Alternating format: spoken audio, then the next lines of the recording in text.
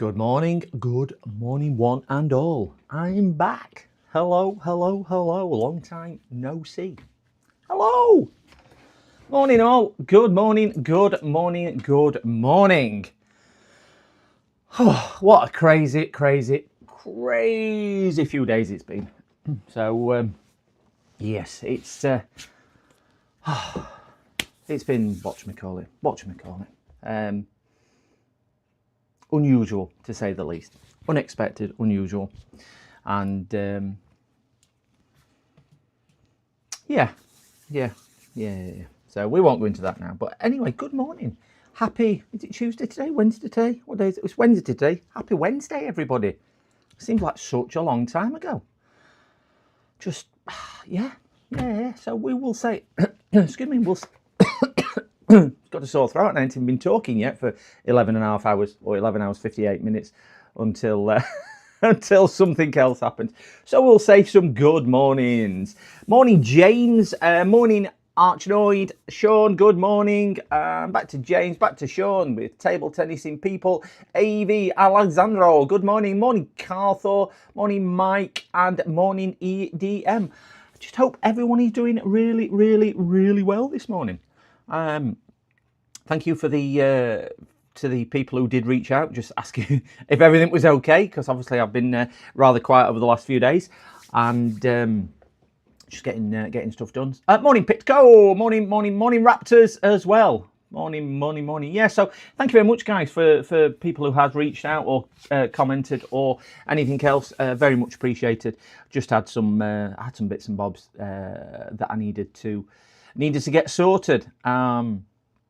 But yeah, and it's month end, coming out of February, into another month. But it's been really busy with work. It's been.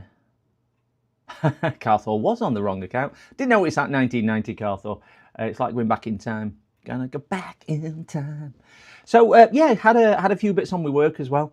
Had quite a busy spell at the end of February, and yeah, it's picked up a little bit in March as well. Obviously coming up to year end as well. So I've still not done my accounts. Still got to do all that. But hey, we're back to more interesting stuff. I have had a customer just text me, and the reason why I went live at 5 minutes early is because they did text me at 9:50 to say I'm 10 minutes away. They were supposed to be here at 9 a.m. So they're probably going to arrive around now. I didn't want to be literally going live as they were knocking on the door, so I thought I'll go early, go live a few minutes early and do that. So sorry if I've caught you out. I have posted a new YouTube video today for the members. Thank you to all the members on there. I do need to give the members a shout out as well. How do I find out who my members are? I am ready for Pitco. I am more than ready for this weekend. More than ready for it. I'll get onto that in a minute. I'm just going to give my members a shout out if I can figure out how to do it, and they just make it really hard. Members, community. Is it under community? You know who you are. Sorry guys, I don't know how to do it on me whatchamacallit. Is it under here? Let's have a look. Membership. Here we go. Recent members. Is it under here? These might not be everybody. So we've got Ronnie White. We've got Sam Flame, Sloth Tech, Chris F in the UK. We've got Final Man 321. Ichi Charles, I think that is. Funnytronics, 996 Music, Neil Walker.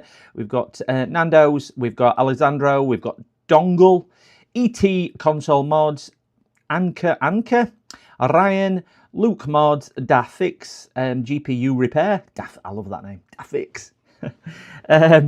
Nico Bish 972, Pitco, Tech Repairs, Aussie, Archnoid, GT Autos, Mookie, Roy's Repairs, Joseph, the Wandering Neko, B Morgan, sorry, not BM Organ. PM Organ, or is it B Morgan? Not too sure. Erich, MLG, the Tech Flipper, Ruggers, we're getting to the bottom. Joseph, Neil, Psychic, Zola Bud, Lead Farmer, Ariane, Hot Cows, Michael Delima, which is Reflex. We've got Rusty Russ, and we've got the legend that is walking around, James Jfix, as well. So thank you to all my channel members on there. Thank you one and all. Posted a video this morning for that one, and I'm going to try and get at least one members video to come out, one per week. Did one last week, done one this week as well. Just time constraints. They take a lot of editing. I decided to buy a laptop from Facebook Marketplace in the local area.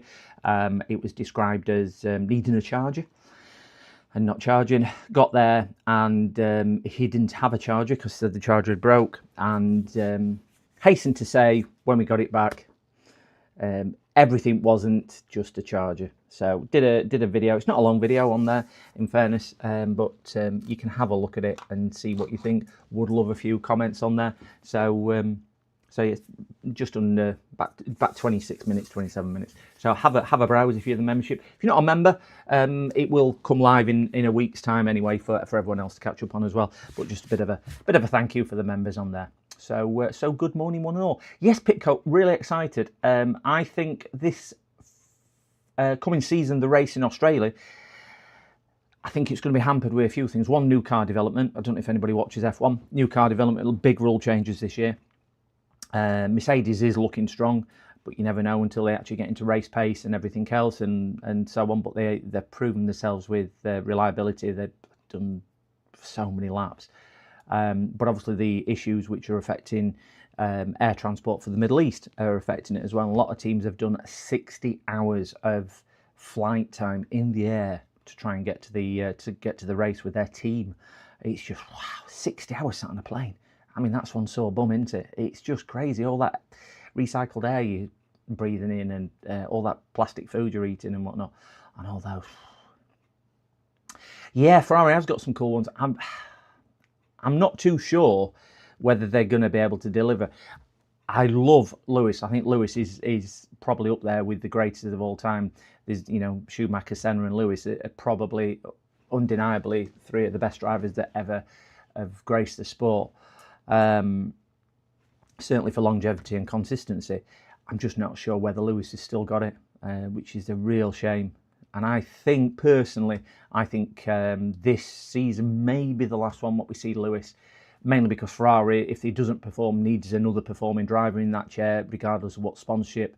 And I think Lewis is probably losing a little bit of will with it. And I don't think he'll probably go to a lesser team. So it might be a fond farewell to Lewis. But Max is probably geared up. He's probably going to be up there with them as well. I'm not a Max fan. My customer has arrived, so I will be popping off in a few seconds. So I will just waffle until they come. But this is only a drop off, this one. This is a laptop for repair. Right. She's just jumping out of the car. Just give me 2 seconds, guys. I'll just take it off her.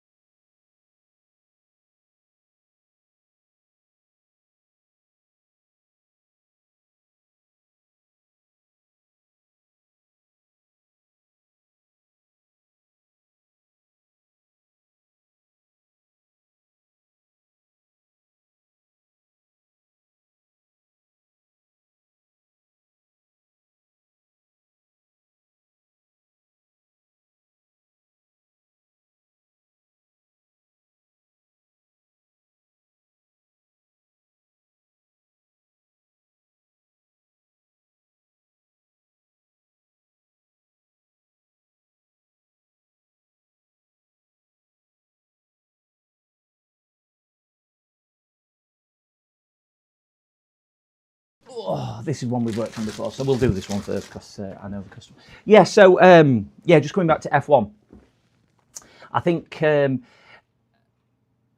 Max Verstappen is probably easily the most notable talent and probably the best driver on the grid by a margin on there. I think the reason why Lando won last year was because he had the car, not so much his talent.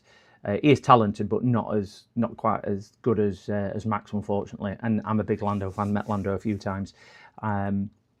So I am a big Lando fan, but yeah, it's going to be interesting because there's reliability issues. Don't like Aston Martin's going to run. We've obviously got a new team in Cadillac. Some stuff going off there. So it's certainly going to be interesting. Whether I'll get up at 4 a.m. on Sunday morning to watch it is debatable. I don't think I will. I generally don't watch the Australian one live. I'm getting a little bit old, unless I'm awake at middle of the night, and sometimes I am. So, but it should be fun. The reliability is going to be a big part for the majority of the teams within the first few races or first 5 or 6 races because of the new kind of cars, the new energy deployment, just everything's really new fuel, new cars, new engines, new everything really. And obviously all the drivers are complaining that it's so hard to overtake. It's just not putting your foot to the floor and going faster than the other man. You've got energy deployment that if you use too much, you're going to be slow, considerably slow in other sections, and you could run out of battery deployment before it ends it straight. So you might have passed somebody and somebody else then overtakes you because you've run out of battery. So there's going to be a lot of things which may make it more of a jeopardy for wheel-to-wheel racing, certainly on some of the long straights like Jeddah and whatnot, or the Temple of Speed, where they've got the decent straights and so on. That deployment's going to be more of a key. But yeah, it should be fun. Movable wings at front and rear. Ferrari's come up with a different concept. I think it flaps up rather than flaps down, and it's more of a curved wing. So let's just see. There's certainly a lot of new ideas. I'm sure there'll be some which will fall foul of the regulations and they'll have to move it. So let's just see where it goes. But I'll set on another note. If you've not seen Drive to Survive on Netflix, I'm not into this season, or what is last season. I'm not into this year's Drive to Survive. I think it's lost its edge a little bit, or maybe novelty's wearing off. I'm not too sure. But on Apple TV, have got the rights to show F1 in America. So I've been frantically, because I get Apple TV in the UK, I've been frantically trying to change my region of my Apple TV from UK to US so I can get F1. So it's a bit of a pain at the moment trying to do that, and I can't do it. Ultimately, I've tried all sorts to move it across, but it won't let me move it. But I've subscribed to F1 TV, which won't transmit in the UK, so you use an American account for that, because I've got some friends who live in America who's subscribed for me, which is a lot cheaper than doing it on Sky, because I just cannot afford about £95 a month for Sky, because you need this package, that package before you can add F1. I can't afford £100 a month just to watch maybe 2 races, something like that. I think it's priced itself out at market, certainly for me. And I've been a big F1 fan for 30 years. But anyway, we digress. So, yeah, that's just a little bit of waffle about that. Customer has dropped this off. So what we will do, we will have a look at this one first since it's in front of me. This is a Lenovo ThinkPad. I have done work on this one before. Did something not long back. Sorry for getting used to that. Not sidetracked at all, Pico. I could talk about it a lot. A lot. I do like F1, and I have been fortunate to meet quite a few of the drivers, go to a few of the races, go on pit lanes and things like that. It's something which I've enjoyed. I have fallen foul for it for the last couple of years, because I didn't like the stagnation as it was, because I wasn't a Red Bull. I am not. Christian Horner is really not on my Christmas card list, and I think it was the best thing ever when he departed Formula One. There's rumours he's coming back, obviously, and he'll be back before long. But I'm not that keen on the Verstappen families either. But I think when one team does dominate so much like Mercedes did, I still stuck with it because I quite liked it, because obviously there was other rivalry, but Max was in a class of his own with the car. So even though there were people second and third in championship, yeah, really didn't come into fruition. But hey. Right, guys, we will have a look at this one. Customers just said that this little Lenovo, not keen at all. Yeah. The characters at Red Bull make it difficult. Yeah, I agree with that. You look at Helmut Marko, Christian Horner, JP, Max, and Jos, and I think there was just so many egos and so much arrogance, and I didn't feel they had respect for the sport or respect for the fans, and you were either on their side or you were absolutely against them. And the way they conducted themselves, I felt, was extremely unsporting, but it just seemed extremely toxic. And I think I told the story. I saw Danny Rick a few years ago when he was going back to Red Bull. It had just been announced, and I said to Danny Rick, I went, they'll just use you and destroy you. And he kind of looked at me, and I went, it's just wrong move. I mean, I don't know Danny Rick. I was stood with him talking to him. I met him at one of the in the pit lane on the practice day, which is a lot more relaxed in Abu Dhabi. And I said that, and no, it's fine. It's this, it's that. It's going to be a good time, because Danny's really, really positive guy. But they just used him, and it quite apparently they were just using him for his name and for the money, what he could generate from marketing. But that's all F1 is, isn't it? It's a marketing machine. It's a marketing machine. But anyway, right, we will go on with this one. We're going to have a look at this little Lenovo. Might not be a long stream today. Still not got the head in gear for streaming. Go back to that one. I've had a lot of stuff going on, and streaming, I know you guys sit and watch, and some of you are streamers as well. I think anybody who has streamed or on a regular basis, I know Andy mentioned it the other week on his, that he won't really feel like streaming, and I get that completely. It is a really tiring thing to do, and I know I do this every day work, but when you add streaming onto it as well, it's really tiring, and it kind of consumes you a little bit. So I've not felt it to some degree. So hopefully get a little bit of the spark back. And I'm coupled with a couple of bad jobs, a couple of bad customers, which is very uncharacteristic as well. And some of the other bits, it kind of maybe just peaked to getting on top. So just needed a few days to reset. So hopefully we're back on. But anyway, let's get back to this.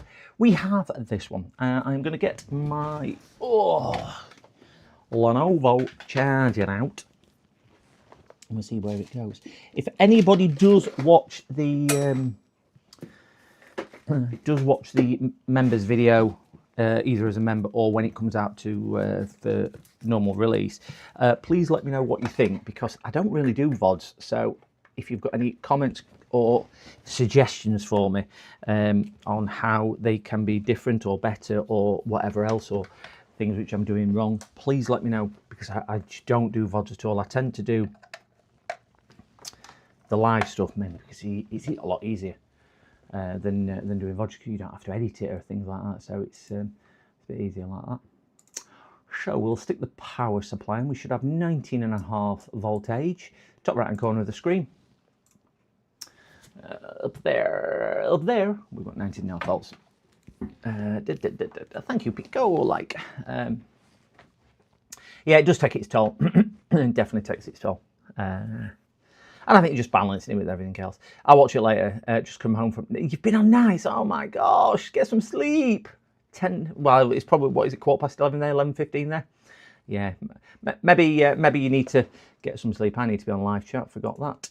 Live chat. There we go. Sorry if I've missed any other comments.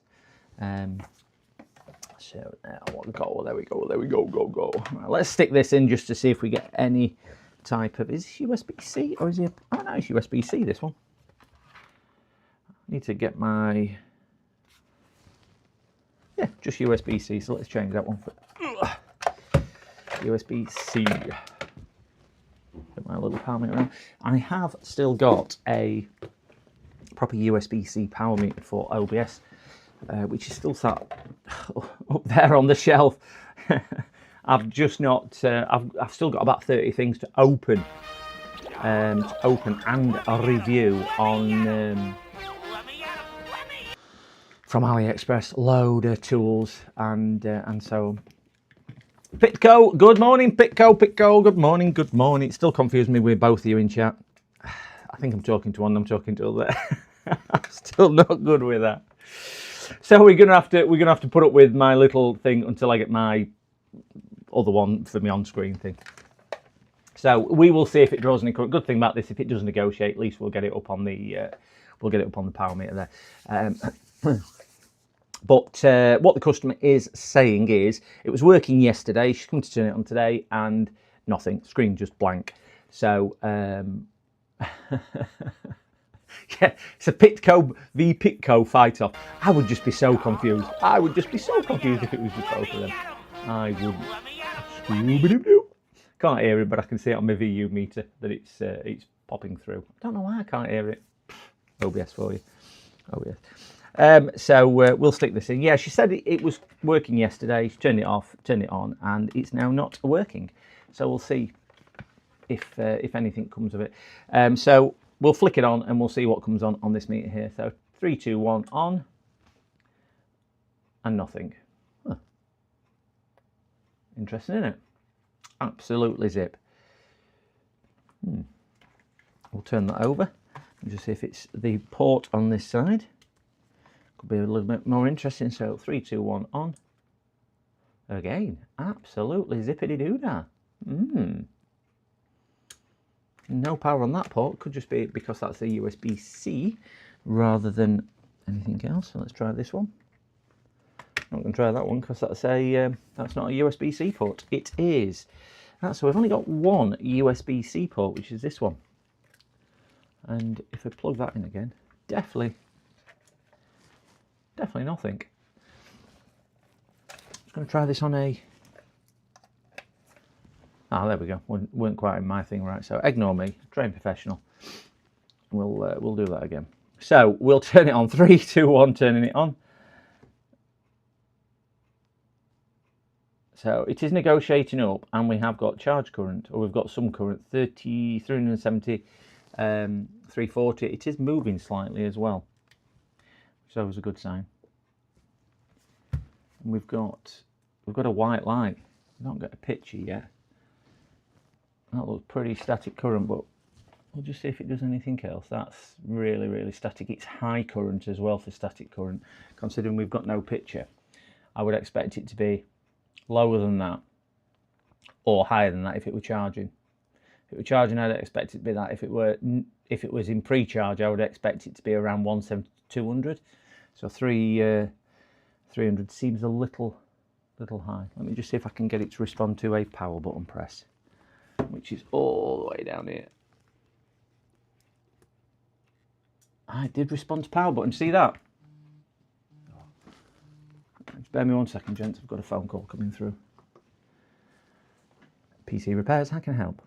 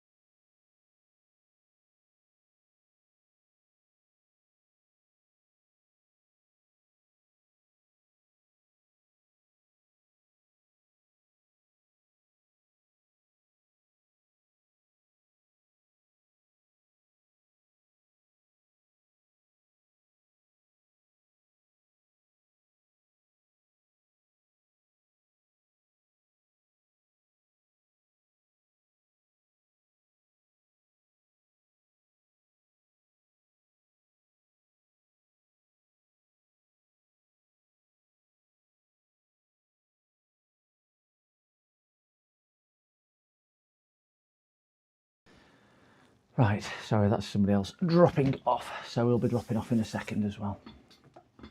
So that looks healthy to me. I mean, we haven't got static current, which is always good, but we don't have a picture. So she's right, we don't have a picture. But that's definitely moving up and down. Morning, Mookie. Good morning, good morning, good morning. We've got keyboard light. You can just see that glowing a little bit. And I don't think there's a light on the keyboard, but there's a lot of stuff going there. Should we plug it into HDMI and see if we've got any HDMI output? We know how temperamental my OBS is, so it may not work. Ooh, how interesting. Saw something. We've got no caps locks. We've got no caps locks response. Do we think this just might be a frozen BIOS? We've got no caps lock response here. There should be a little dot just there where I'm pointing. So we've got an illumination on there, which obviously should be coming on off. Nothing. We have got 1.4. Well, it's moving up and gone off. Right. That's too bad for a start.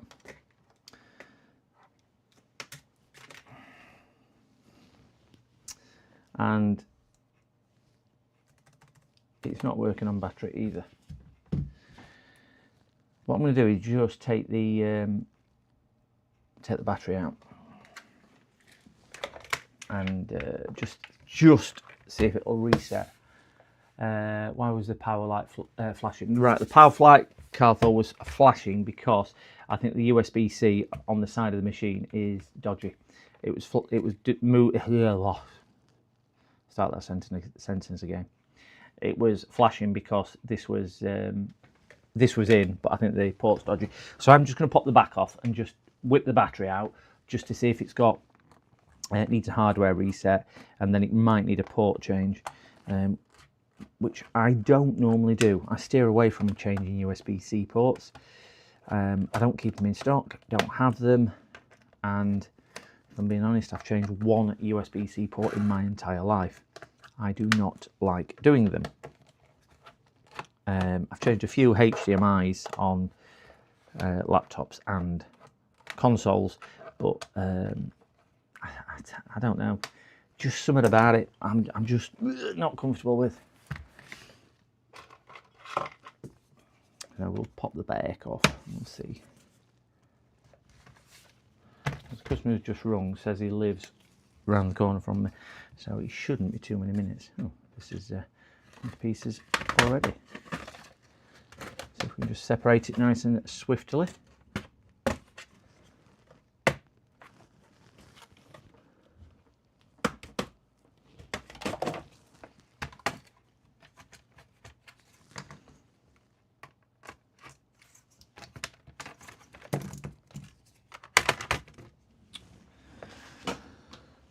So we've got a nice looking laptop. We've got the hard drive here.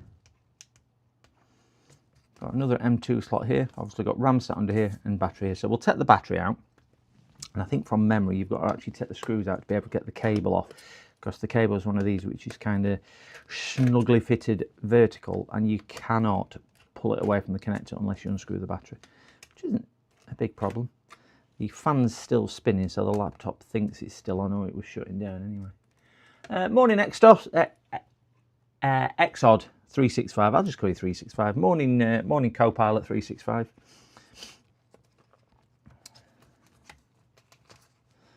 And we'll take that out gently. Can't see anything else on here. So we're all good on there. Yeah, it's obviously posting. Is that liquid damage there? She did actually say it's not worked right since a daughter spilled some water on it. So I wonder if this is kind of another after effect of maybe some liquid damage, because I can certainly see. Probably can't see for reflection, but can you see liquid spots here? So it's obviously had liquid damage in it at one point, and there are other liquid areas around here. And I was just looking, there is some signs of, I don't know if that's flux or corrosion or something like that on that part there. So this could have been one where it had got liquid damage in the past, and I do remember just saying that to me. It could have been that. So yes, we will see now. We'll just pop the BIOS battery out as well. Yep, disconnect the CMOS as well. Yeah, I'm just going to do that. Just seeing it hiding at the bottom of the screen. We'll just make sure it's all discharged with the power button. And give it a good old reset. So we're doing really well with subscribers as well, gents. We're at 700 and I think it was 740 when I looked this morning. Yeah, 740 subscribers. So thank you to everybody, new and old, for sticking around or joining up. Either way, thank you very much. The video I've done in collaboration with JFix and Joey Just Tech has worked amazingly. 64 subscribers from that video alone. So absolutely phenomenal. Absolutely phenomenal. Tweezers. There they are. Just put the CMOS battery back in. I'm not going to bother with the main battery, but we will. Ooh, I'll tell you what. Let me get the microscope on, and I think you'll agree with me if I can get this in shot. This may be an issue. Let's see if we can get this HDMI cables in the way. Shift that out. Oh, can't roll forward. Give us some illumination on the nation. Get this in shot and focal. All right, the HDMI, the port is actually damaged, and it's quite loose as well. You can't really see, but when I look at it, there's a definite bend in the port just here. I'm trying to do this off the edge of the bench.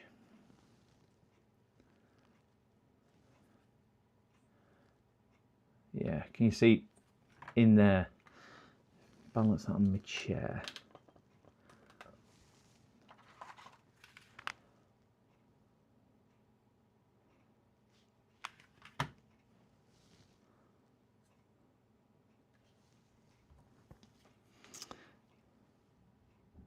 So that one there looks like it might just be creeping over to the next one, but it's had some hammers, that port on there. It's certainly chewed up a little bit around the side and there, and it has got some wobble on it. So we'll try and move that one back with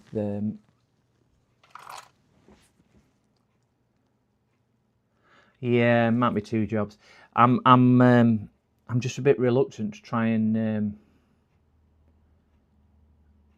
I suppose I've got to start doing them ports. I always steer away from. I've got another company local, and as crazy as it sounds, you can see that the port. You can see when I'm trying to move it across, it's just wanting to go back. And I know him really well.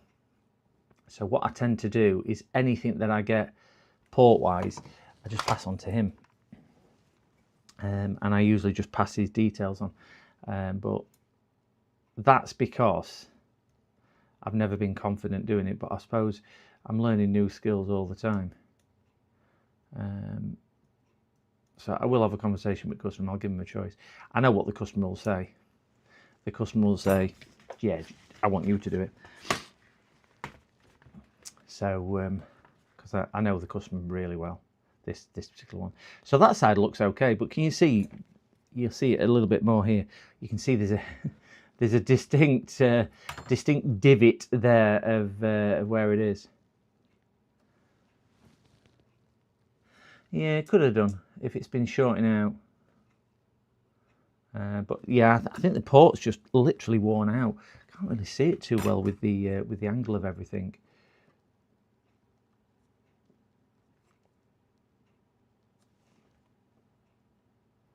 But you can see the actual plastic's worn away.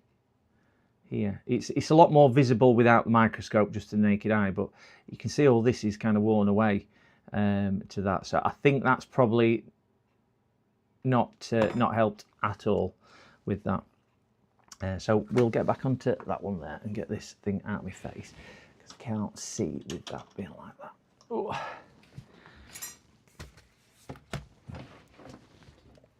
It's extremely sharp. They don't shoot it. They probably did actually. I think this is the daughter's laptop. I have recommended in the past you can get a little magnetic USB-C. So you put a USB-C in there and it virtually sits flush. And then this end is just a magnetised end, so it's flat, a bit like the... I've got one here for an iPhone. And that's the iPhone one. So this bit goes in the bottom of the iPhone, and that's the bit which you see. And then the other end of the cable is just magnetic, and it kind of just taps on and off. And it works really well. I've actually got one here, but I can't pull it through. They work really well, certainly for children. They're not good for data, but they're okay for power. So we'll just stick that back in. We now have power. I'm just going to waggle it a little bit and we'll just see if we can get any. So I'm only going to see if. Right, it's not going off now, which is good. It's only negotiating to 18.7 volts, which is a bit bizarre. Why is it negotiating to 18.7, 18.8? I mean, obviously the PD controller dictates what it's going to have, but that doesn't seem a right voltage. Yeah, I'm just... Yeah, it just stopped... I know you can change... Yeah, like the older MacBooks. Yeah, you're right, Carthor. I've recommended to a few people, certainly when USB-Cs were about, and I use them on, I used to use, well, that's an iPhone one, because I used to use it on my old iPhone, and you can do it on laptops. I don't think they've quite got the 120 watt charging current, what you can put through them, but even so, it's good. Good for that. Because what it literally means, if you do that, it kind of just pulls straight away. The plug stays in there, so you're never wearing the pins, and it's just magnetic. I think they're just ideal, and they're about £5 or £6. So they are really good for that. But we're not getting any movement now, so I'm wondering whether it was just that one thing which were moved over. But saying that, it's board is getting the CPU is getting warm, and we can see there is current coming up and down. So it would have been going through a reset anyway. So let's just open it, see if we have picture. We don't have picture yet. Got power light, but no picture. I'm pressing the power button. Just see if it reacts to power button. Press and hold, press and hold, press and hold, press and hold, press and hold. Still holding, still holding, still holding. It's not relating. It's not reacting to power button. Oh wait, it is. It's just gone off. Right, did react to power button. We should get an amp meter in the top right hand corner of your screen. See it pulling 0.4, 40 milliamps. So we're going to power up now. Right, so it is power. Oh yeah, it is actually reacting to power button. So at least we've got that. So this could just be a screen issue. Could just be a screen issue.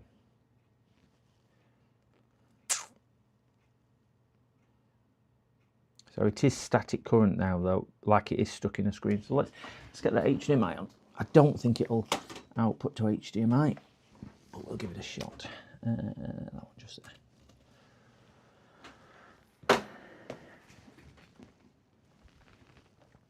Yeah, just something about doing USB-Cs. Just never been ultra confident or comfortable with it. Doing it. I have done them, but I'm just not.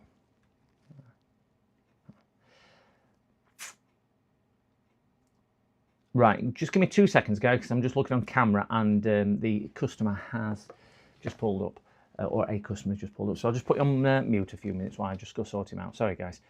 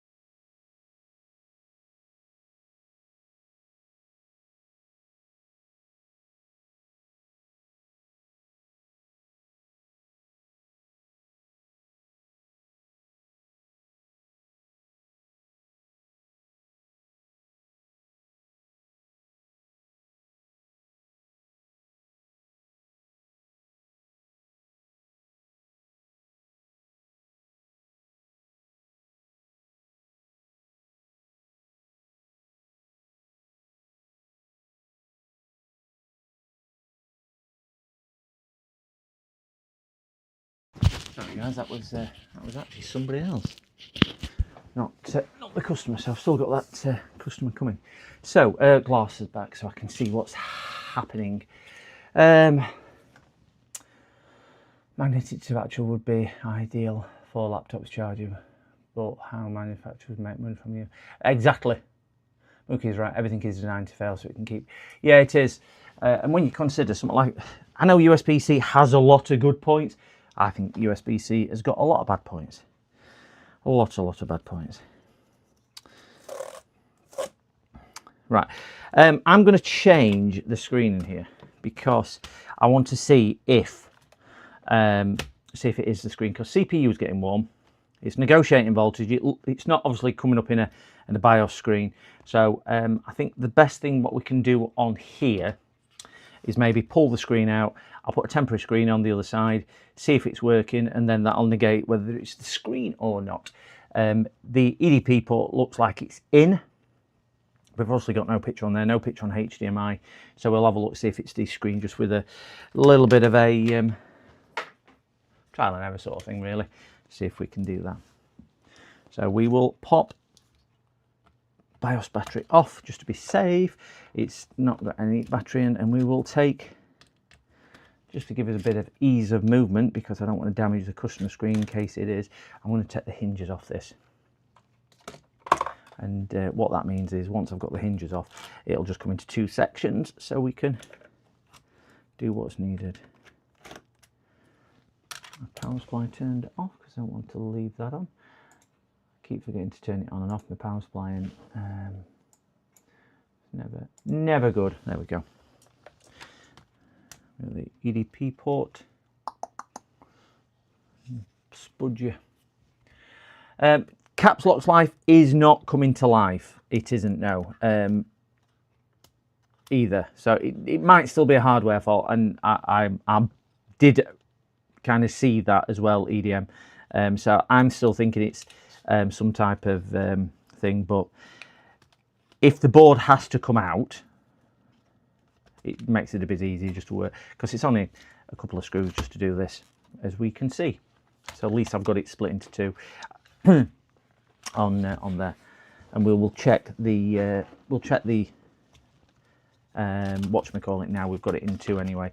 It might force it to come on HDMI as well. I doubt it, but we'll give that a shot on there. Get that back in here. So we have got HDMI plugged back in. We'll stick this back in as well, and we'll flick that on. Flick the power supply back on, and we'll flick that back on as well. So top right hand corner, we can see that it is pulling some current. It has negotiated up to 18.7 volts, but no, still not responsive for caps locks on there. Yeah, it won't be on screen. We'll let that settle down for a few minutes, because if it is good, because obviously I've disconnected battery, so it might be going through checks and things like that. But it's definitely not coming up with a picture in the bottom right hand corner here.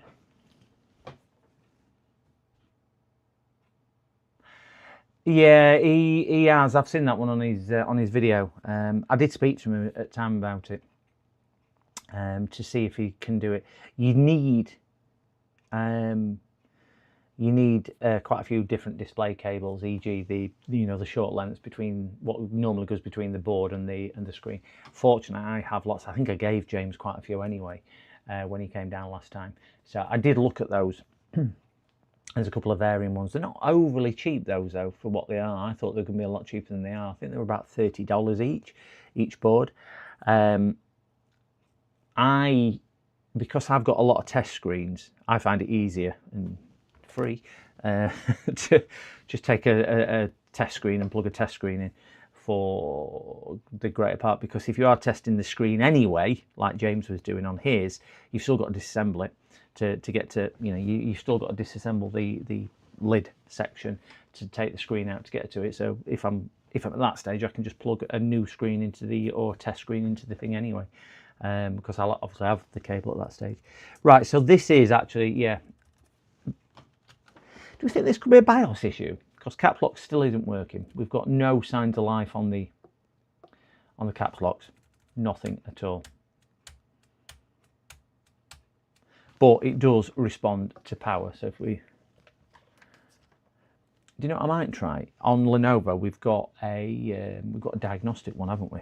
You know, with the what do they call it? BIOS settings to get into the BIOS. It could be an issue trying to get into. Put my glass on, I can see it all then. So I'll stick that back in there. Negotiate it up. Let me get my, see where the little reset switch is for it, which will be hiding somewhere. It's not on that side, and it's not on the keyboard, so it must be at this side. Is that it there? Oh, where they put it? Is it underneath? I wish they'd put it in the same place each time. So it's not underneath. It's not at that side. It must be that side. Where? Nope. They've gone and hidden it.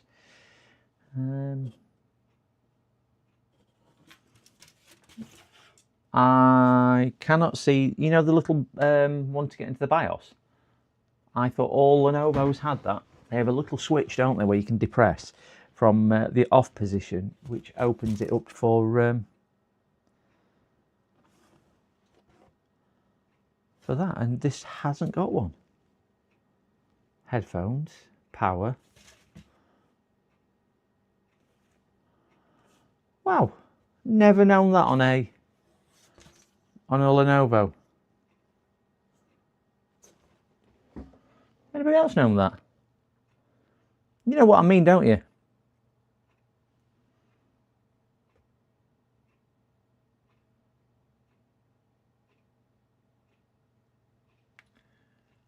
Yeah, no, it's not next to it. Look, that's an LED, so ignore that. And then we've got cable, you know, the security cable lock, LED, USB, HDMI, headphones. It's normally here. I would agree, it's normally there. So if we flick it over to the other side of the case, we've got Ethernet and another USB. So there's nothing at that side, as we can see. Come on, camera, focus. Nothing at that side, as we can see. There's nothing on the bottom. Just looking, there's no tiny holes anywhere on the bottom, which sometimes it is. No, that's a scratch. And again, coming back to the wide angle of that one, there's nothing there. Nothing round the back, and there's nothing round the front. That is really, yeah, it's, I've never known. Ah, we have a flashing light on caps locks now. We've got a flashing light on caps lock. We've got to, see, first you don't see, just leave it and ignore it and it'll do something.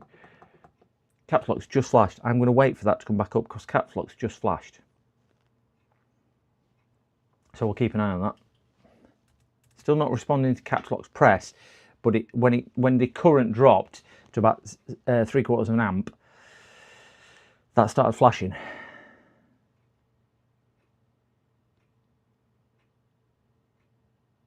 The only reason I said it was a Lenovo I'm on at the moment, yeah. They are normally in the older ones have them across the keyboard sometimes, a couple of extra switches, but yeah, there's nothing on here, nothing at all. But that definitely flashed that time. Now we've got static current at 1 amp. We haven't got a battery in here, by the way.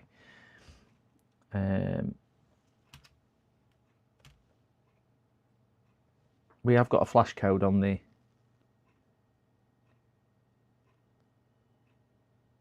power light.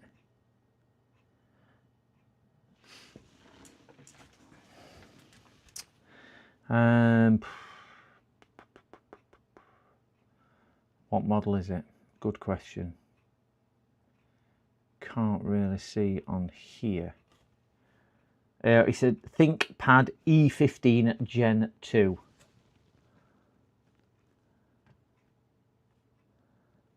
ThinkPad E15 Gen 2.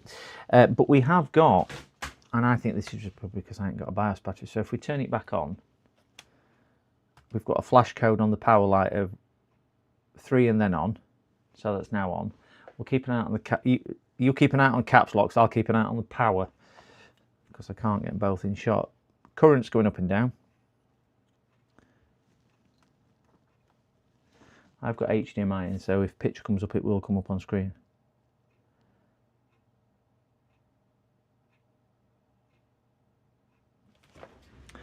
Turn the big light off just to give us a little bit of a better. Was it just one flash? Yeah, so it flickered on. Power light is now static, but still no response off there. Ignore the attempts at coming up because sometimes it attempts to because of the way the switch works. It's not really there. We'll get a static picture if it were coming up. Right, power light's gone off.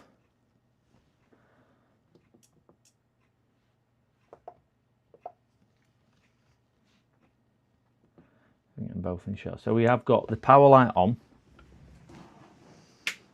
There we go. And we should be able to see caps light as well if that works. And then we can see it on screen. Flashes all the lights at the same time. Yeah, it's like it's power cycling rather than anything else. Flick that off again. Press and hold.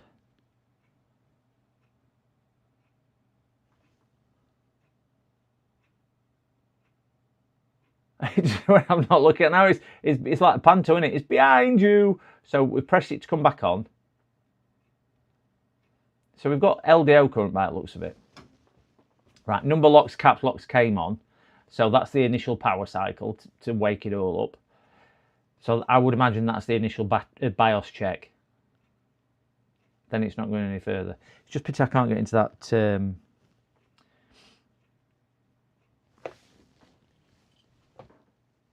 then power light staying on. Nothing else on caps locks. I'm watching screen like you are now, so at least I can see what you guys see. So it's powered off. Power light on. The keyboard's just illuminated, flashing back on. I think that's just a reboot cycle. But again, we've not got BIOS battery on, so I would expect it to do that. I think this might be a BIOS issue. Do we think that might just be a BIOS issue, not being able to do that? Because it's negotiating voltage fine. It's getting warm so the CPU's coming alive.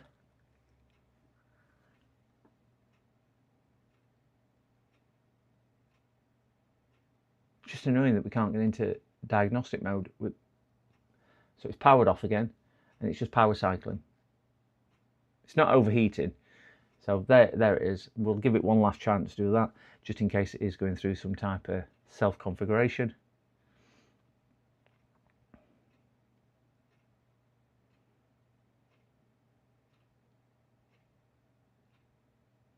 I don't think it's going to do anything too different to what it was doing. Come on, staying on a bit longer this time. Right, it's gone off. So it's repeating process what it's been. I'm going to put lights back on, guys. So I think it's just repeating. It's round and round the garden sort of thing. Let's just take that off, just see if there is RAM in here, what we can look at, maybe just checking out, changing. Yeah, it's just power cycle, it's not doing anything. So if there is RAM, we'll just swap the RAM, just for a nice easy thing for it to change, but I'm not sure whether it would be a RAM issue. Pop that out. That's a 16 gigabyte stick of PC4 3200. So let me grab a PC4. Might have some here. If not, I've certainly got some in my box. Let's grab my box of RAM.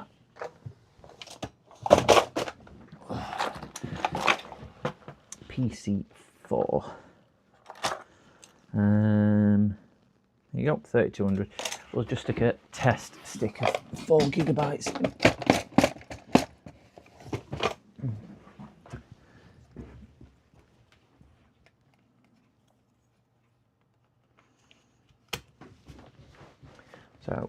we'll flip it over, plug BIOS battery in as well, just in case it's one of these which goes, I'm not working because I don't know what time it is, and I might have to go home because it's dark, street lights have come on. So we'll plug BIOS battery in just in case it, just test the voltage on that local DC voltage. Make sure it's just not something as silly as that. Now 3.2 volts or 3.16, so it's good enough for me. And we'll just repeat the process.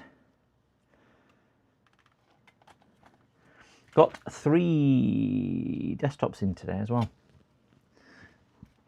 for diagnostics and a repair also. Right, ooh. So we did have a flash code there, but I think it was just flashing because it's saying it's not got a battery. That's power board which just fell out, so we'll pulse that manually. Right. So power board just fell out, but ignore that.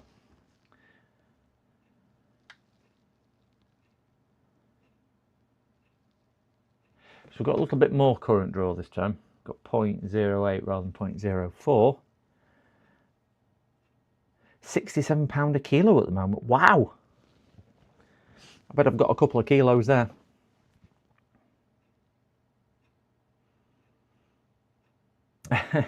It is an E15. You are not wrong on there, Edinburgh. It is an E15. This one, customer said it was working fine, then the screen went off when she went to turn it back on. And now it's pulling a little bit of current, but not really pulling anything else. We've got no display output at all. I'm going to stick that button back in. There's a fingerprint sensor on that button as well.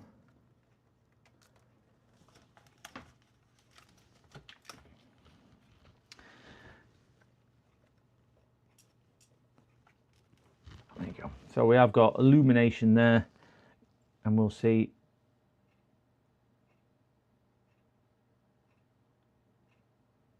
Doesn't seem to want. Oh, right there. Is it coming to life? Ah, there we go. 1 amp. So at least it's coming to life a little bit. I've got HDMI in, but I don't think. We'll just see if it does the same thing, which is powering off and power cycling. We can see that through current, in fairness, rather than anything else.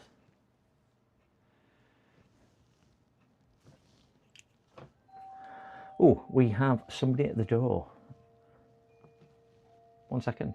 Oh, I'll leave you on this so you can see it and keep an eye on it for me.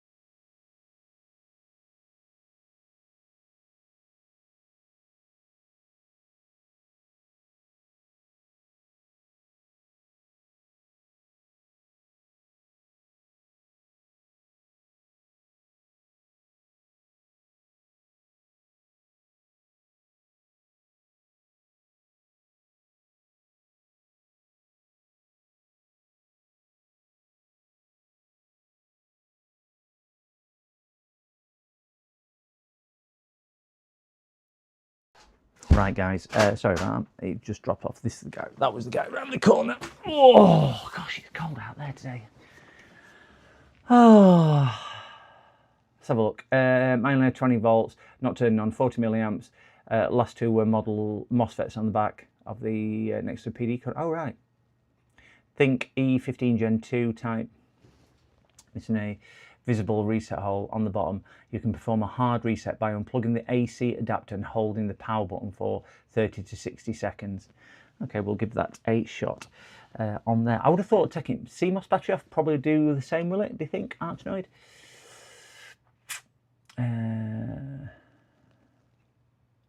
Did you? Well, it's just, I didn't recognise the fingerprint.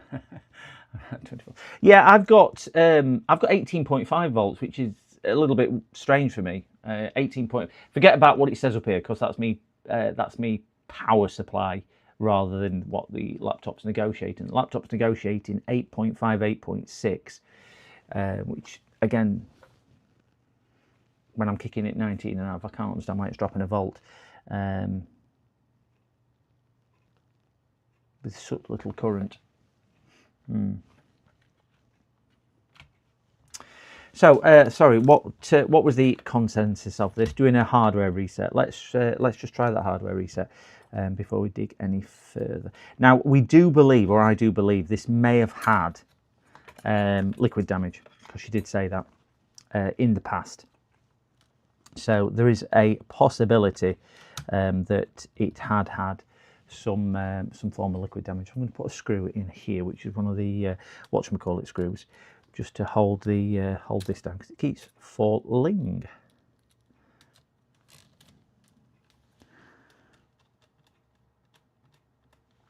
I'll just stop it dropping out and give me a little bit of something to push against.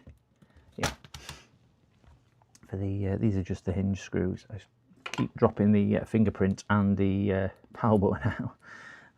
So if I just put a couple of screws, hinge screws in, it'll just hold the board in place to stop it falling out. There you go. Got that. Right, hard reset. So 30 to 60 seconds with the power button out. Yeah.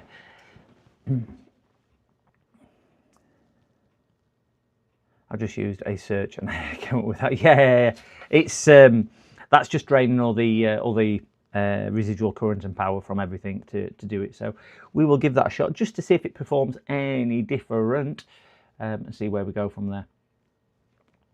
I think if you just follow a logical process on them all and you just repeat your process, if you look at somebody like my mate Vince or Stez, they just follow the exact same process no matter what they're repairing, and they tend to get to the bottom of what they're repairing.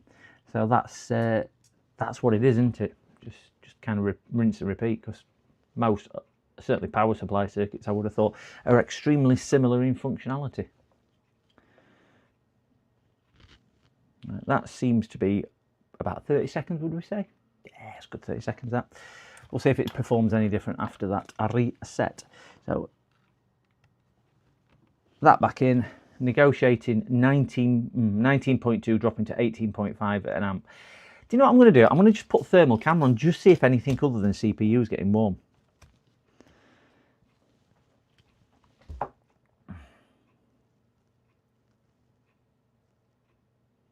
Because the thing what's getting me is it's negotiating to 19.2, 19.3, but virtually instantly dropping down to that.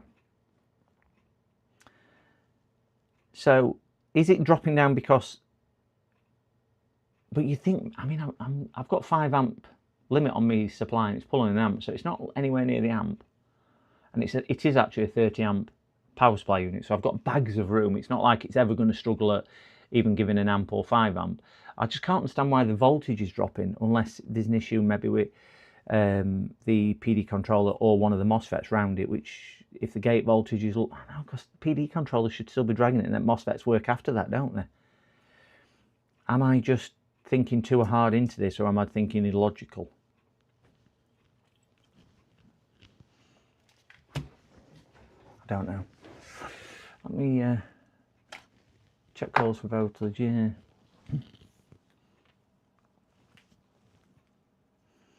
I think we'll find that we get our 3 and 5 because Laptop's coming on. So I think we are getting. I'm assuming, and we should never assume. I've just said I've just gone against exactly what I said we should do, which is do a logical process. So yeah, I'm going to do that. Good call, EDM, good call. So let's go to DC, not AC, because that's never good in a laptop. It's going to AC. So we are powered up. We are dragging just under an amp. We are still sat at 18.7 volts. So we'll just check some of these coils. So we've got a 5 volt, which is sat in here. There's 3, now 5 volt again. So we've got a 3.3 there, because it is responding to power button. So EC chips coming live. That's probably battery charge, I would have thought. That's RAM, I would have thought, down here. So by the looks of it, if that is RAM, we are missing his RAM voltage.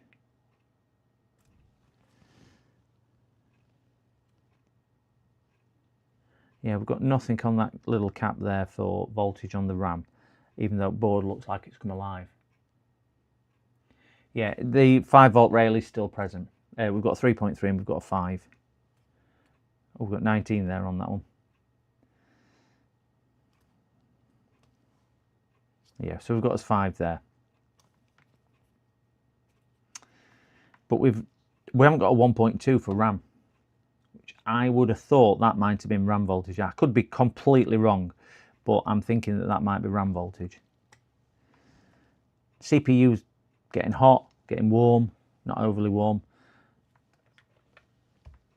But the board has now gone off, so let's just trigger the board again. Fan's spinning. So we're still, see as voltage drops down to 18. When I power the board, the main power rail drops from 19 volts. Can you see it? I'm not moving these, and we'll be seeing that it's fluctuating. So main power rail is dropping to 18.6. It's dropping again. So let me just see if we have got that. We have now got 1.8 on there. So RAM's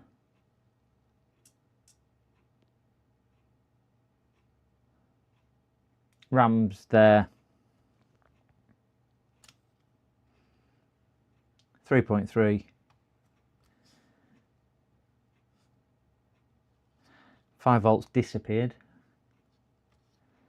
That should be 19. It isn't. So as soon as we power it on, that drops down from 19 point whatever down to 18.5. We've got a 5 volt there. Change RAM and test again. Okay. Pop that sticker RAM. Let's get another sticker RAM just in case, because we've got plenty.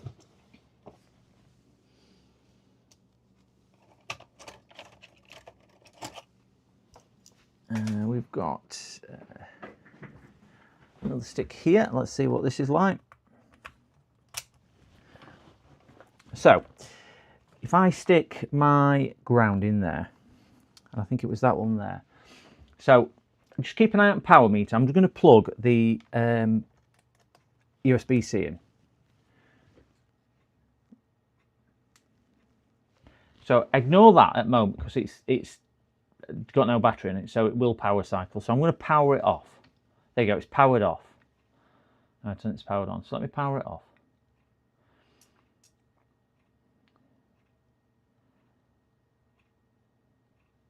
Ignore the flashing bottom right. I haven't even got an HDMI lead in it. Right, so we're powered off. So if you look at the voltage meter in top right, powered off, this coil is reporting 19.5 volts. Yeah, so main power rail, 19.5 volts. We're kicking out 19 point whatever. My little USB meter here is 19.3 volts. Yeah, so 19.3 on here, 19.3 on board, 19.3 coming in. As soon as I power on, I powered on and it drops instantly to 18.5. That's got to be a MOSFET. Got to be a MOSFET. There's got to be something dragging that low.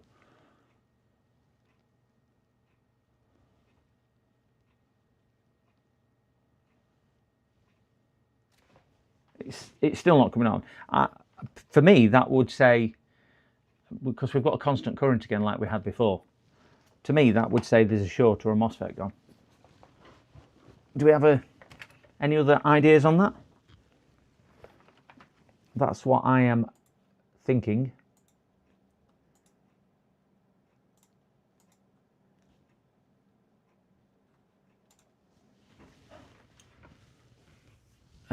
Can you see it on thermal camera? I'm going to have a look on thermals now. Yeah, that's the problem. Is the CPU is coming to life, but it's not mega hot. It's probably, I don't know, 40 degrees, something like that. So it's not hugely hot. So that's going to be skewing it because the board has got some warmth in it.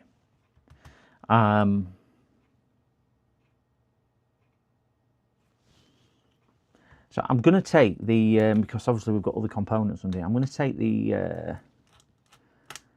heatsink off, just so we've got a better idea on what the board is looking like underneath. Because it's had the liquid damage, I might take this off and find a great big blob of liquid or something underneath.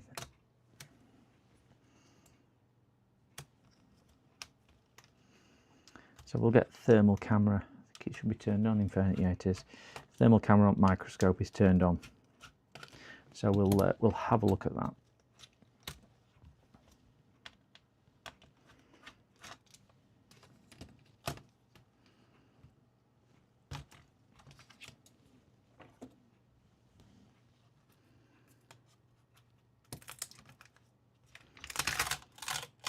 There's definitely nothing under there. That must have been peeled off before when we were doing cleaning. So we'll take that off anyway, just so it's not in our way. That looks extraordinarily dry, that there. Let's have a look at those under microscope. Focal. Ooh. Yeah, could be a bad MOSFET. Yeah, we'll plug it in and see if anything's shining up on thermal. I'm just going to have a look at these power MOSFETs. Funny enough, this is a very similar board to what I've just worked on with the with my members video, and I won't tell you the outcome of that one, but I doubt it's the same problem. I feel like that. This seems to be quite a bit different scenario, but yeah, very similar board, I think.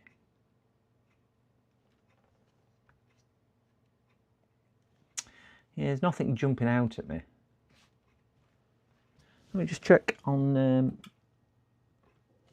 continuity. Oh, we ain't got a picture, sorry gents, because I were on. Come on, we're on now. Yeah, nothing jumping out at me. So we've swapped over to the correct camera, and we're on continuity. Just make sure you keep your YouTube video refreshed because it is lagging, as we know. So we've got no shorts on any of those here.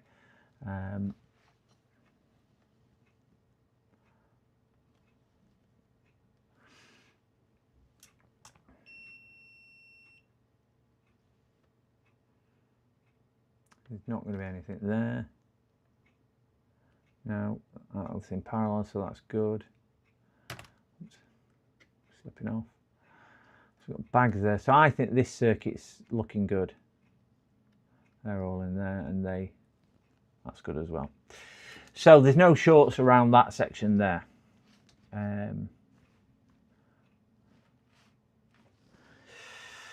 By the looks of it, the EC chip is on the back of the board anyway.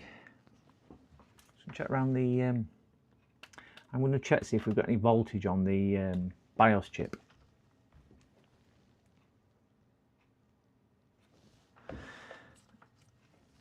Which is looking like that looks like BIOS chip to me. No, it's power, that one. Where's BIOS chip on here? So we've got the BIOS battery.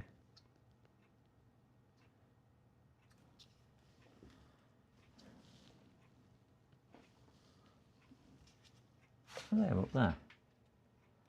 Oh, it's up there. I'm going to see if we get any power on there. So let's just put onto voltage DC. just power it back on and just see if we get any. Is it pin 8 you normally get voltage on the BIOS, which will be 5.8 up there. Yeah, so we've got 3.3 on the BIOS. So it's getting its voltage at BIOS chip. So unless it's corrupted software on there, I think the BIOS is receiving the voltage. It should. Ouch. CPU is definitely getting hot, as we can see on thermal camera. If you're looking. So it is getting warm on there. So CPU is definitely operating. Give that a clean off. So, oh, we're not going to get that all over us.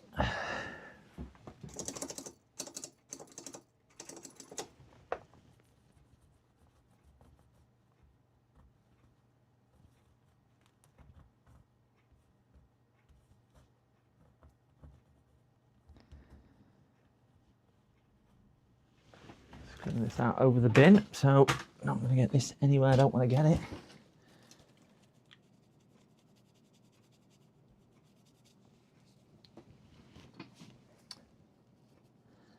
Has everybody been watching Joey Does Tech with his garage conversion? Can't wait to see what that's going to look like.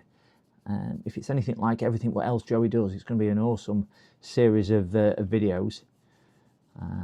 Really keen to see how he's going to turn it all into a studio / workshop. And I can only imagine. Well, I know he's super excited about it. In fairness, because he said he was when he messaged me. But yeah, it's going to be really good for him. So CPU is getting nice and dusty. That side as well.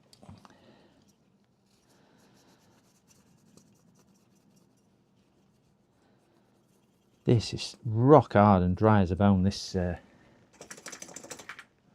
cooler. Yeah, if you've not watched them videos of Joey, he's only got a couple out at the moment, but there's a lot more coming in this series for his conversion. I know it's a little bit different to tech, but I think where it might get a lot more people coming in is obviously when he starts designing it for the tech around him. I think that's where it'll really pick up for him, but I'm enjoying it because his presentation style is brilliant as well, as we'd all agree. He got a lot to do in the place. Yeah, he has. He's got so much doing it. I converted this one. Well, in fairness, I didn't. I got somebody to do it because I looked at doing it myself. Because I'm pretty much okay with DIY. But seeing how much they actually did, and I just thought, I'm pretty glad I didn't tackle it myself, because it was a heck of a lot bigger job than I thought it was going to be. And this is probably half of what, or a quarter the size of what Joey's going to have. And I'd already done some work. I'd already had a new garage roof, and I know that's what Joey's looking at the moment. And this is actually joined to the house, this as well. So one side really didn't need much doing with it. One side was still remaining as half a garage. So again, that didn't need a great deal else modernising or doing. And I'd got a brand new roof. So there's only kind of big garage door out and waterproofing and whatnot. But what they did with mine, I did message Joe and just say this because I have sent him some pictures of how they did this, because he was asking me. They built a subfloor on this. So down here, what you can't see, it's subfloor, and there's big thick Kingspan insulation there, which was really good because it brings up to the same level as the house. Yeah, he needs to. He does need to get that tree removed. They're nicer trees, but that one's always going to cause issues. So what's the prognosis so far? I had to make a call. Nothing so far, Pitco. We are just still exploring. It's getting me because on this coil here, I've got 19.5 volts on power rail. As soon as I press the power button, that drops to 18.5, and so does my power meter drop to 18.5. So there's something dragging it back down or telling PD controller only to request 18.5 volts. I'm losing a volt somewhere. So we've put that back on. CPU is getting roasting, so we're gonna just put that back on and see if there's anything else on thermal camera. So I'm not going to burn my little delicate fingers.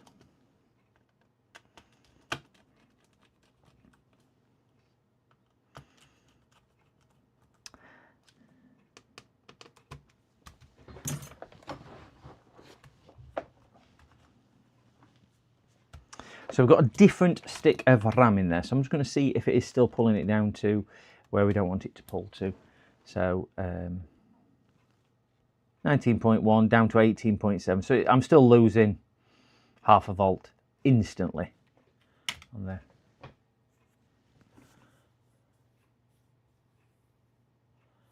Yeah, I had a team of builders, and it took them about 3 weeks, something like this, to convert this. And I thought it was going to be, as I say, really straightforward. I've got to be honest, they've done an absolutely outstanding job. But I had 25mm ply put everywhere as well, or 35, can't remember, because I needed it for the strength on the walls for screwing shelves and whatnot to it. So I had that, and then I did electrics after that, and then I then did all the shelving and everything else around the place. So it took me probably about another 2-3 weeks after that for plastering, plasterboarding, shelving, electrics, and everything else to get sorted. So probably all in all about 6 weeks, I would have thought. But I'll take the board out and check for water damage. On Joey's, yeah. I would say, looking at that roof, that looked very similar to what this roof was before I got it done. I got this roof done a couple of years ago. But yeah, it did look really, really same sort of thing. And if he's looking at using it long term, you know, it's what it is. Right. I would take the board out and look for water damage. Yes, EDM, I'm going to do that. I'm going to do that now.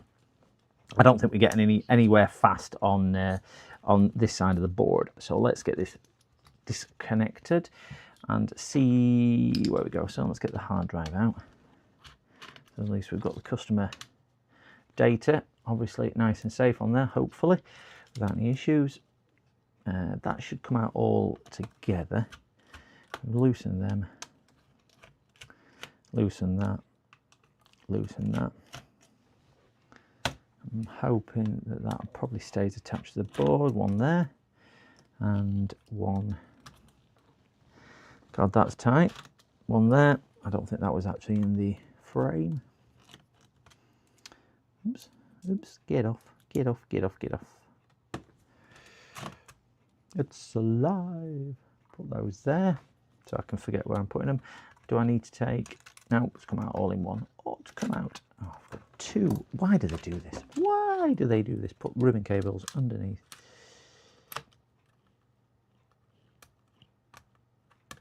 And get that one off. So we have got the board out. A nice big scratch under here. How did that get on there? Can't see any visible signs of liquid on here or anything, signs of heat or melting. But you never know. You never know. We'll need that to power the device up in a second. Let's set this black off just in case there's anything sat under here, which is a nasty, because I can see other bits and bobs. Here's the glue. And that's not a scratch, it's a rip from where this was taken off before. So this has obviously been off, probably when I worked on it last, but I think it's a while ago when I worked on this. I can't really remember doing it. I do quite a bit of work for these because they've got a business locally as well. So I do all the business machines as well, and probably about 100 odd machines they do. So I look after quite a lot of stuff, but I think this is one of their personal machines on here. Right, it's nothing unto. Ooh, we've got one of them. Oh, we've got one of them things on here which I don't like the look of. We've all seen Uncle Sorin do these. Those there. We know that they have issues, and these are the two MOSFETs. How much are we thinking that is the issue? As soon as I've opened this up and looked at that, how much we're thinking that this is the issue? Because this is the one where they don't provide the right gate voltage, so they overwork, don't they? And then they end up frying. I'm not saying it is, but I've seen plenty of Sorin's videos where that is the That's the one, because he normally ends up taking the MOSFET out and bridging it, doesn't he? So we've got 19 volts coming through, because I think from memory, doesn't that drop down to about 18 point something volts, because the gate is low, yeah. Yeah, could be the issue. Should we measure the, should we measure that? Because this might be, oh gosh, sorry, wrong screen.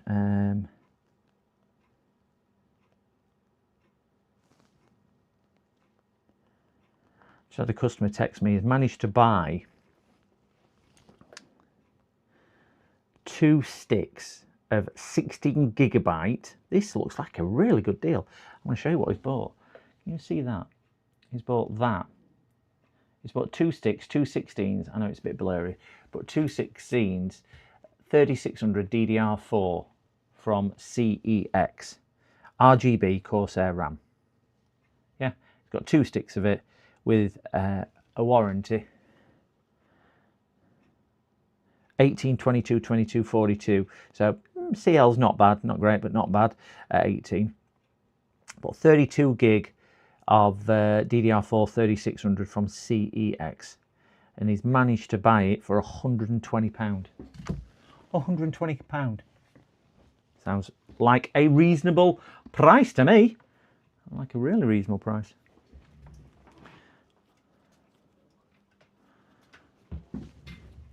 So we'll get a ground on here, stick that in that hole there. Hopefully we'll have a ground, and we'll stick our HDMI, whatchamacallit in there. So we have voltage. So we should have, on that pin there, we should have a gate voltage. We need to power the board. I need to put the, let me put the on and off button in. Can't do this without the on and off button, unfortunately.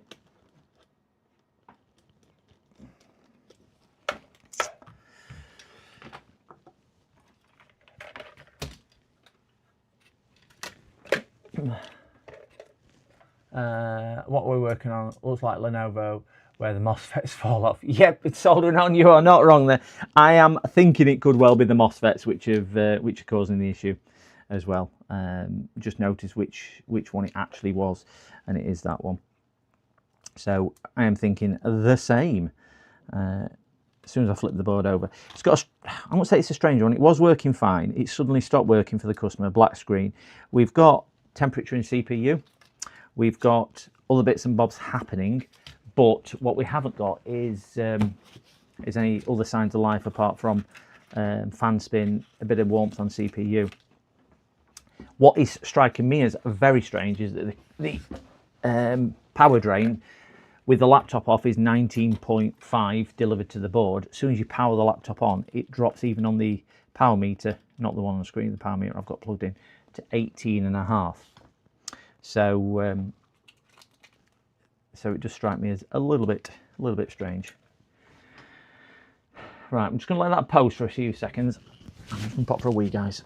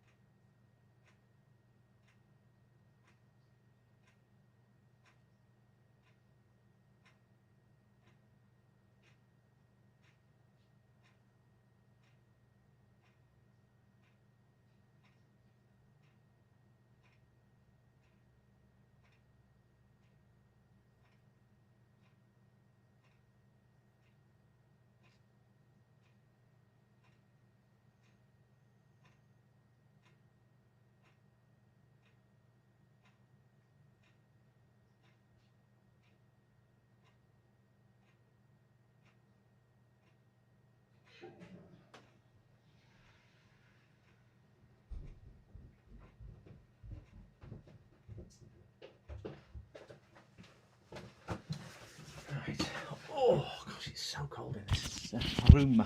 PCDD, you little shit. Oh, I am a little shit.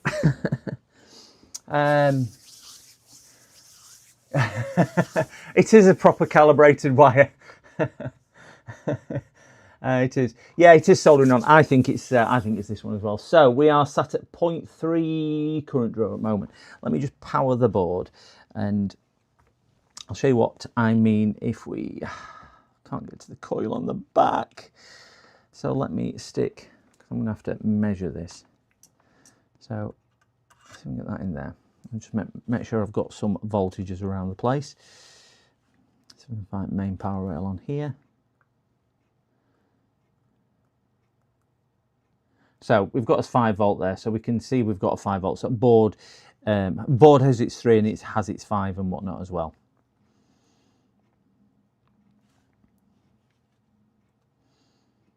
Got 1.2 for the RAM, so that's good. Everything else seems fine. Me only thing is the little silvery moon thing down here. You know, the whatchamacallit. So let me just see if I can power the board.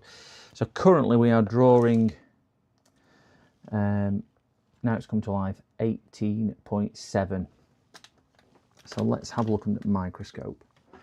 That board is alive, but it's not going any further than that. So I just want to see if what we've got. It's going to be the wrong way, and I'm right-handed, and it's wrong side of me. So I can get in with that to the gate.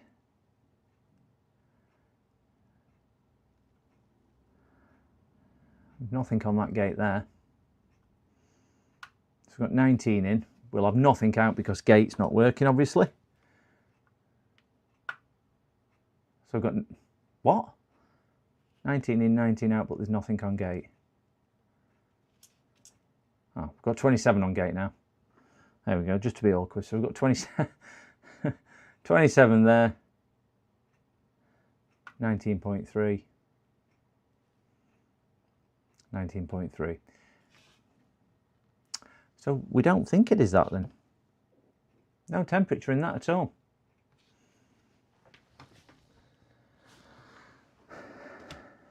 No temperature in that at all.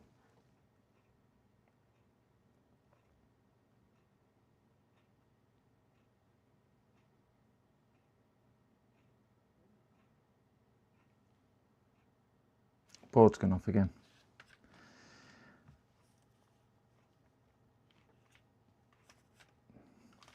Power board back up. There's something down here getting wham. See, heat spot on thermal camera. Down here where my finger is. That's CPU up there, so we'll ignore that, but there's something down here getting a bit wham.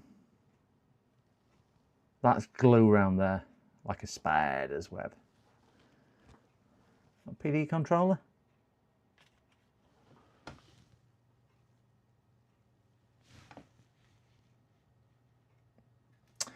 Yeah, we've got main power rail.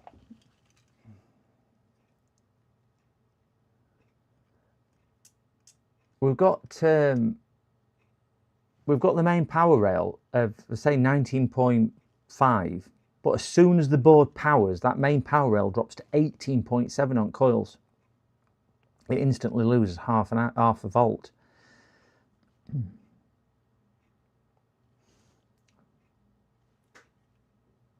But CPU is getting warm, fans spinning, turning on and off, so there's a lot going right. It's reacting to power button, there's just no display, and caps lock light is non-responsive either.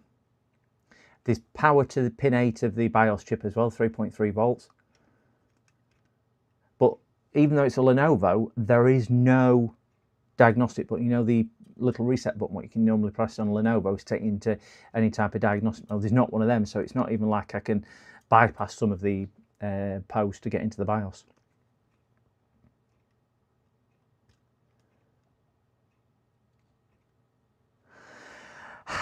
So I'm not sure whether it's hooked to BIOS or not. That is my thought. Now these other things here, I mean, that's the thing which is getting hot now, so I will check around there for shorts, but it's not getting mega hot. I mean, if I put my finger down here, it's not burning me at all. There's nothing on there at all. It's just,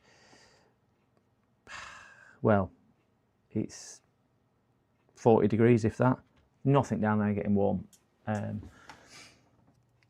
It is soldered No, it's non-soldered RAM, James. I have tried 3 sticks of RAM. It's non-soldered RAM. That missing half a volt isn't anything. It's nothing to worry about. Oh, okay, that's the thing which we're sticking in my head. In fairness, soldering on, that's the thing which we're jumping straight at me. But if we don't think that, so is it worth? Do you think maybe reflashing the BIOS, because it just keeps going through the same power cycle about trying to post and not posting, and we'll see the fan will stop spinning, then it'll spin back up. Board's gone off now, as we can see with current draw up here, and it's up to. It's actually flicking power meter on and off as well. I will stress that flicking power 19.2 volts on here.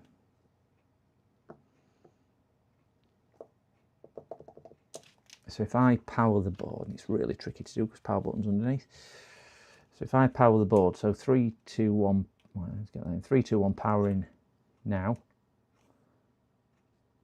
It's taking it down to 18.5 volts, 18.6 volts as soon as I power it, and it'll stick. I'm a lead farmer!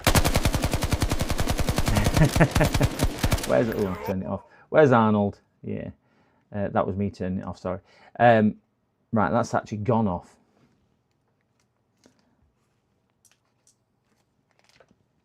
The port is a little bit iffy anyway, I know that. There's also soldered RAM beneath this lot. No, there's not. There's no soldered RAM on this one. Well, I can't see any soldered RAM, let's put it like that. Try flash. Yeah, I think flashing the BIOS is probably going to be the right way forward on this. On there. So let's disconnect that. Let's take that out of there, which is the, yeah. So if we take that out, there's definitely no RAM. It's just one single slot. There's nothing anywhere else on any of the board, and everything is heating up like it is. I say there's a little bit of temperature there, but these things here, which is what as soon as I saw, which is what Uncle Soren do, they seem to be performing okay. They've got 27 volts on gate. Seem all right. So we'll try and get the BIOS file flashed. Does anybody know off the top of the head whether they have a recovery on the BIOS on these, where you can do it through a key press, or is it programming with a? Is it programming with a whatchamacallit? Programmer. That's not it. Where's the BIOS file? The BIOS chip is that one there, I would imagine.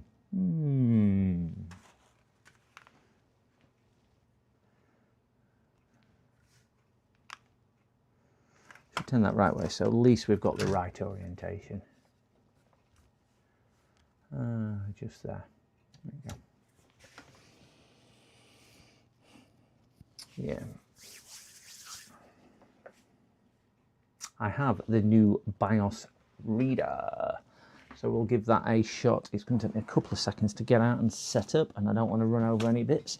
I'm just going to clear the floor, because this will mean me sliding. What the hell's that from? Oh, no, that's their charger. She did bring me the charger.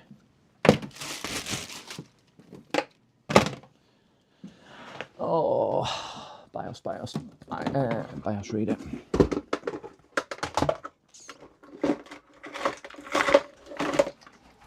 Ooh, we have, oh, got a delivery.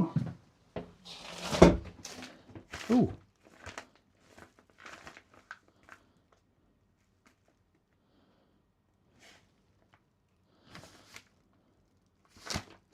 We have a delivery. I know what that is. That's our RAM, some RAM for a customer who's sent it down to me for a PC build. That's a Thunderbolt ROM or something. Okay, not that one then. I wonder where the BIOS chip is on here then.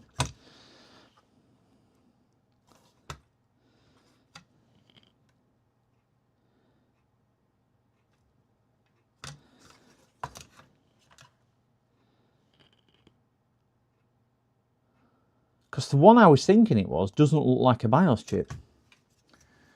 The because we've got the BIOS reset battery coming in here, and they're normally relatively close to it, aren't they? But I can't see any distinct BIOS chips around this area at all.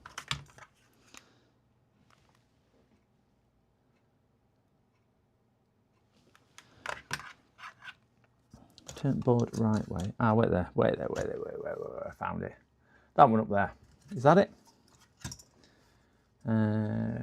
Finger. That'll be it there, won't it? BIOS. Yeah, bingo. Bingo, bingo, bingo. So that's going to have to come off the board anyway. So I'm going to have to get...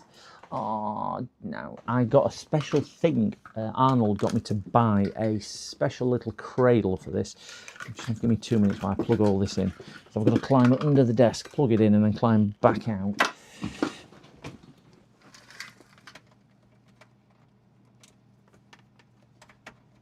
Right. That's in there. This plugged into the wall. Plug that in. Oh, we're getting there now. Okay.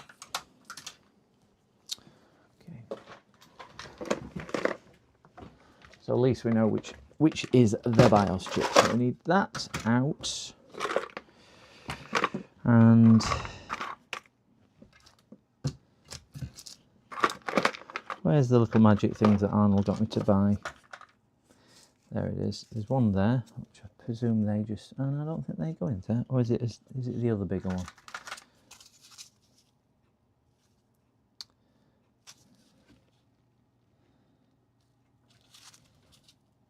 Are they that? Are they the things what... Do you know this thing what Arnold got me to buy? He got me to buy 2 of these. Is that for that chip? I've never used these before, that's all. I don't really do a great deal of BIOS messing around in. Is that for that chip down there? Because it's a surface mounted chip.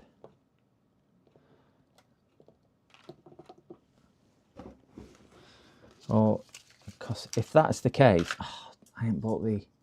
I don't think I've got the donor boards for it.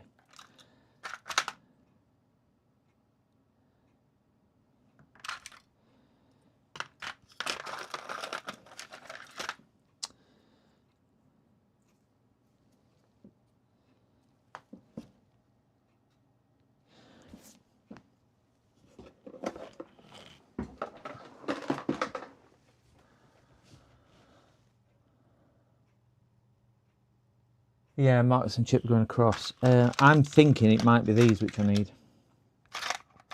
So we'll have a look together. Put it under microscope so we can see. So that is the BIOS chip just there.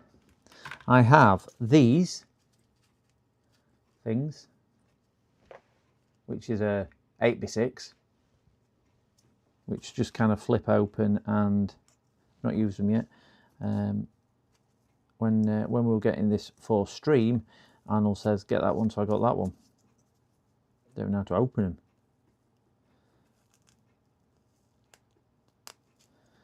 Figure that out if it is that. So we've got 2 of those. We've got an 8x6 and we've got something else. Or I've got these boards. I'm thinking that might be the board that I need, and I've got that on a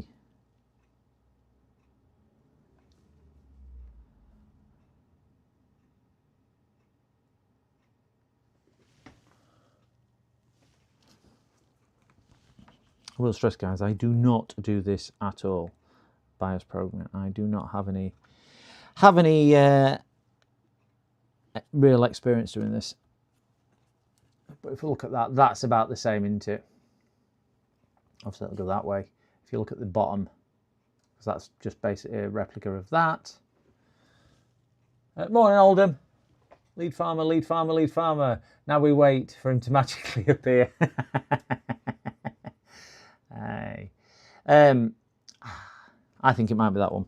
So what I might need to do is solder some more pins into the into the board. I thought I have got some, so at least I've got some more pins if needed. If I need to make a breakout board of any description, which I'll probably steal them and put them in. Don't know. So either way, that chip's got to come off because I don't think I can program that one in situ. Don't think they. No, they. Will they go on there? No, I don't think it'll grip. No, they're for others. So let me get that taken off, and then pin 1's got the dot on it. So at least we know what it is, and then at least I can see which one's what's what, and everything else. So we'll get some hot air on dope. Get some tweezers.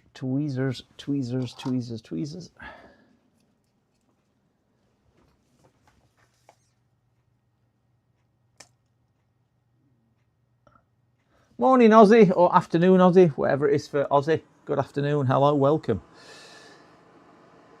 I'm just going to take this BIOS chip off of here.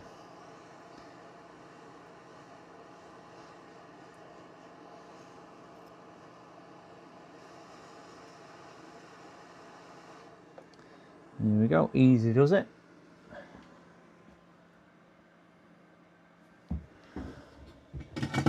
Bigger footprint than I thought, but hey, so we can get that board just placed out of the way for the time being. And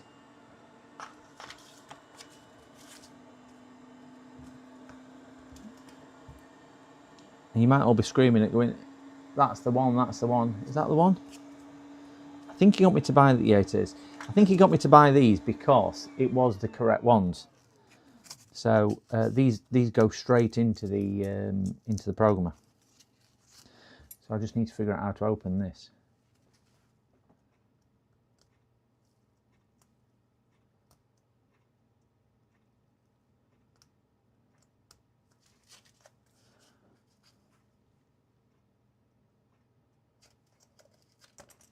I've never done it, never used these before, and I don't want to damage the.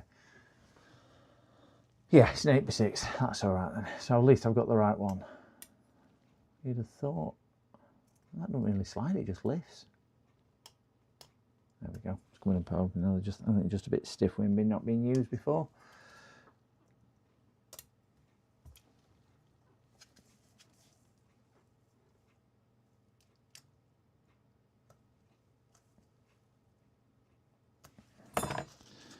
My gosh, am I making this look really hard?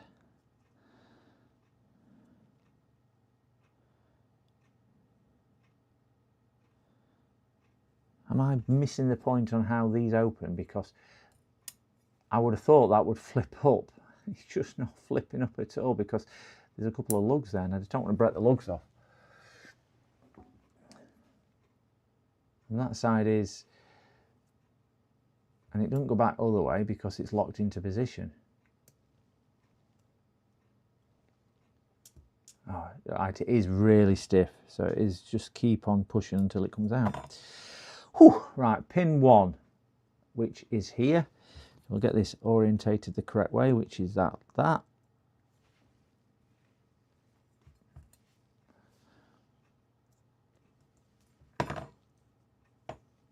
Do you know when you've done it once, you just think, oh, that's the right amount of pressure.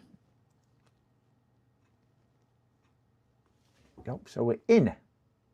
Good. I tried to get my wolf box out of packaging. That tight spudger has snapped a bit of the vent in the bottom. Bleeping plastic crap. Oh no! Wolf box being a, whatchamacallit. You've got one of them fans, have you, Mookie? Got one of these.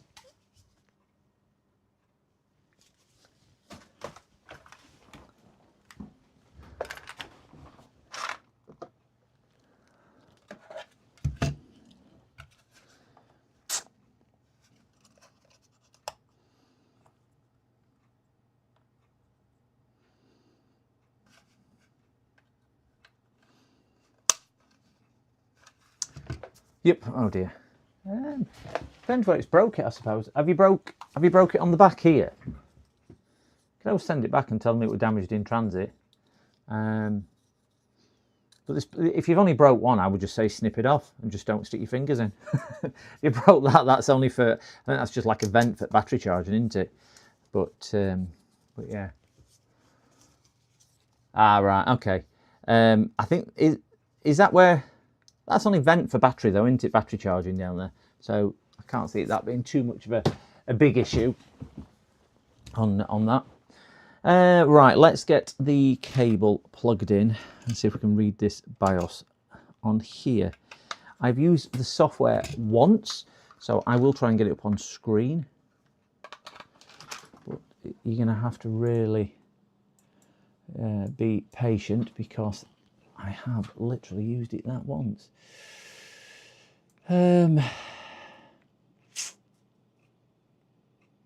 Now, Arnold did send me some more software and I downloaded it. Let me just pull it back up.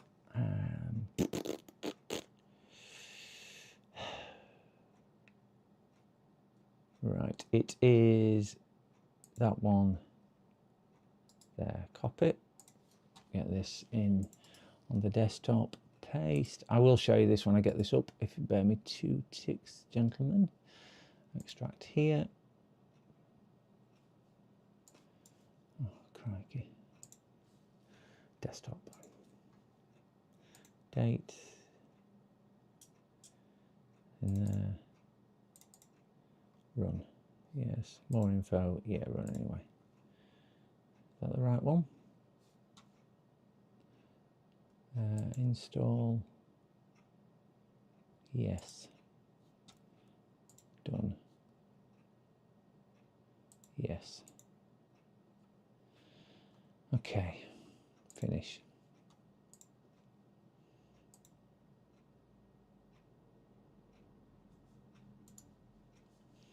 So it says it's put it in D. And it was called that. And run it. Woohoo, we're getting somewhere now. So put that on there. Minimize that and do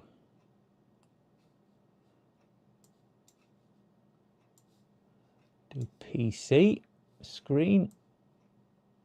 We should click there, hopefully. I've got it on the wrong screen. Stick that out that way, stick that there. Voila.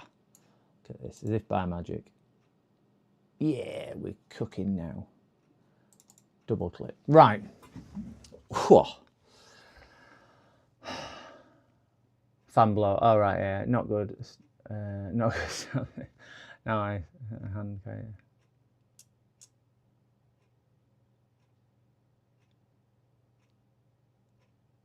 Right.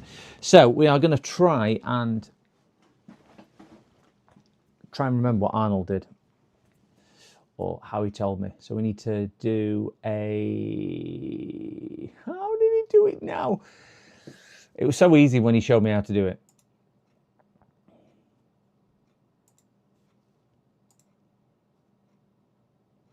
Pin detector error.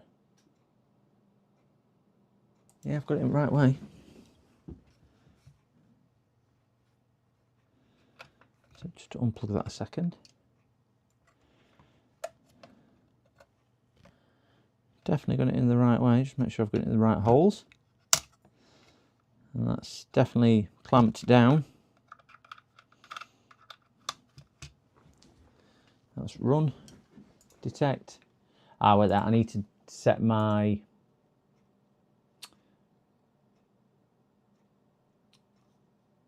put that live chat. Again, you're really going to have to bear with me because I've got to figure this out on the fly. And it was something like I had to set the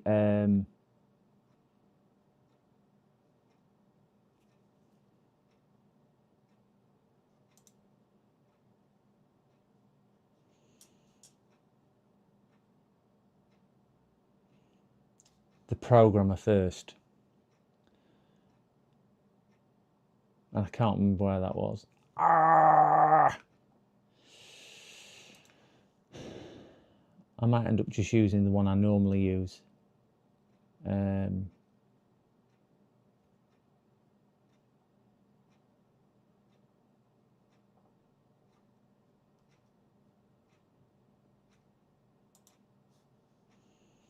Not that one.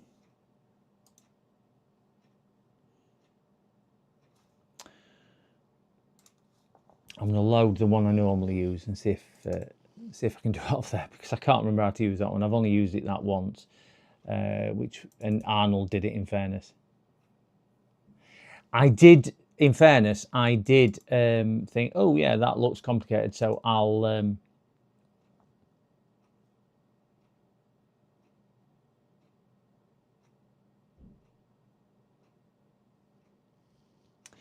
I think I had to select the adapter. That's what I had to select.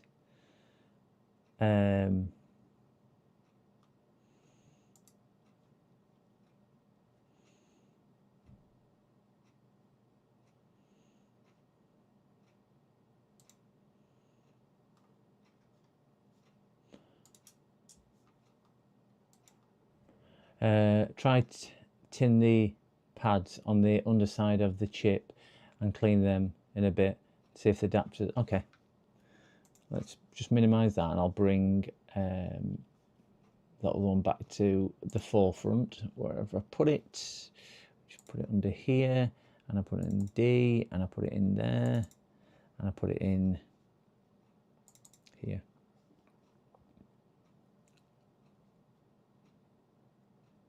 Yeah. Oh no, it is selecting the right one, isn't it?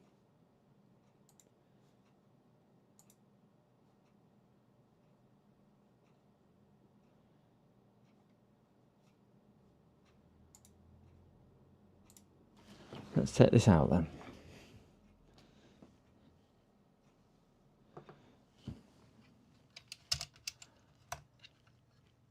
Oh.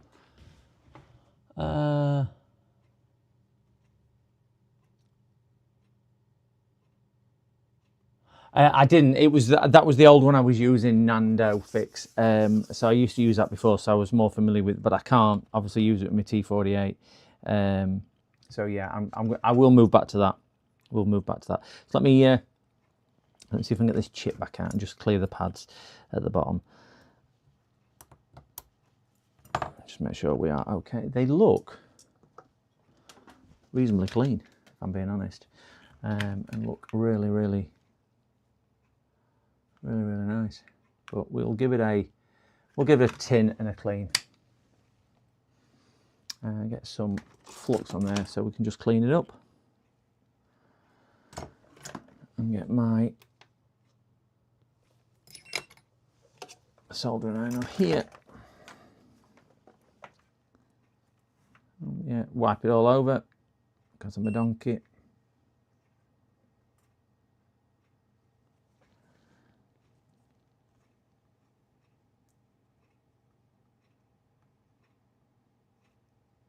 Flip that round.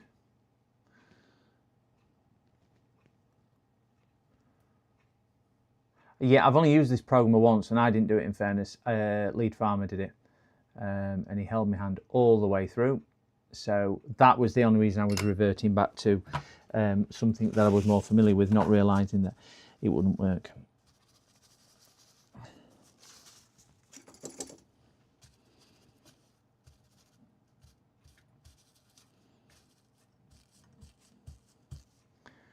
Okay, they look clean enough to me. So we'll get this back in the programmer. A little chip.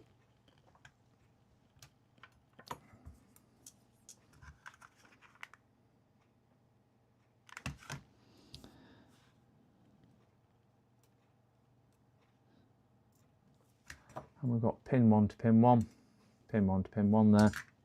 Close.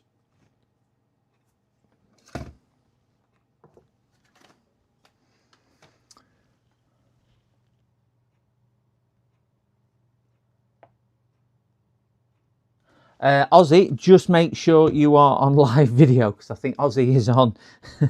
He's not on live video because he's responding to stuff. If you are watching on YouTube, guys, which I think probably a lot of you are, I would suggest just making sure your page is refreshed. For some reason, it's delaying terribly, absolutely terribly at the moment. So just make sure you are on that. So we are back on here, and we'll do detect. Yay, we've got Now, from memory, Lead Farmer says do it a couple of times and see which one it is. So let's just put this back on the microscope. And I've got that close, and it was a 256. So he says most of them will work.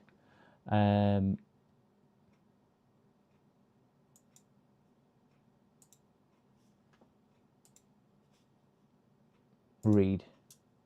There you go, reading flash.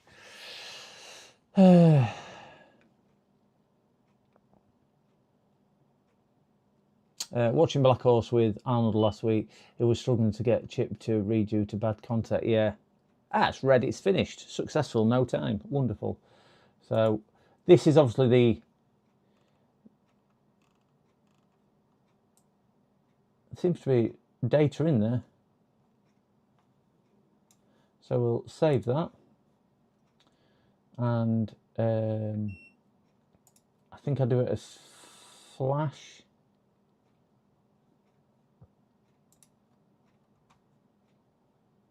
And we'll call this Lenovo. Save. I'm gonna save them both because I can't remember which one it was. I was told, so I'm gonna call it Lenovo. Stick a number 1 in front of it, so I can differentiate them because I can't remember which one it was.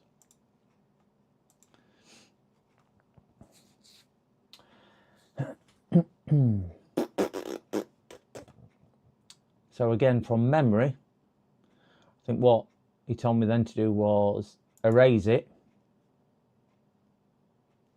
and then rewrite to it.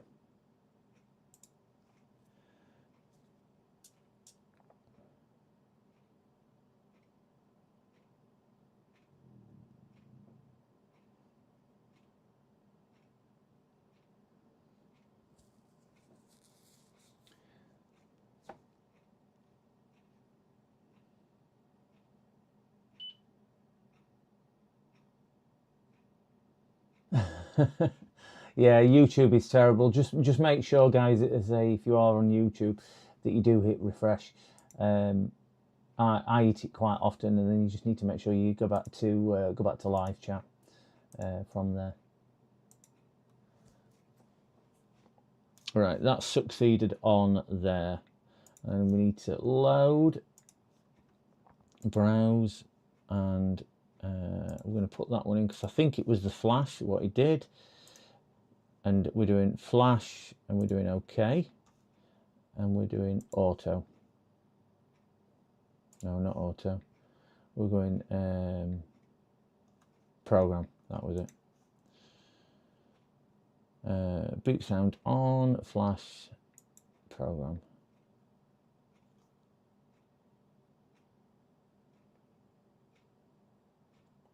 So much quicker than my old program with this. Unbelievable. I mean, that CH341A, which I had a couple of those, did well, but when you get something like this, and this was bought through donations to the channel by kind people who decided to donate. So this equipment, thank you guys, this has been bought through everything that which has been put forward.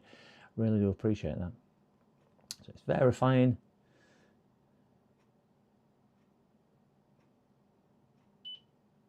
Success, back. And we'll just read one last time just to make sure it looks okay. Then we'll take it off, get it back on the board and see if we've got any difference. If not, we'll see if we can then find a BIOS for it. So that looks, again, okay. We've got nice information in there. We've got stuff at the beginning and the end. We've got a lot of Fs, but we've got data, as we can see on here. So I'm hoping that that is all right. Go back to that one. Get this out. We'll get that out of there. Shut that down. Put a bit of this stuff away. Get that out.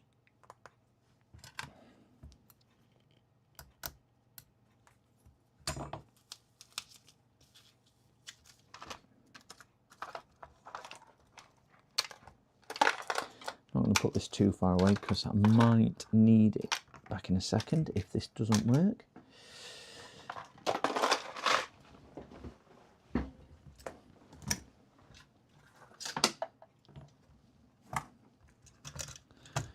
Microscope.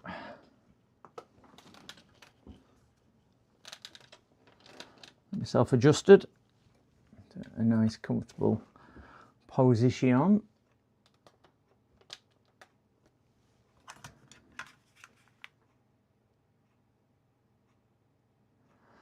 And put a bit of fresh solder on those pads because they just don't look amazing. I don't want anything on the ground, so just stick a little bit of flux on there just to help it flow, and put some leaded solder.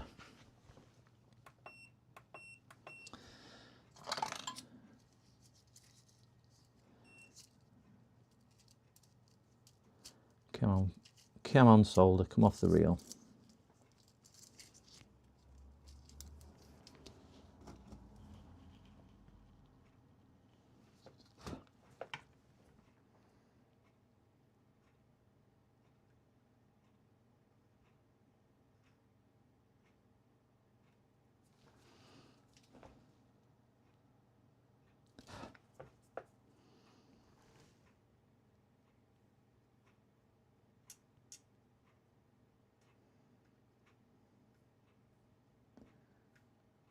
Yeah.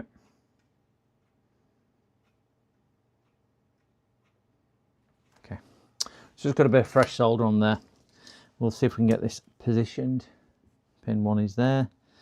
Got the chip somewhere close. We'll get the hot air. Let's see if we can get this reflowed back down.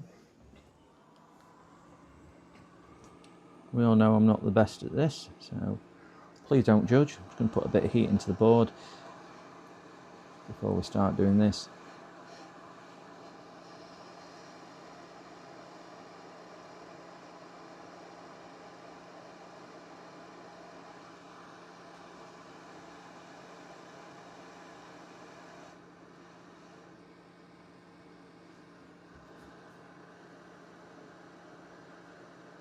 We'll just watch the magic jump.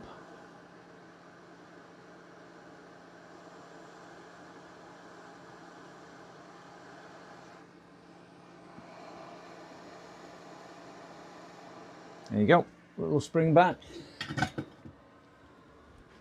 Looks okay to me. Pin 1 to pin 1. Always good, always good, always good.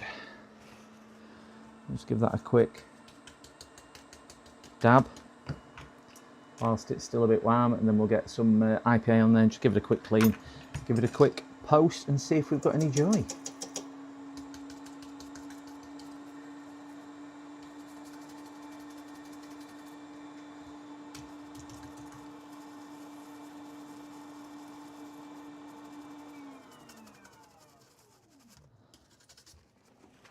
There you go. Looks good to me.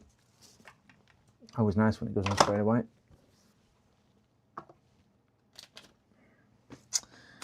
One of our little heat pads and suck a bit of heat out of there.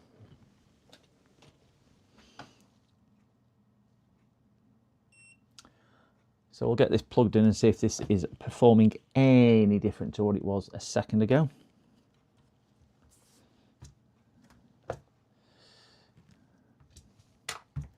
Right, so what it was doing a second ago was coming on as 19 volts and dropping down to that, and then just kind of hanging on a power cycle on there. So let's see if I can zoom down and show us the power connector as well. So we'll see if we can do the same. It will show some current drawing top right hand corner of the screen, but obviously the main thing is doing this. So we are 19 volts, which is good, dropping down to 18.8.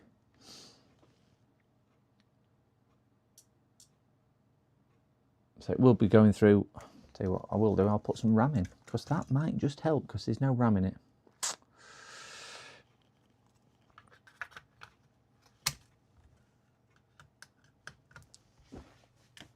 So we'll let it do itself again. 18.7, which it was doing before. So current draw was hanging, weren't it, about 80 to 90, 800, 900 milliamps.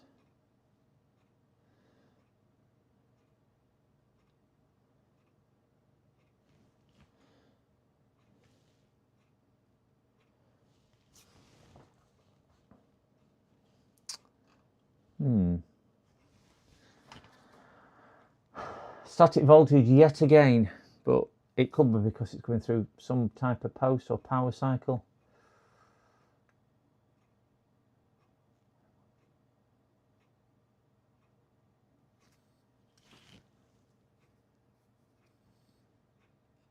That's good. It's done something a bit different there. Done something again a bit different. No, I think it's give it one last go at power cycling.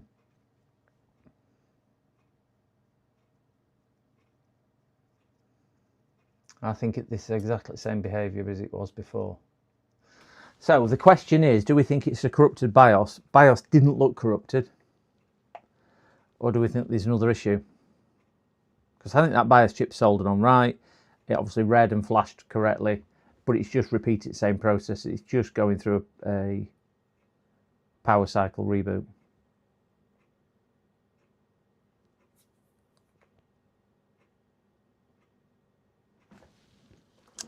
So look at the EC chip under thermal camera, just see if there is anything. EC chip is here. It's it's nice. There's no heat signatures there of anything else. That's a ground port. Ignore that's reflection. CPU's warming up, and the only other thing I say on the board is down here, which is that controller for something, but it's not excessively hot.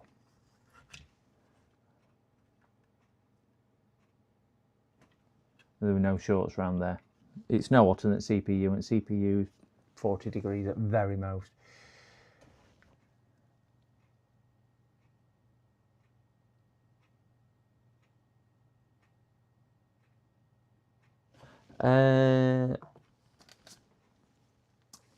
If you ever get a chance, change the panel on the Ridden PSU to RD6006. Is that done on the actual power supply itself or on the software soldering on? Because I must say, I think the software is absolutely atrocious. It's really, really bad.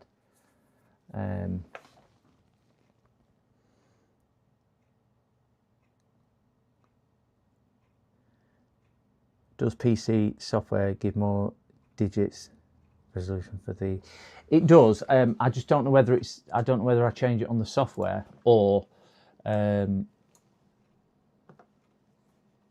because that's the Ridden software, and we'd all agree it's pretty shite. Excuse the French. That was for the multimeter, weren't it, James? Not for the software. Not for the Ridden. I haven't tried any others, I will say, as yet, because everything was going off on last week or so. So I haven't tried it, James. Not for any other reason apart from I just. All right, okay. Because on here, I don't believe there's any.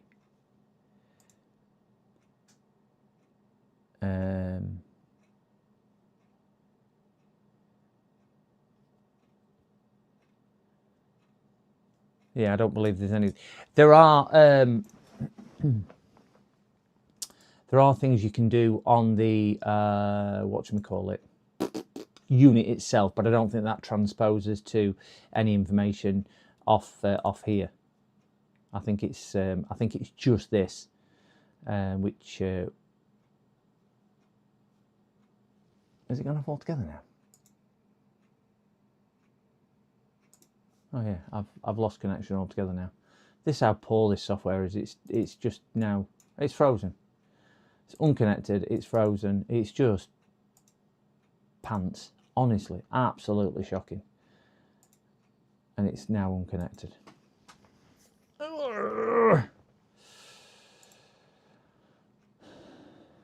Right, we're now back on.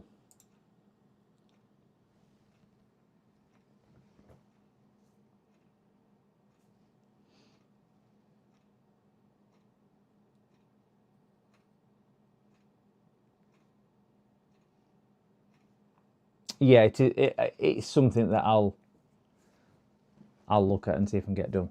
I just haven't had time as yet, James. But anyway,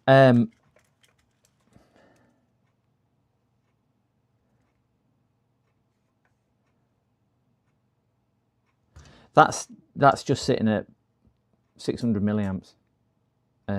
Ignore what it says on the screen because I can see on my meter here. So I honestly don't think it's a corrupted BIOS now. Fans coming in and out. It's registering basic stuff. I think if it was a corrupted BIOS, the fan wouldn't be turning on and off. It'd either be totally brain dead or fan would be spinning full speed. It wouldn't be negotiating temperatures on and off. It wouldn't be negotiating power up and down like that. It wouldn't be going into a random reboot cycle if it was too much of a corrupted BIOS.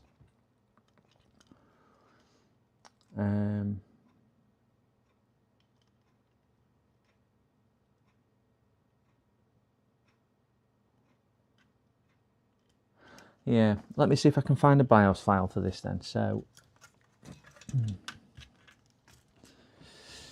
see if I can bring, can't use Google Chrome, so let's bring that one on here. And let's go to Google.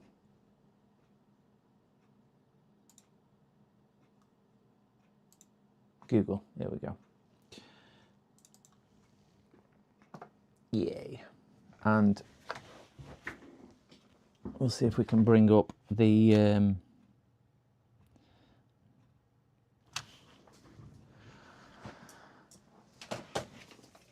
let's see if we can find the BIOS for this. It is a ThinkPad E15 Gen 2.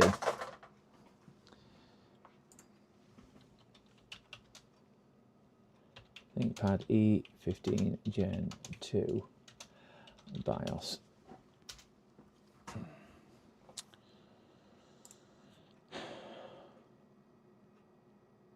Yeah, I got RAM voltage.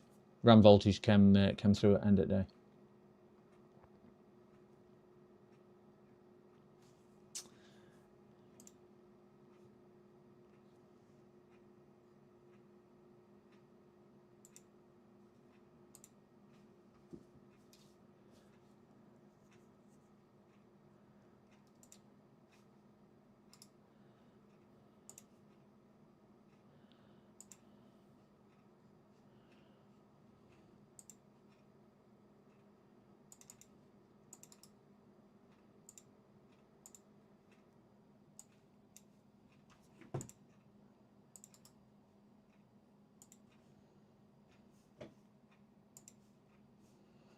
I'm hoping this will just extract and give me the option just to extract it.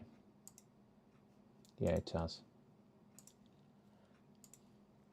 I'll bang it in the same folder.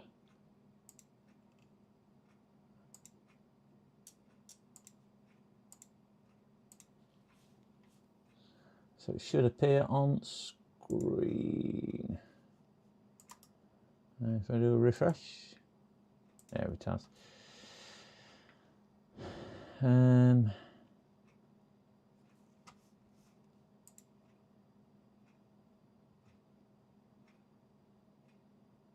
Did I miss where that appeared?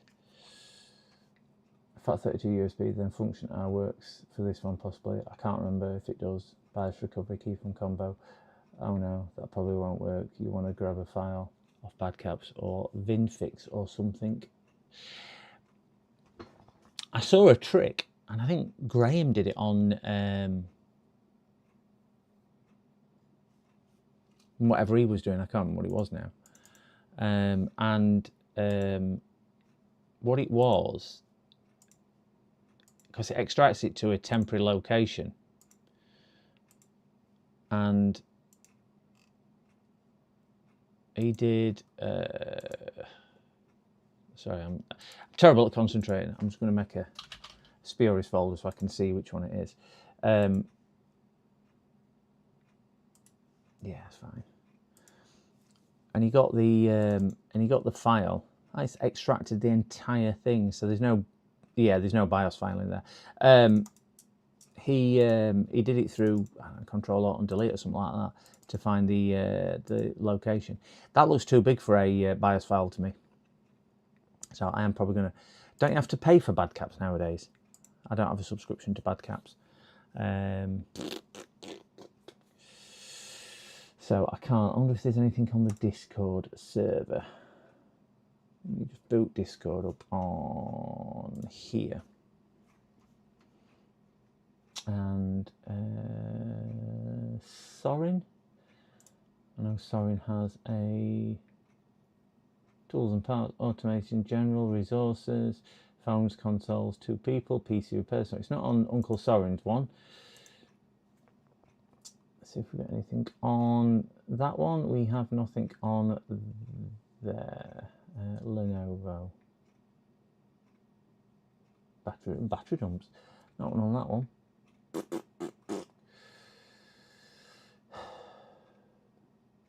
Joey. I don't think he'll have anything on here either. Right, so Vin fixes is what's been suggested. Quick Discord. So Vinafix, never heard of that one, so we'll give that a shot.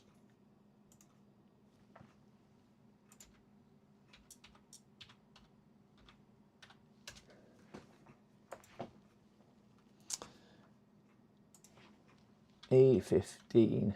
Oops. Lenovo E15.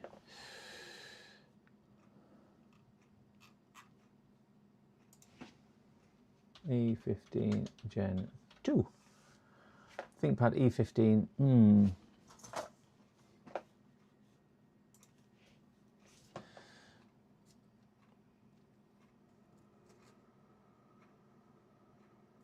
Isn't is Vinafix paid as well? All right. There is any way I can send a file to you. Only on Discord or email. I am on Discord. I don't have facility to send anything over too bigger size on Discord and things like that. Gen 2.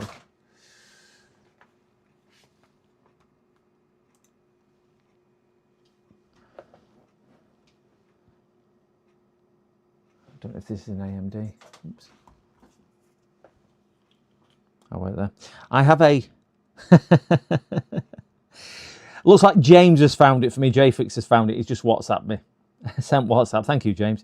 Let me just see if I can save this WhatsApp to my OneDrive. Then I can pull it out of my OneDrive. I don't want to send it to anybody else. And preview content, save, send... save to here, upload to there. Sorry, there was a problem. Oh, wow, right. Preview content, right. 4 files, now save. Upload there. Sorry, there was a problem. What?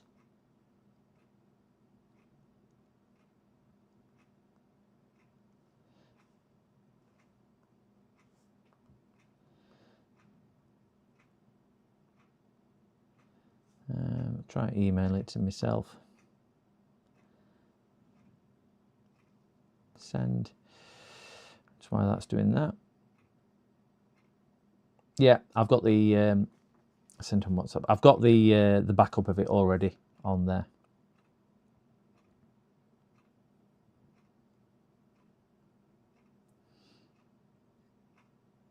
Why is there a problem?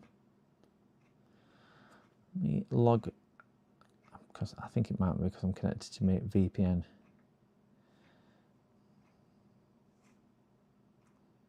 Open that, send, files, upload. There was a problem. Upload to your OneDrive. Definitely that account. Bizarre. James, could I be a big pain? Would you mind sending that on Discord? For some reason, it's on WhatsApp, but it won't let me upload it to my OneDrive. My WhatsApp's on my phone. I don't have WhatsApp on PC. Sorry to be a massive pain, but Discord would be more useful if possible, please, James.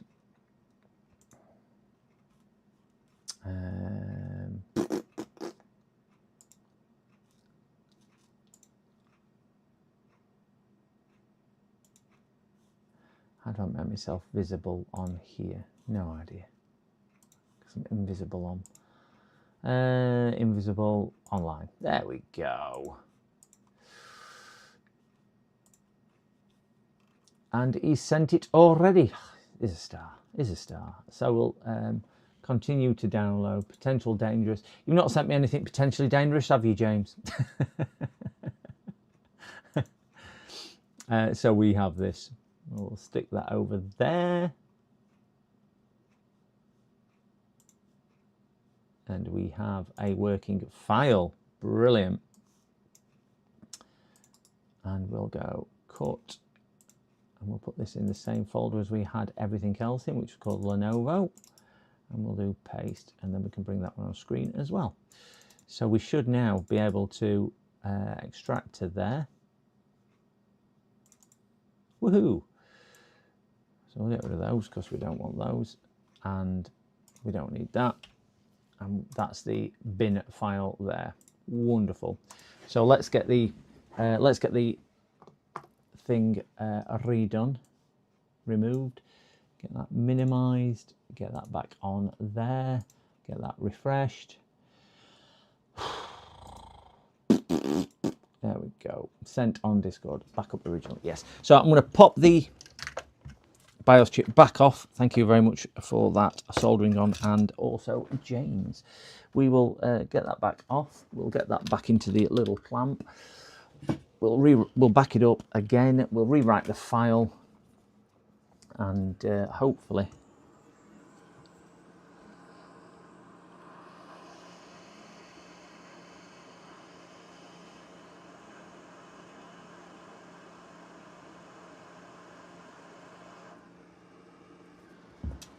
out of the way.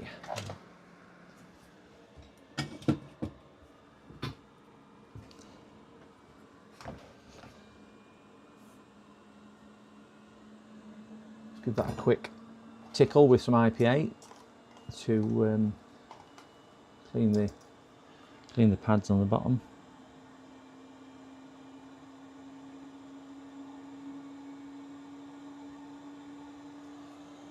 Looks clean enough to me. Get the BIOS programmer back out. I'll be really proficient at this soon. My 8x6. That clips back in there.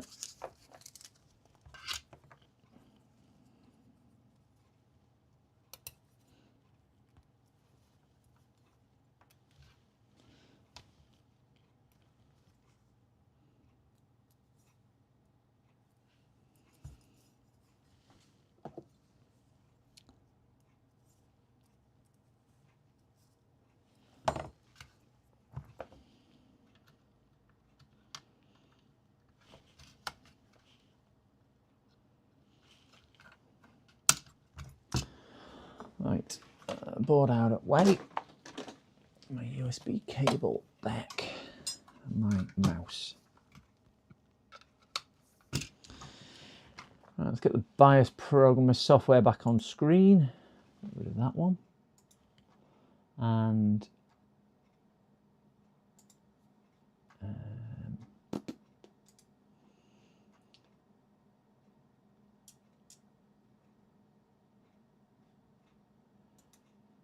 what did I call it? Put a shortcut for that on my desktop.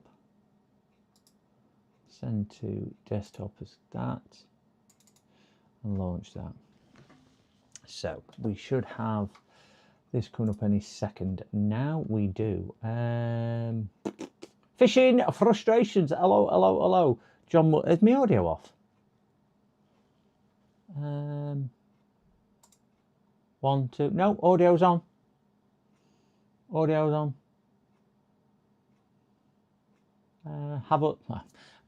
I can't say yeah, but yeah, audio is fine on my side. No audio. Your mic is fine. Oh yeah, yeah. John, John might be on an older if he's on a slightly older thing when I was on the phone or something like that, because YouTube's obviously lagging. So thank you guys. Right, so we are back on here.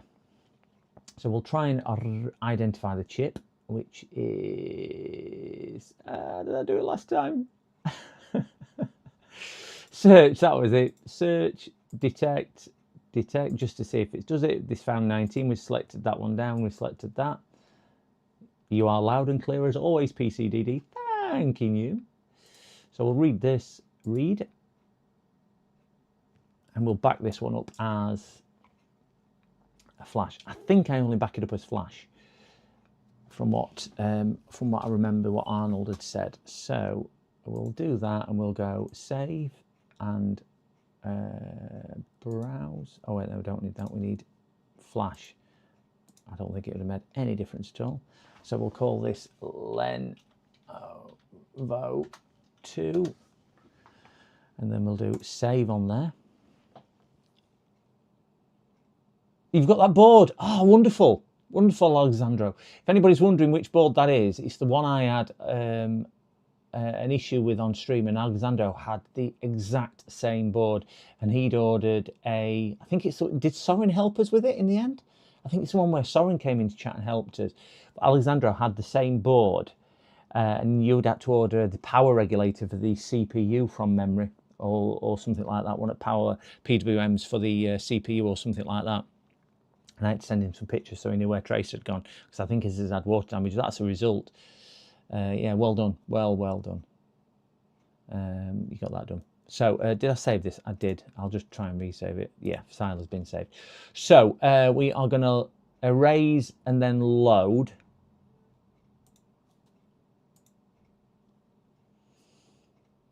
It's always nice when you get a positive result like that. Certainly if you've ordered parts for it, Alessandro. It's a good result on that one.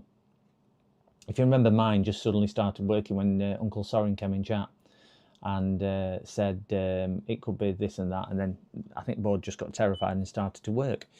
So yeah, let's load the BIOS what James has just given me, which I put in Lenovo.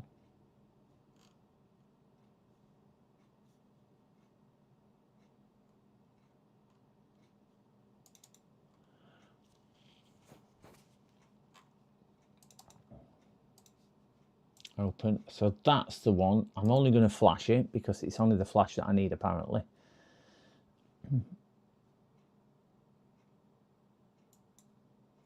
And program.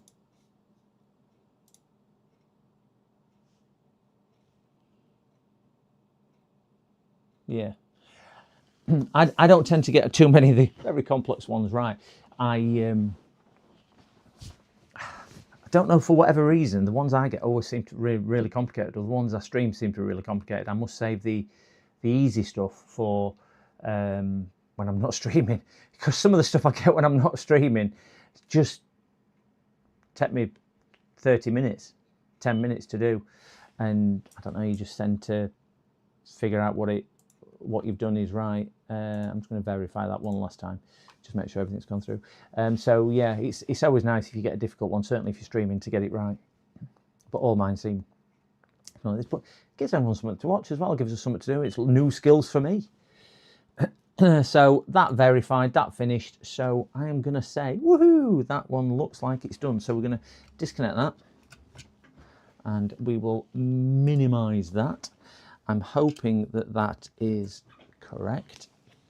So let's put that back in there. Let's get this on here and get the tweezers out.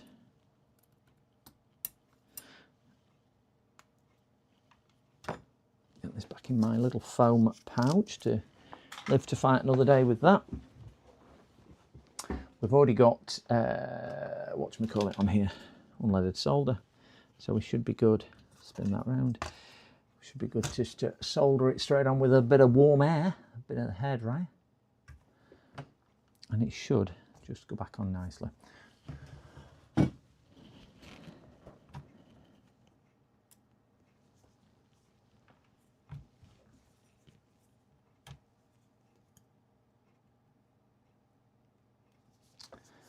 So, oh God, I can't grip mine. I'll just put a bit of heat in this, just to warm the board up slightly. Puts less stress on the actual BIOS chip as well if we just get it a little bit of warmth in it straight away. I didn't like where it was positioned, so I thought I'd blow it off.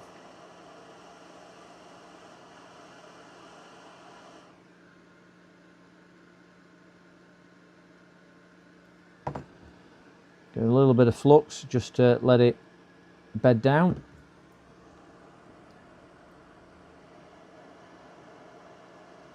We'll just watch for the magic wiggle.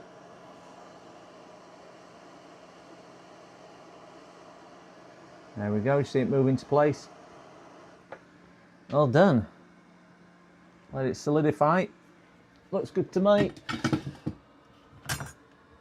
Easy when you know how. Trained professional, told you. Told you. We all know different to that, don't we? We all know different to that.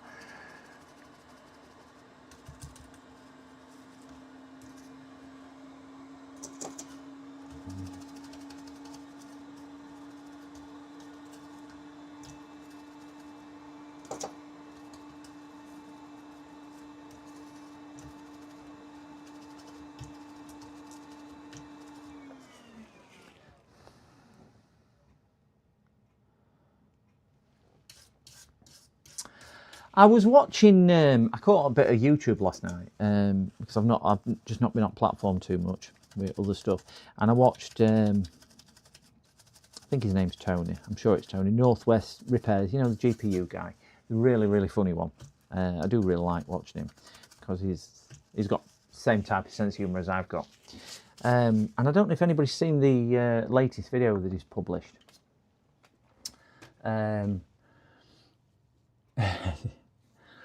It was quite disturbing.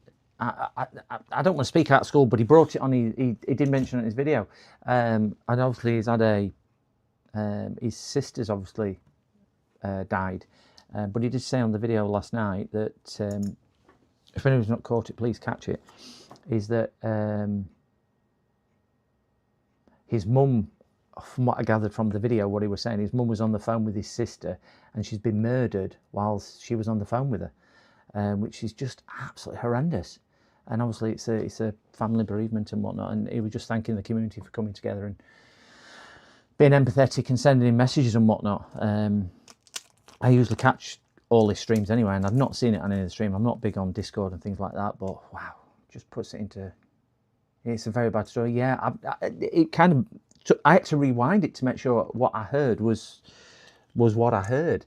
It's just horrific, isn't it? Certainly for the people on the other end of the phone as well. But wow, just a thing to happen. I don't know any other surrounding things, but wow, But again, I think the community we've got is an outstanding community, and I'm sure he's very grateful for everybody who's reached out and said, you know, passed their thoughts and prayers on. Crazy world. So, right, we're just going to plug this back in. We will flick that off, and we'll see if we've got any difference now. So we're back in. I'm just going to zoom down onto here so we can see the current meter on here. We can also see it to some degree up here. It's got the new BIOS on. We'll flick it on, and we have power. 18.7, so it's still doing the same thing there. It's up here, which might show us a little bit. We have fan spin as well, but we had that before. Now that looks different to what it looked like before. I'm going to see if I can get my HDMI plugged in. I'm not going to guarantee this will work, but if it's plugged in and does show us a picture, it would be very nice. So we'll set it to bottom right hand corner of the screen whilst it's doing its business. So if it does show anything, it might come. That is hell of a lot more ampage than it was showing before. But it is sat at 1.72 amps now. Come on, baby. Fan is picking up on speed as well, which it wasn't doing before. This is different behaviour.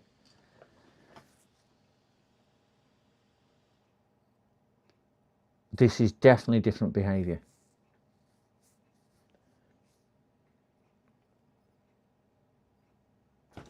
Come on!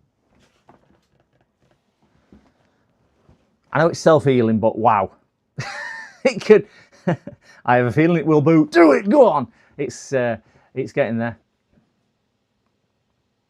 James, thank you very much for the BIOS file. Soldering On, thank you very much for your BIOS file as well.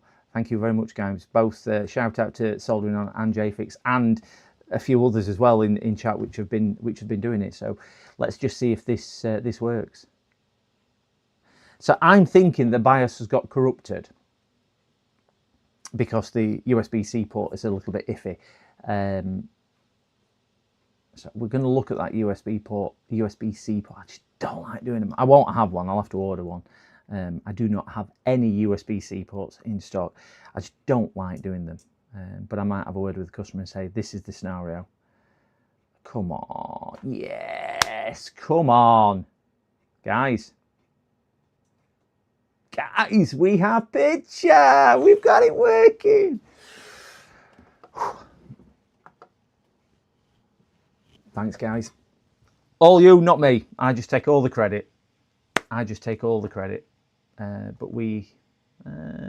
microscope, that's the one. So, we have that. So I'm going to shut it down. We'll get this reassembled. And we'll see. We'll see if that actually comes on. But yeah, that's a positive on there for the customer. So we'll just get this back in the chassis. It did look more positive as soon as we started doing that. So I know we said it might well be BIOS early doors with it, but I think it's important to see that we are going through other whatchamacallit. So we'll put the customer RAM back in. That was my test RAM. There's a 16GB piece of RAM. Boom, knew it. Yeah, got there, got there, got there. That's what they say. Together, everyone achieves more. That's the true definition of teamwork. So we'll get that. Can't remember where that went. Where did that go? I know there's a big one on the back, so we'll get that one on the back first. That is the really important one. That one goes over there like so.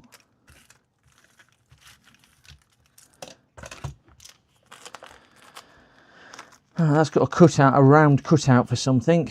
So where do we think a round cutout goes? That was off the other laptop I did earlier. I think that went somewhere up there, didn't it? Like so. I believe it did, because that was over the BIOS chips. That's why I couldn't see the BIOS chips. I think it went there. So I need to set the heatsink off.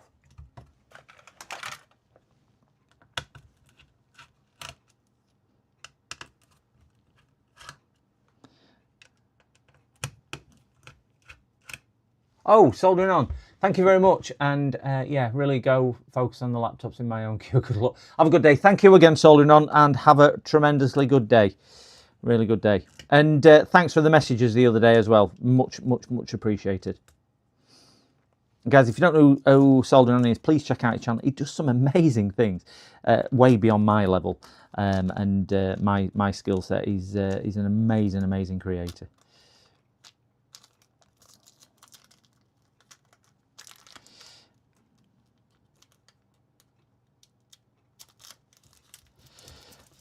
And that goes on there. I know it's a bit of a funny shape, but that's where it came from. We'll stick a tad more. Yeah, there we go. James has posted your link. Thank you, James. Yeah, go check him out. Really, really, really good stuff. Well worth a view, a like, and a subscribe on him, as so many of us creators are. But it's only a good community because we've got good people in it as well. And I think it's a testament. I don't profess to know everything, and I'm not very good at certain things. But I'm not here to criticise anybody. I'm here for offer help and support where I can, and I will help anybody when I can. And I think that's the true testament to the vast majority of the creators and viewers in the streams. Right, let's grab the chassis. Oh. Here's an interesting one I'm going to float with you, chat. UK pounds. How much are we charging for this? How much are we charging for this repair? Go on. How much should we charge? I was going to say I'll charge whatever you tell me, but you might come back and say, charge her £1 million. Well, she's never going to pay that. It is a very, very good customer of mine, I will say.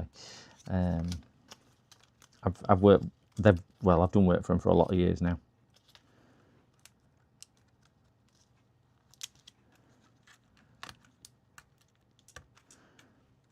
I mean, just bearing in mind, I need to pay James and Soldering On as well for their time and effort, and and everyone else as well. So it's, you know, it's got to go three ways.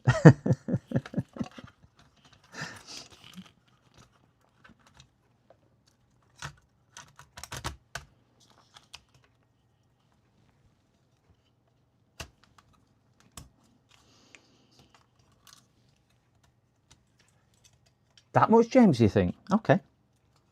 James is coming in with the first pump there. What's everyone else has thought? Charging 60 volt. Well, it's about 50 pence per volt. It's about £2 per volt. Sorry, £60.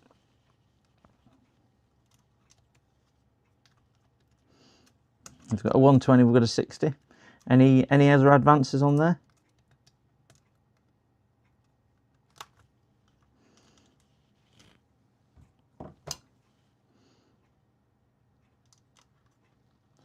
I think it's a difficult one to judge because, do you know, if whilst it's proved to be quite an interesting job, I mean, how long we've been doing this? 3 hours. So 3 hours a time. And it's a difficult one. Whilst we have repaired it with, I won't say a simple fix, but whilst we've repaired it, to that customer who can't do this at all, it's a dark art, isn't it? To do that, to do the repair. So does it mean it's worth, let's say, £150, or do we think, well, no, that's too excessive because we think it's easy? Because, you know, when you watch people do this, it can look a little bit, well, that weren't too much of an hassle. It's not that. It's not so much the repair, it's getting to the bottom of the repair and knowing what to repair, or having the tools to repair, or whatever you want to call it like that. That's the real thing, isn't it? Having the knowledge, having the tools, having the ability, rather than the actual repair itself. Because I did a repair the other day and it took about 8 minutes to do the repair, but that's only because I knew what the issue was and I went straight to it. Didn't need any parts. And you look at Sorin, only reason he can repair so many and get through so many so quick is because you're paying for his experience and his knowledge. So I think it's always an interesting one for us as consumers, which a lot of people in chat might be, even though they kind of watch what we do or watch what other people do creator wise. It's always interesting to see, well, because I know what's involved, I would only pay this, or I would pay this. There's no right or wrong answer, because again, ultimately it's what somebody's willing to pay to get the device fixed, and to get it up and running.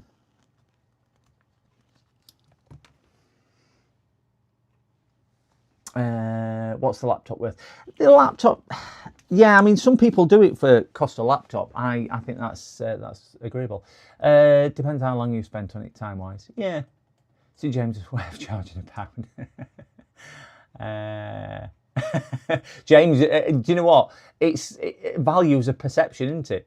So your perception is your guess anyway. It's how you perceive it. And whilst I agree, I think you've got to proportion your cost for the value of the item. Ultimately, if you repair an item which is only worth £20, if the customer wants that repair and it's a £40 repair, well, it's their choice, isn't it, to get that done. But I would imagine it's a pretty nice laptop. It would have been several £100 new. Might not be worth that now, it being used. But if you had to go out and replace it, you're probably looking at, you know, let's say £500–600 for an half decent laptop on that. So yeah, flat rate for motherboard repair, doesn't matter if it's easy or difficult. Yeah, I mean, I have flat rates for what I do. You shouldn't have to give discounts for knowledge and skill, in my opinion. Yeah, I think if you get to the point of having a repaired machine for somebody, as long as you're not saying, well, it's took me 10 hours because I ain't got the knowledge, it's not too problem. I generally don't charge by the hour. I don't charge anything really by the hour apart from diagnostics. That's the only thing I kind of go, well, I charge by hour, but I charge a flat fee for diagnostics, and whether that takes me 5 hours like it did the other day on that desktop, or it takes me 5 minutes because I can go straight to it, I normally say to customers, look, if I take 5 hours over it, you'll think you've had a good bargain at your diagnostic rate. If I take 5 minutes, you're probably going to think, well, I ain't had my money's worth. But on the other side of it, it could take me 5 hours, it could take me 5 minutes. It is part of not the chance you take, but it's part of the understanding that if it does take me 5 hours, I'm not going to charge you any more than what I'm quoting you. So you should be good on that. Oh, let's just get the screen and put the screen in place. And we want to test it with screen, because the first thing what the customer had an issue with was the screen going blank. I suspect this is now actually going to work. I'm hoping it's going to work. £800 is fair. Consider you spent 3 hours plus and the cost to replace the laptop. Yeah, I think you're probably not too far off the mark there. Knowing the customer, I could probably charge him more than that, and they would still pay it, because they wouldn't have any issues at all paying for what I do and everything else, because I do so much work for them. And they get the they get the fair share. That there'll be some jobs where I've kind of went, oh, now I've that one on me sort of scenario, because it's took me 20 minutes and it weren't particularly hard. So it's swings and roundabouts, isn't it? Let me get some more of these. I have a spare screw by the looks of it. That's nice, Lenovo, isn't it? I love it when Lenovo do that. Quite a few manufacturers do that, actually. Send you free gifts. They put them in holes what you don't need to do.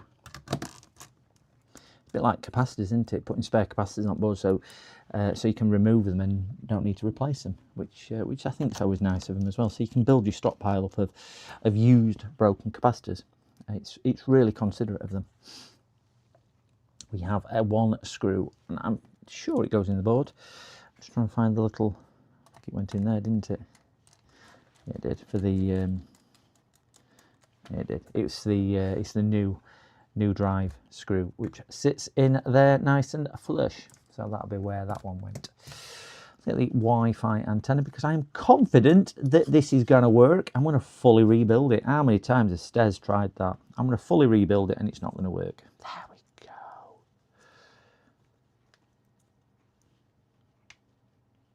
I think Sorin sums it up sometimes well.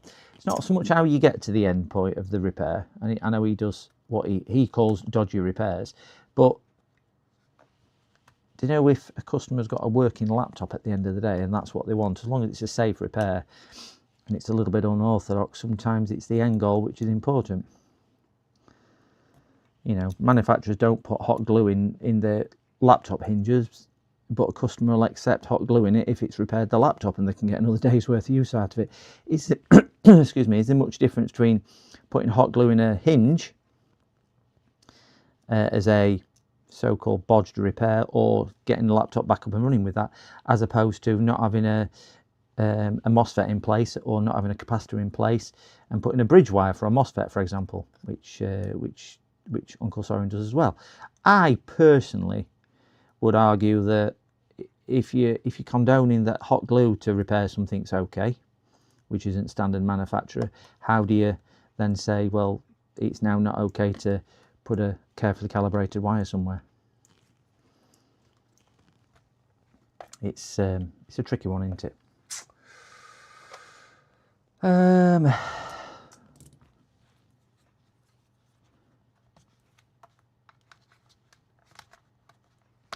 just going to pull battery out because I haven't put the display cable in.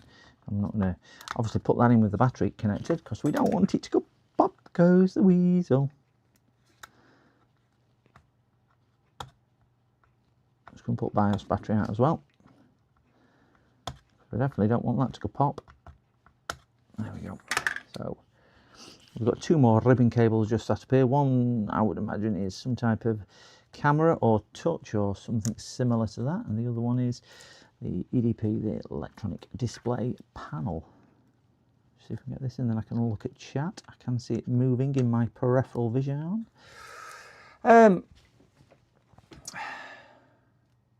If you don't have spares left over after you finish, you've done something wrong. Damn right. That's how I end up with box screws. Stez doesn't even test it at all before rebuilding. No, and I've not done this one because I'm pretty confident it's going to work. After all, from a sunny and slightly breezy. Oh, afternoon. Good afternoon, Arion. 100% agree. Yeah, the manufacturer original design failed. Yeah, and sometimes they just stick with it because it's easier just to think, well, we'll deal with it afterwards rather than having a redesign of something. So yeah, it's always I think of it, but there's so many different items out there. Not everything is going to be designed. We naturally assume that manufacturers get it right, but quite clearly they don't. I mean, how many people own a car what's broken down, and it's a manufacturing issue, as in it's badly designed? So what makes it different on any type of consumer product that it's going to do that?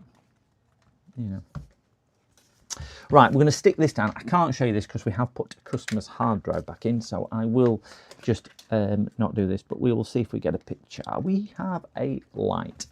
We have no charge current yet. We have 18.4, 1.68. You'll be able to see it up on the screen up here to some degree. I'm just going to turn it on. It is going through some post. We have screen flicker.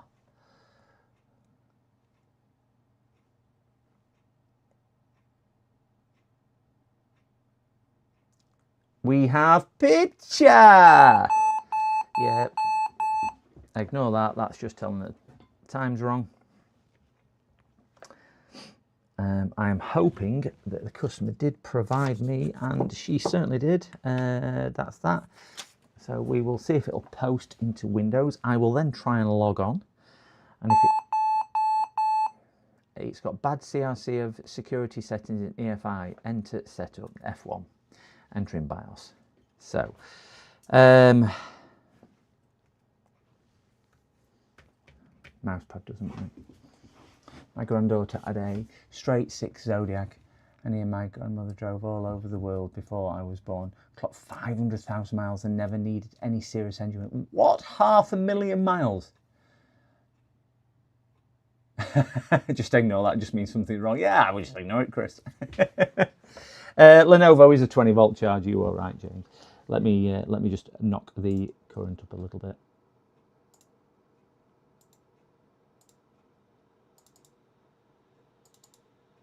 There you go. We have just over 20, so we're fine on that.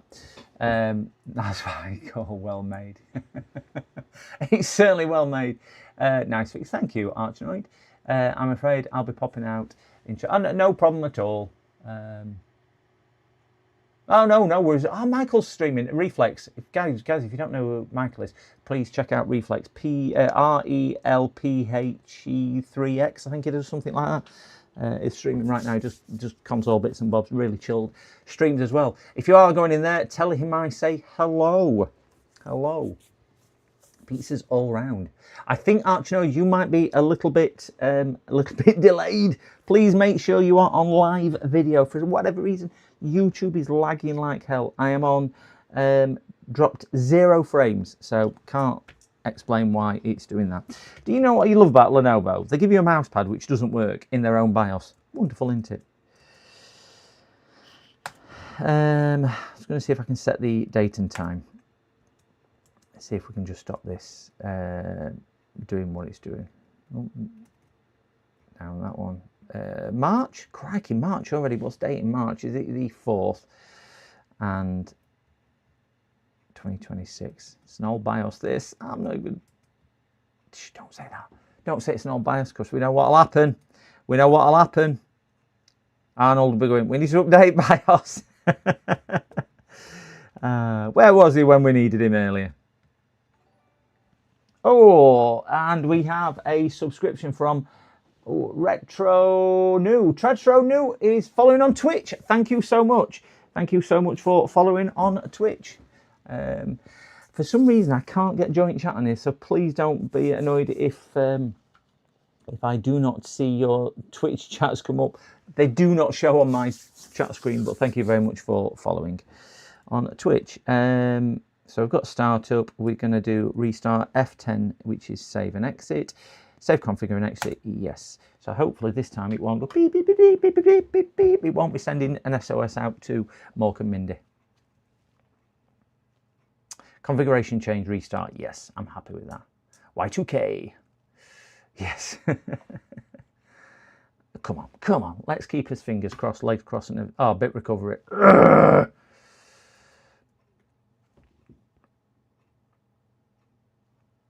Sometimes a couple of restarts will enable BitLocker to come back through. So all I am going to do is go to continue, skip this drive and continue to Windows 11. And sometimes it'll rewrite itself. Not always, sometimes it will. If that's the case, customer's going to have to get the BitLocker recovery key out of their Windows account online. But I have known it do it 3 or 4 times. For whatever reason, it just starts to work. Continue to, I'm going to turn off this time and then we'll reboot.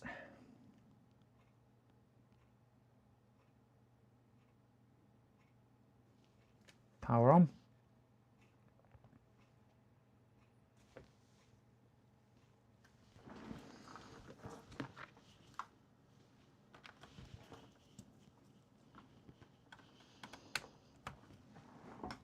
Plug that in just in case.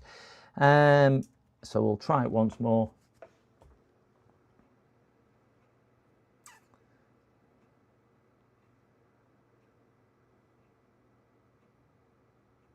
No, customer's going to have to get their whatchamacallit, recovery key from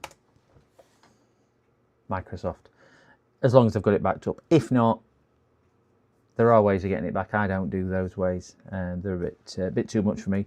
So yeah, there's not a great deal else I can help with on that, but it seems to be working. It's booting into a bit recovery, which means it's reading the hard drive, which means the only thing what's stopping it now is this. So so we will do that. Keyboard's obviously working because I can scroll up and down in the BIOS. We'll shut it down, we'll put the back on. But there's very little else I can do to do that one, so I will ring the customer and just tell them that a little later, because I've got a few more to do. Can you remember the the ones we did the other week? Oh, I'm saying a couple of weeks ago. We did a EPOS system, electronic point of sale till. It was an ordering system for a takeaway. They brought me 2 other machines yesterday, I think it was. What day Wednesday? Wednesday. Yeah, either Monday or Tuesday. I can't remember what days they brought them. So they dropped me 2 of the machines off. One was a laptop, what needed a screen. I did that yesterday, and the other one is a old touch screen, all-in-one HP, I think it is. And some people in chat will see the relevance of this, and they went, could you install Windows 10? I went, not a problem at all. I'll install Windows 10. It's only for the young son to use. Have you got a charger that I can have? I went, I did have, but I gave all my 5 chargers to a customer who's now got 7 chargers, and I have none.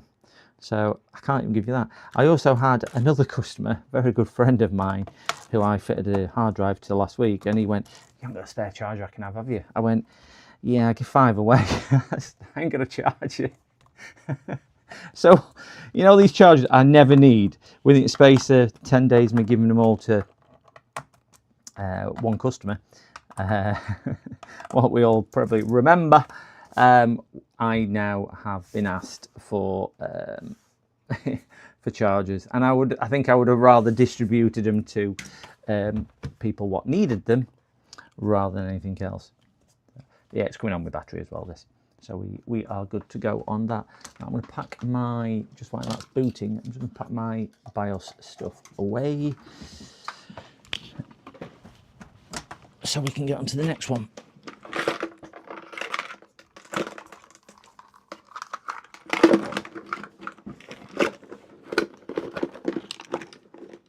Where's the lid for my BIOS?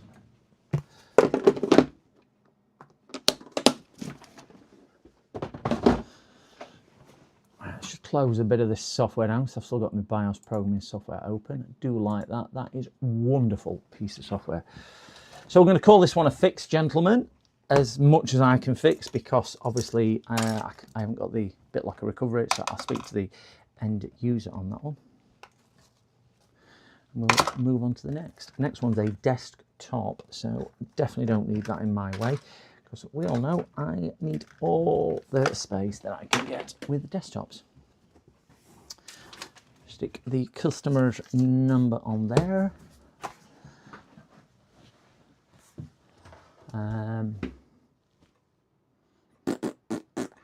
That one's just a software issue. Oh, we've still got the tough butt to do.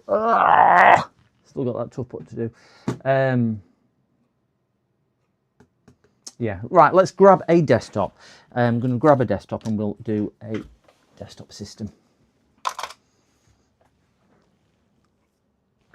Thanks for feeling the same way, Carl. Oh, what did it say? I won't either install Windows 11. If you want to know something, Aussie, they've been on Facebook Marketplace. That's how I found the laptop the other day, what I bought for my video, because I just happened to look through and I went, oh, I recognise that. Yeah, £30 each. So, yeah. Well, when you consider a job were a £60 job, and I give him 5 chargers, £30 each, 150 quid. 2 we had, which didn't work. If he gets that, so he's got 190 quid there. Paid me 60, he's 130 quid in front. There we go. But what's the point of losing any sleep over it? What is the point? Can't control them, you can only control how you feel, one very wise lady tells me. Right, let's grab a desktop computer and see what we're doing with this. Ooh, shift that out of the way because that's the customer's thingy bob.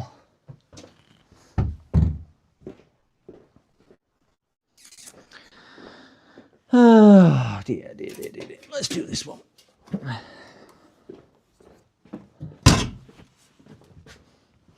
Okay, in the other room, just tell you how busy I've been. I've got, let me just count them.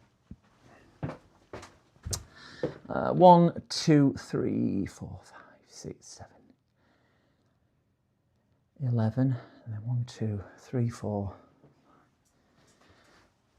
I've got 7 desktops completed and 11 laptops completed. So it has been quite busy. So 18 I've managed to kind of dig my way through. About the last few days.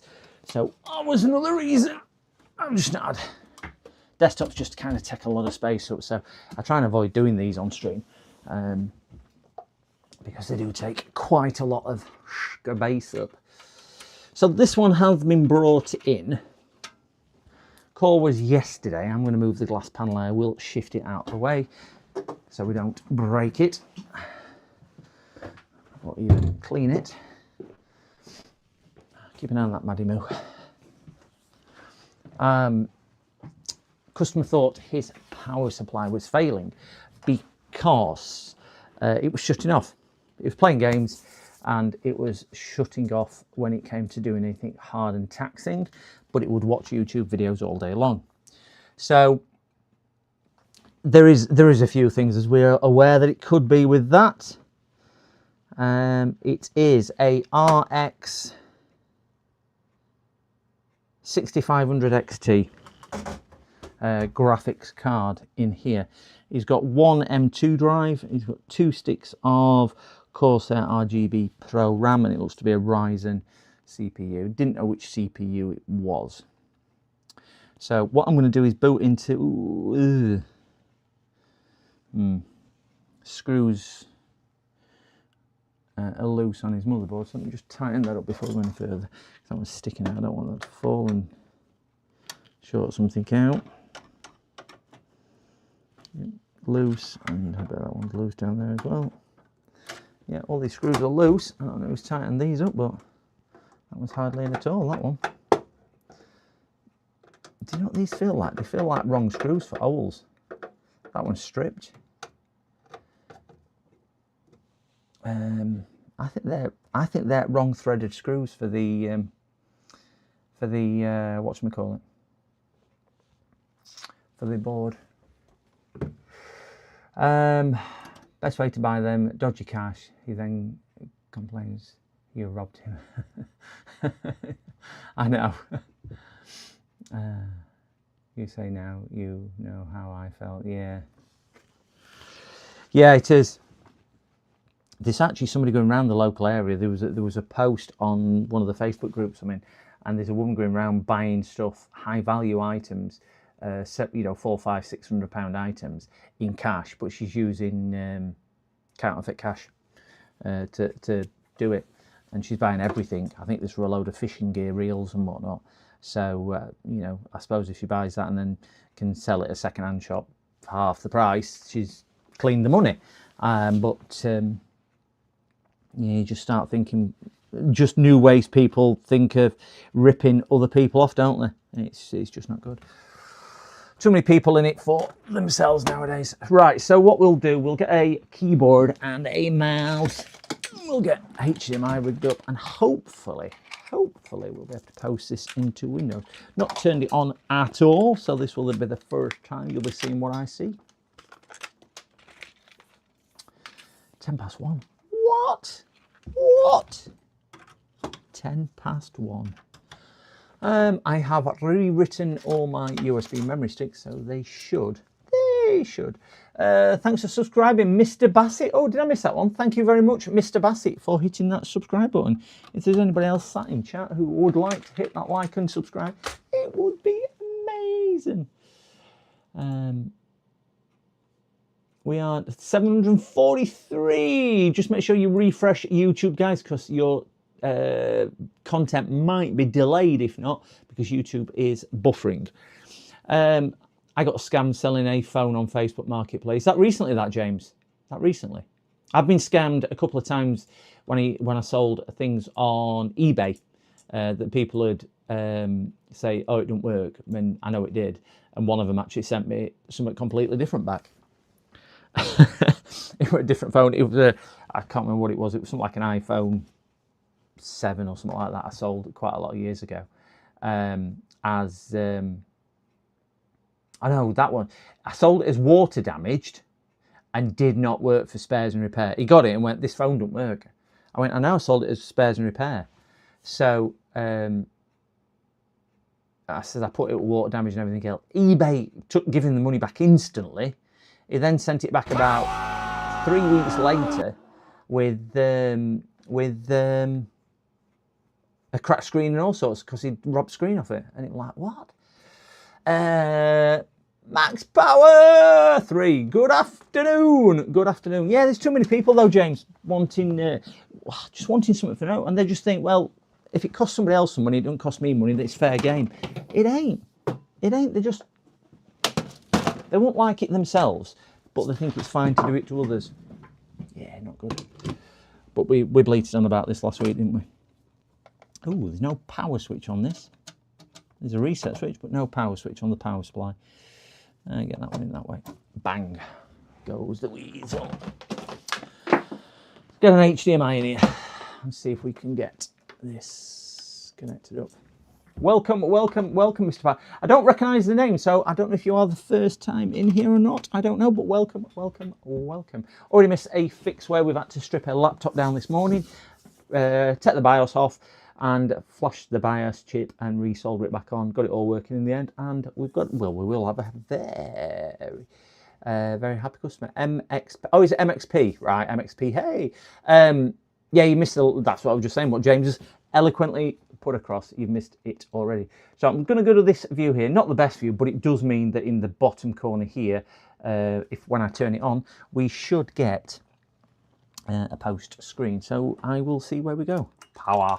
We have. Oh, I like the RGB on the power supply.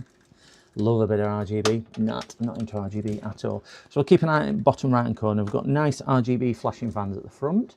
Woohoo! Down here we've got RGB RAM. We've got RGB rear fan. And we've got a red light on the on there. We've got a red light flashing around the board. Diagnostics lights. So we are stuck on DRAM. So it's DRAM training. We have picture. So the only thing I'm looking at doing in here is just getting into the boot override.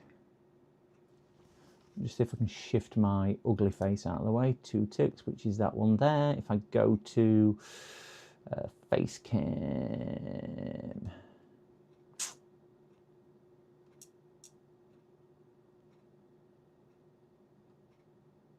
face cam off.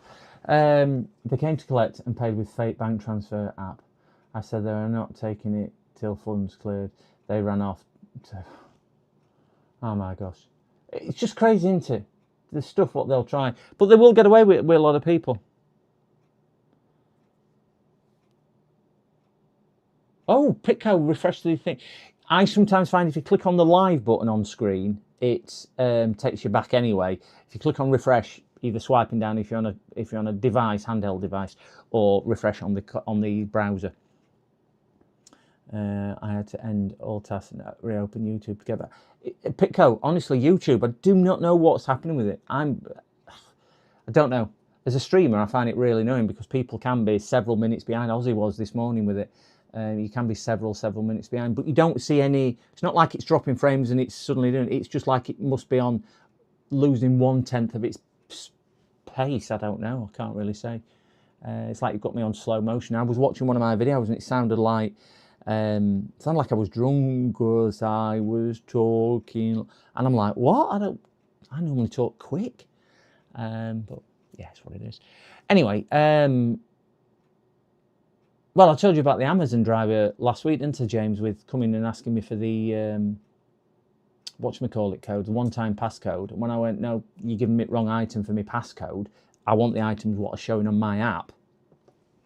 And I should, well, what is it? I went, I'm not telling you, but they're not items what you're asking me for. Anyway, I went, you're trying to scam me. I want my items, because I think I was on stream at the time. And I was on stream, and I watched him out at window. James been here, it's 10 yards to where he parks his van. And then he walked straight out to the van, opened side door, picked all the parcels and came back. So even your Amazon drivers, who you think know and trust, should be doing it well. Yeah, it's clicking on the grey circle, and that will automatically bring you to live. Yeah, yes. You talk quick. It takes me a few seconds to catch up. Sorry, Pitco. I do get criticised for talking quick, and I do try my best not to talk as quick as that. Anyway, so we've probably got a really old BIOS here, 2022, so I would imagine there is probably a new one. We have... I'm looking to see if I can see what... He's on speed. I feel like sometimes, Nick, I'm on more than that. Happy on life. That's what it is. Happy on life. I'm looking to see if I can see temperatures, and that's not on that screen. Miscellaneous settings. Oh, it'll be down in QFan, won't it? Oh no, I went to BIOS. Smart fan. 31 degrees is CPU temp, so it's not out that way. 32, you can see it in kind of bottom right hand corner ish thing, because I was wondering whether it was a CPU overheating issue, but sat at that, we're probably more or less about right on there. See if we can see what it's got. No overclocking, and we haven't got XMP or anything similar set up. He's not done anything untoward in there either. So can't see what CPU it is in there, but I'm sure.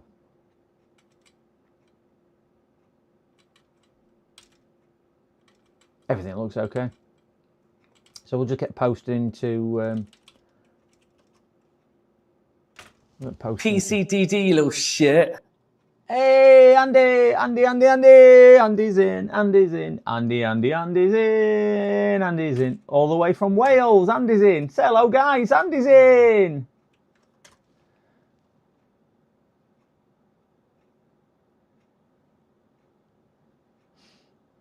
Couple of good streams at the weekend. PCDD, you little shit. I was touching in and out of with Andy. Nice to see him back streaming as well. Missed him last week.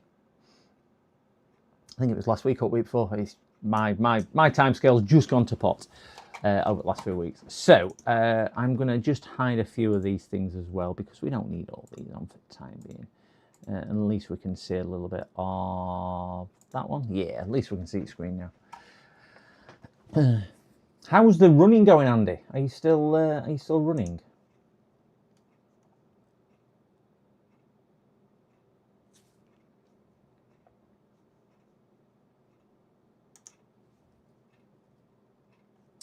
%83 on 364 days, so it's a year's worth of use. Walking is enough. Yeah, most. What distance have you got up to? Because obviously you've been doing it a few weeks now. Are you actually just jogging or are you actually walking? I don't condone anybody. If you want to walk, it's better than sitting down. I saw you're using a ridden software. It's not. It's terrible. MXP, it is horrendous. I'll take a look at the translated version later. Yes, MXP ridden software is absolutely horrid. I am going to change. James has sent me a link. JFix sent me a link. I can't handle running it. Do you know what, Andy, though? 4 miles a day is a decent amount. What's that, about 6.5k or something like that? If you're doing an additional 4 miles to what you would normally do, that's where you've got to look at it. Because it's 4 miles and it would be sat on the sofa. And every single bit counts. I'm doing probably about a 7.5k tonight. Something like that. So hard drives look fine on here. Actually, I'm just going to do a diagnostic on the drive just to see if I can send it some data. So C drive, I'm going to do 1 terabyte and just let that do that. Just see if I can get some heat into it, and I'll just bring this up, just see if it's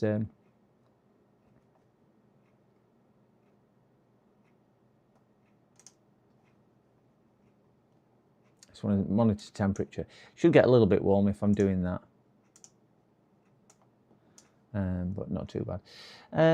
Try the Couch 5K apps. I found them really. Oh, I've got a message come through on Discordo. Who sent me a message? No idea. I know. Discord, if you don't shut it down, keep beeping in background. I thought I got a message coming up.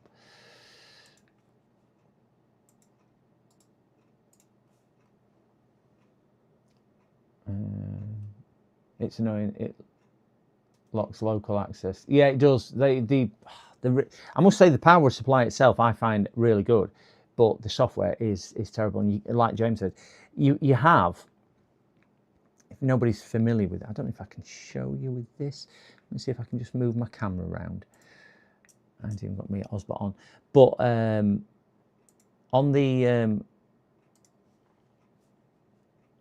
the face here, it's got wrong way. If it'll go, if it'll go, don't know if it'll go. Oh no, I can't do it. It blocks it out. It blocks it out. Oh, I can't show you. You've got a number of buttons on the front, which are really useful because you can put memory programs. So you can program your voltage, your current, and everything else. So you could have one for 19.5 volts. 5 amps, for example, if you're working on laptops, or a bit more 12 volt, 10 amps for whatever, or 1 amp, 1 volt if you're doing voltage injection or whatever. So you can just do it with quick access, but you can't do that if you've connected it to OBS because it locks the front panel. You cannot use any of the front panel, which is right next to me. I've got to then, I can't use it, which sits up here. I've then got to reach all the way over here to my PC for the mouse. It's just not. just not good at all. I just wish they would either sort it out, or some amazing people in the community would rewrite the software. I know James has sent me one. I just need to have a look at that. I run up and down my block 15 times every morning, and then I put it back under the bed. Why run if you have a car? I noticed my RD606 that it locks the front panel while it's connected. Yeah. Oh yeah, I forgot Andy was in Swindon. The locking mechanism is, that's only a software lock as well. I can't see for life. If I knew a lot more about programming, I'd probably have a dig about, but I know zippity doo dah. Anyway, his drive seems to be performing exceptionally well. It is an M2 drive, so yeah. I've just bought some Gen 4 M2s off Amazon, some crucial ones. I bought them yesterday. They've been delivered today. The price per drive, bearing in mind I bought 8 drives, the drives per drive have dropped by £15 a drive today.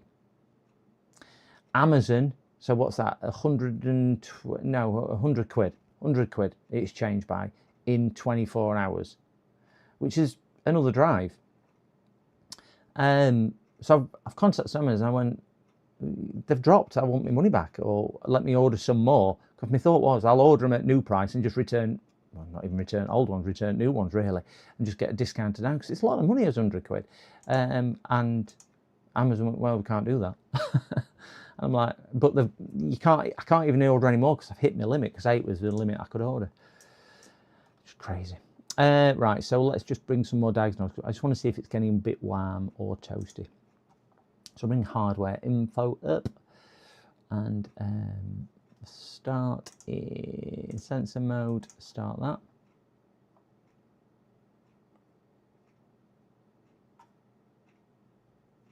Temperatures are what they should be.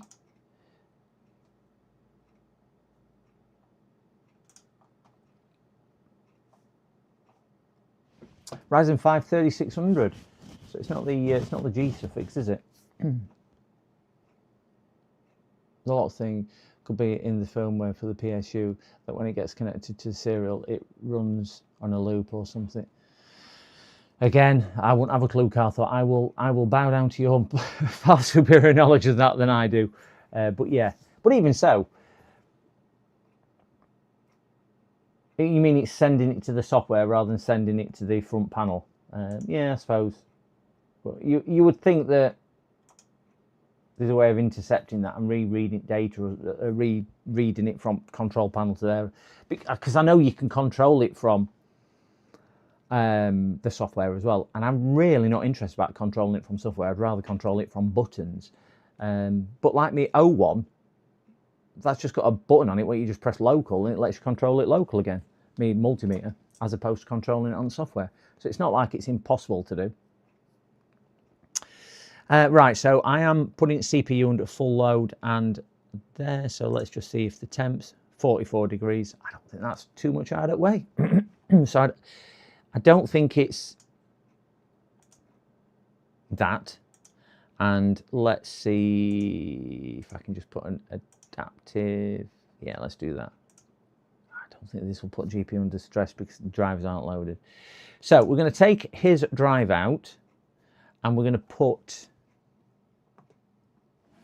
my test drive in, and then at least I can get onto Windows and see if I can do some more in-depth power diagnostics. So we'll unplug, we'll drain current, we'll get this unplugged for 2 ticks. I'll get that unplugged and we'll get that unscrewed. There's a lot of screws in here. Which one's holding it down? That one there.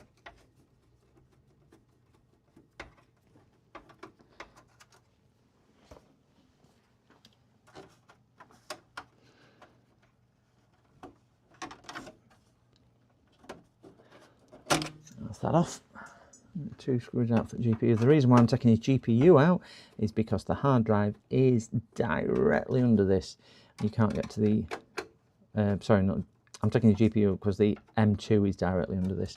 Can't get to it without taking it out, which is brilliant, isn't it?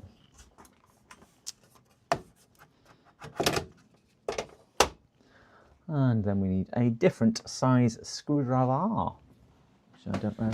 I have put mine. It's hiding at the back here.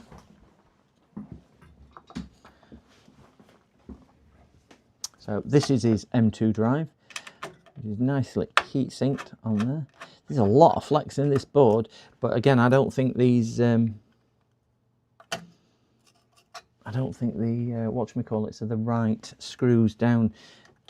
So much flex. They're not screwed in all the way, and I think they've built it themselves from the amount of boxes that he brought me. So I don't think it's a particularly old system. I'm concerned that maybe if they have built it themselves, they've not took the standoffs out, or they've left a standoff in place or something like that. So so we'll test the customer's theory first of it only failing with heat, but I'm going to just pop the back off just to make sure we haven't got any standoffs in the wrong places. I'll go back to that camera there. It's not going to be the best view. It's the only view we can do, which is of this.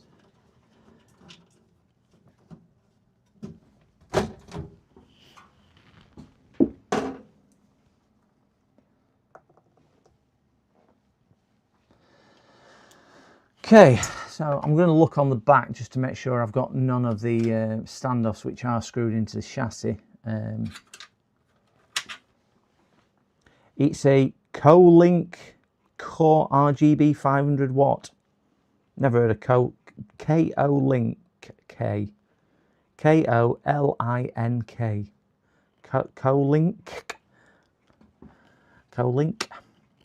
power supply, 500 watt. And it's got 33 amps on the 12 volt line. So yeah, not shabby, just don't know how well it will perform. So let's have a look to make sure we've got one there, so we've got there standoffs, none others in its place, and that one there, that's correct. We've not got one in there. No, they've left that blanking plate out, which is nice from, isn't it?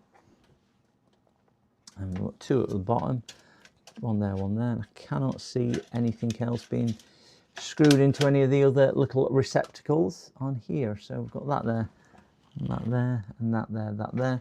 I would say there's no standoffs fouling anywhere on there. I'm just looking at the back where the standoffs come through the bottom chassis, because they're gold, so they stick out an awful lot. Like, look at that. Yeah, pretty tidy computer at that. Nothing amazing, but it's tidy enough, not a great deal of wires. I don't like it where they leave them, you know, the metal twist cable type things, and they leave them just inside computer, and there's a piece of metal in them, and they're just twisted near circuit boards, and it's like, what? Please don't do that. Take it off. Let's get my version of Windows 10, which is that one there. I used this on my computer the other day, and it converted it to Windows S mode, because obviously the laptop was set up, what I used it in, for Windows S mode, even though the hard drive was formatted for home. It then put it into S mode, because that must have been the last recognised thing what that laptop actually had on. Again, I've never experienced that before.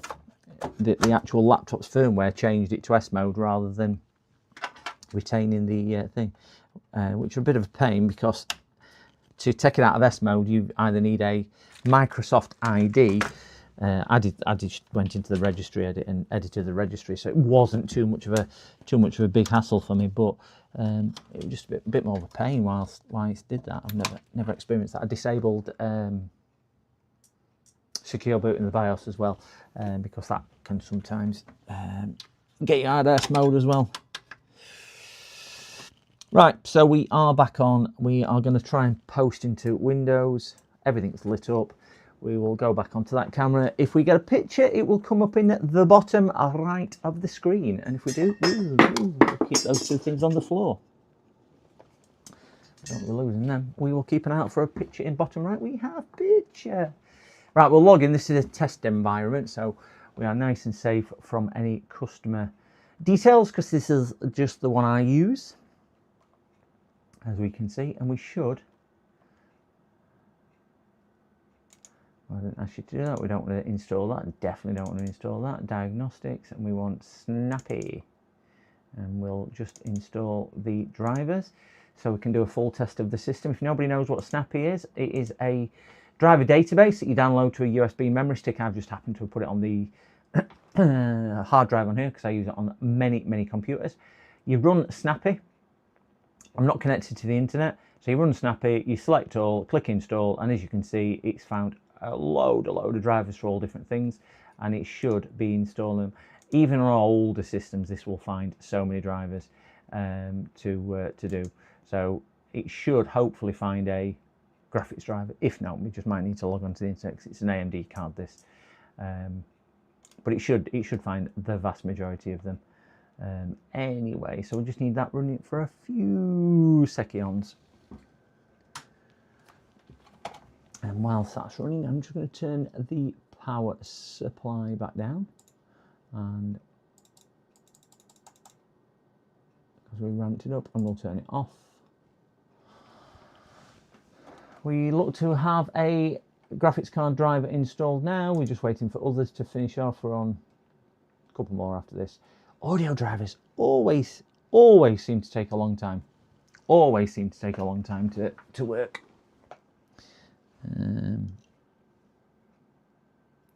Right, I am going to put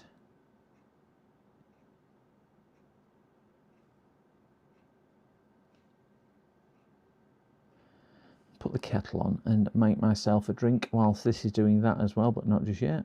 And on, come on, turn on. Yeah. Okay. Put the kettle on. I've put the kettle on. Right, so installation has done. So we should now be able to run some diagnostics. So let's just bring hardware info up and we'll just see. Oh, I've got it on there. Install. I thought to install that, but clearly not. And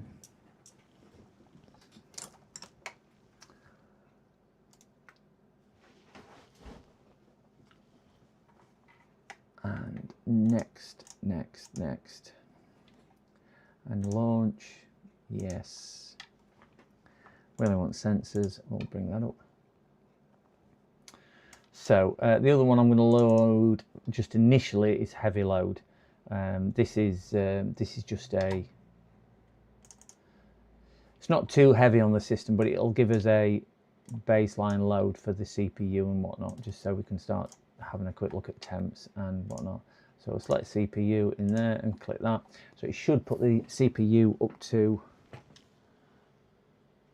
a decent load. Can I change the display settings? Because I can't see that on my screen. There we go. Might be a little bit better at 125.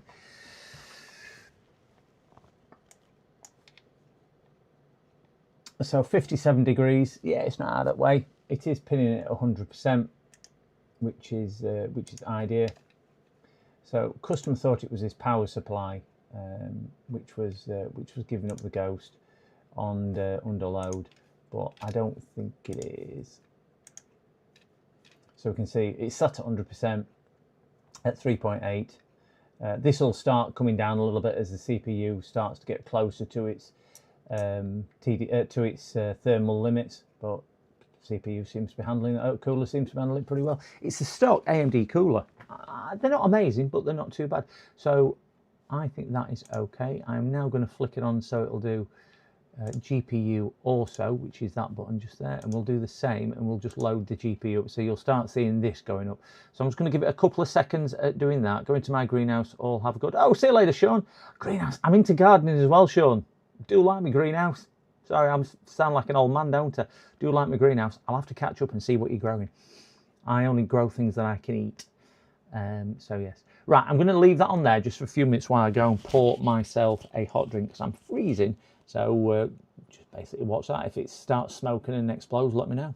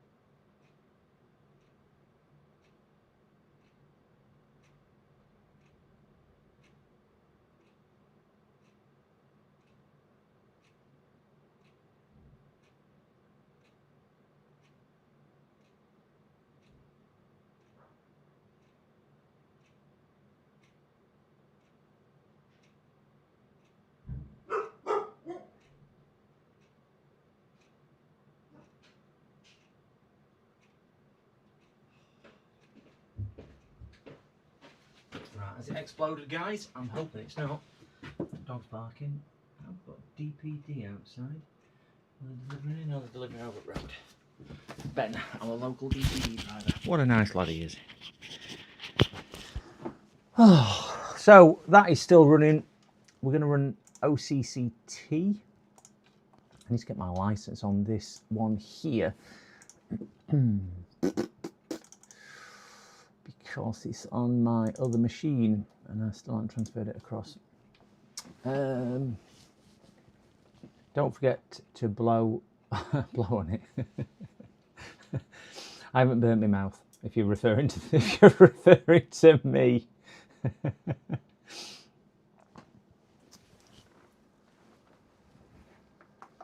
I'm having a drink in my big mug.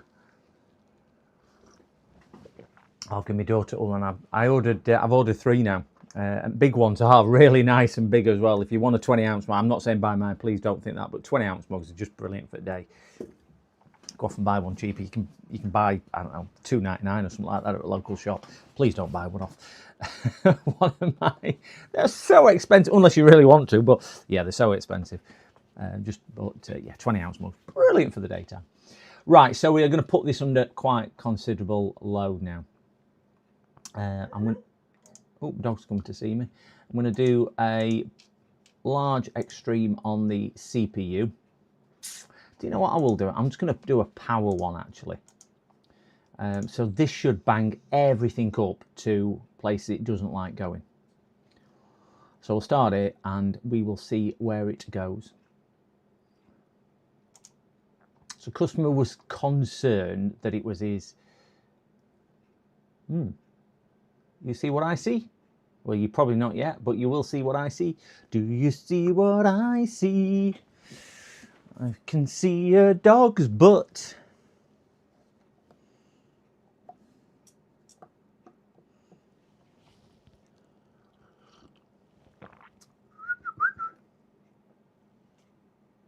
Did that just whistle then? Did I hear a whistle?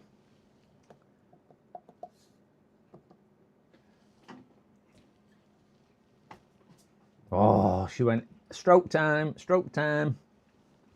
Strokey, strokey, stroke time. Hello. So the reason why I've come off there, guys, because computer has crashed. I am just waiting for it to come back up to life. So I was just distracting you. So there is some thought process behind that. Yeah. Should we say hello to somebody? Should we say hello? Let's oh no, not that one. That's the wrong camera completely. Right, come here up. Right, let's say hello. Oh, there we go. Oh, there we go. I don't repair computers. I don't repair computers.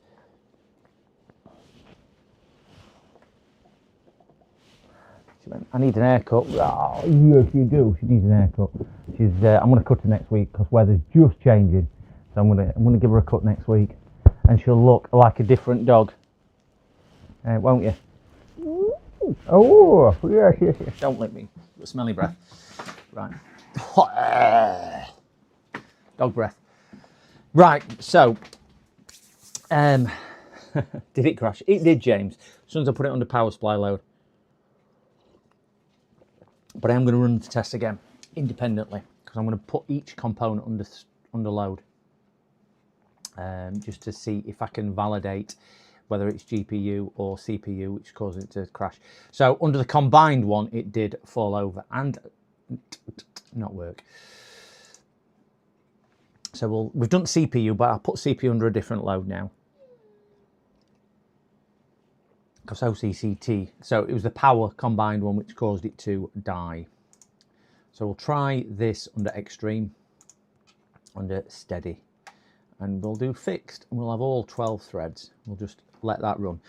So this will pull nowhere near as much power, but obviously it'll push CPU to places it really doesn't want to go to.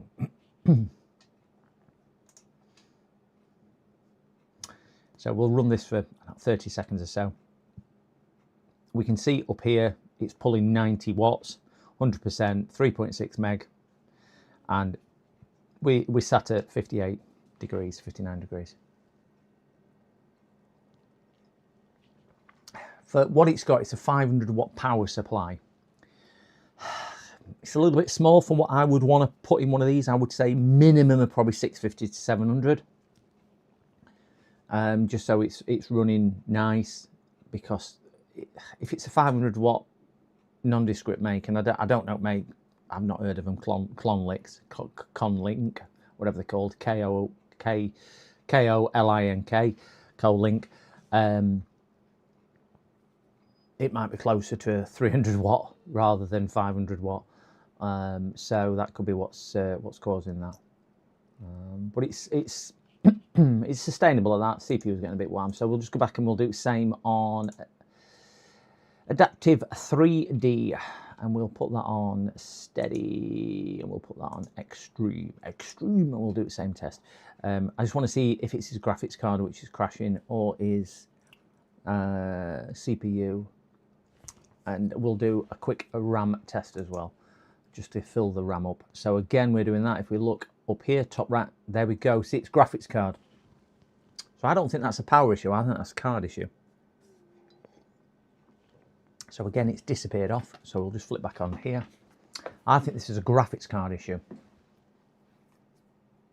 We will change his it's green. It's green.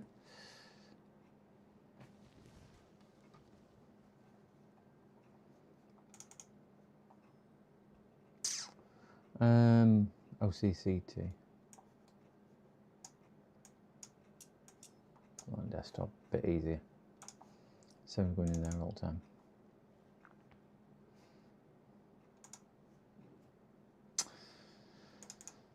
I tell you what we'll do. We'll run firmware, because this will test the GPU as well. I'm going to run it at a low resolution so it tests the GPU and don't particularly cause any other issues. So we'll run it at 720. And we'll do a quick GPU benchmark. There you go. GPU. That ain't power related. That is not power related. Would we agree?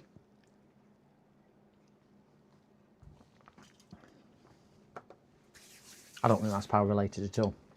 So it's probably not going to be too impressed if it's his GPU what's gone. But that fits with what he was describing to me, which it works and then suddenly falls over and dies. So I will just change his power supply for my test supply, just so we can say yay or nay to whether it's that or not. But if you notice, the screen is still, oh, it's gone off.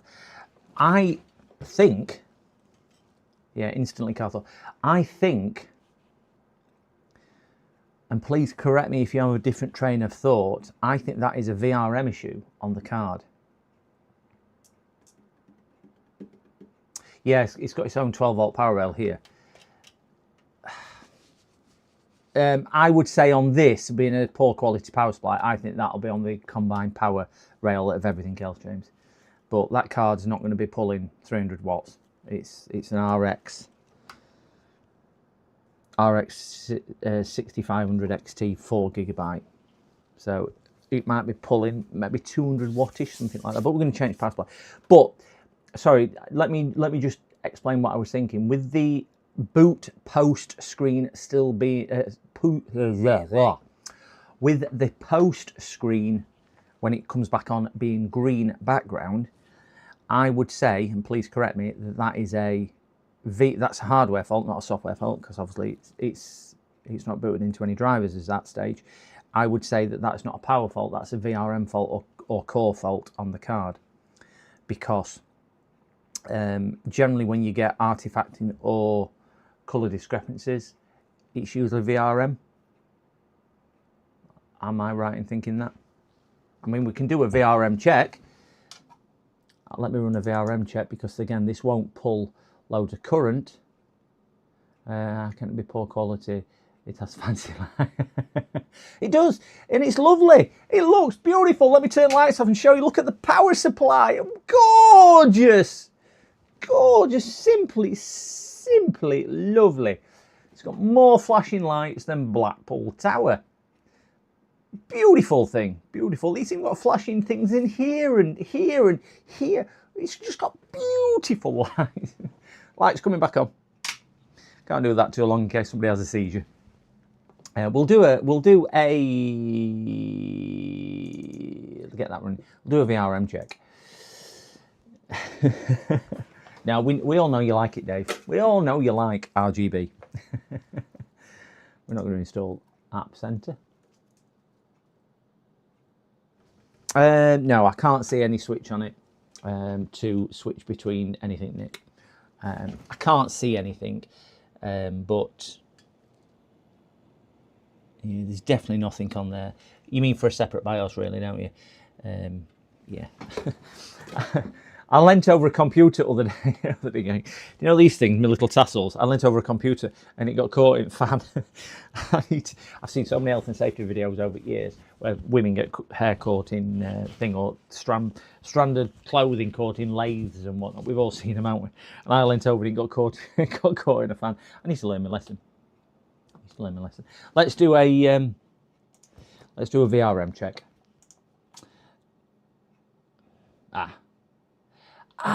We had this before, didn't we?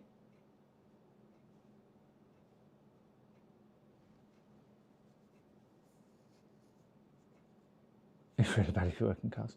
Yeah. Now, do you remember? I've had this before and I can't remember what the issue was. That we couldn't do a VRM check on AMD cards because it says it doesn't support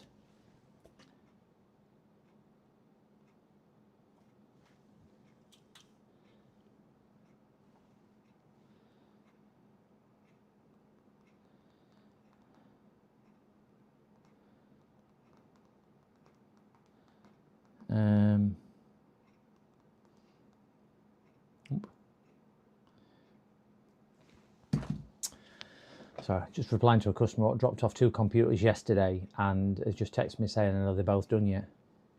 I told him Thursday I'd be looking at them. One's done, the other one's not done yet.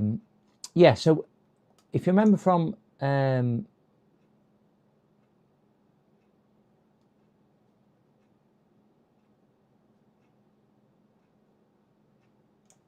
we couldn't do the VRM check on an AMD card. Because it wasn't supported. Wasn't support that. Yeah, it works on NVIDIA. I do them all the time in NVIDIAs, but yeah, AMD card couldn't do it on an AMD card. So anyway, let's close that down and shut the PC down, swap the power supply, and see if we have any more joy with my test supply. Because at least this will take his supply out of the equation. I don't like this supply because there's no his supply because there's no actual power switch on the supply. Let me just drain the board. There we go. And I don't know. I'm always a bit reluctant when you work on a computer and there's no power switch itself on the power supply. I don't know. Manufacturers should really put one on. I think there's a green button, but the green button doesn't do that. I think it's a reset button. You know, a bit like Dell's have a reset button on them, or a test button, should I say.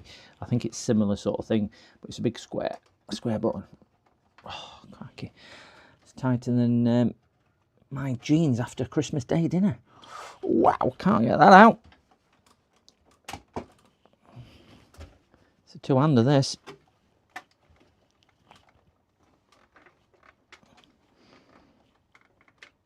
Oh, dear me.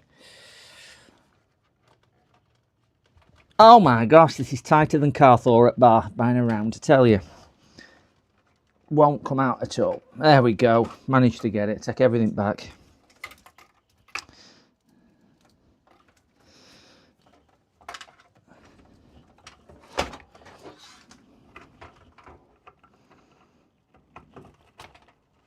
Don't like the way the board flexes either. That's not nice.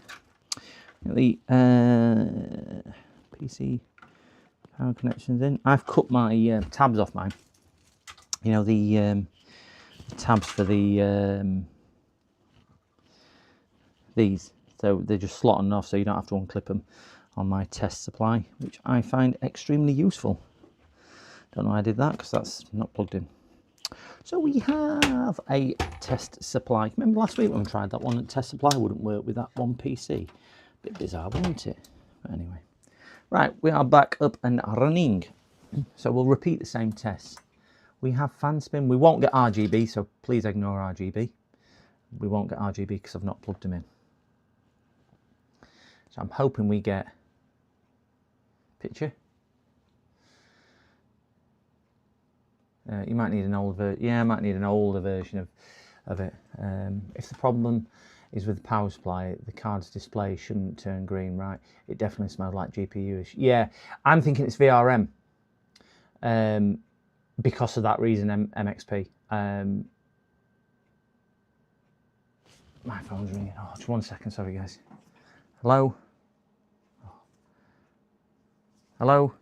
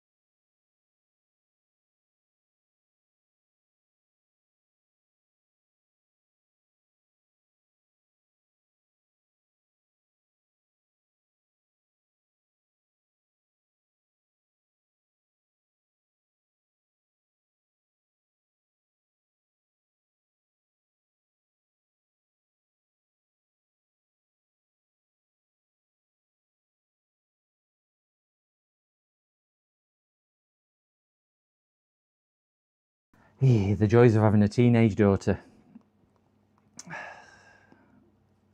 Right. So, sorry guys, just panicked a little bit there because she's at school and she was just video chatting me and I'm like, what's that all about? Anyway, sorted.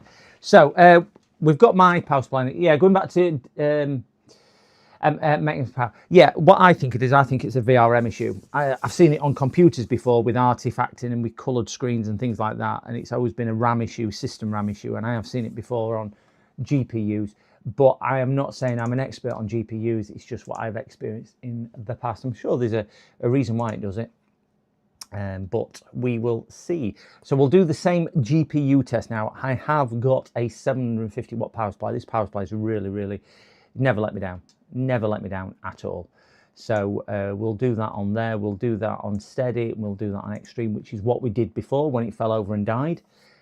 So this will tell us whether it's a power issue or not.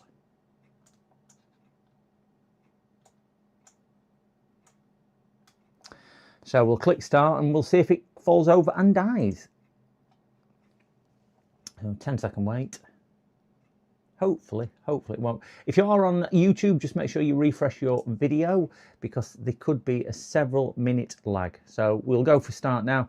If it goes green and goes off, I'll flick cameras and we'll see. But this is with new power supply. Oof, not as yet. So that's good. 41 degrees. Ah, there we go. There we go. So it's died. You can see it's rebooting now. The picture will come up in the bottom right. I'm going to flick over to there. So this is the computer screen. So when it reposts, I want to see if this is black or green. I think if it's green, I think we've got to say there's an issue with card. It is accessing hard drive. I can see it accessing hard drive. Come on, picture. Come on, picture. Come on, picture.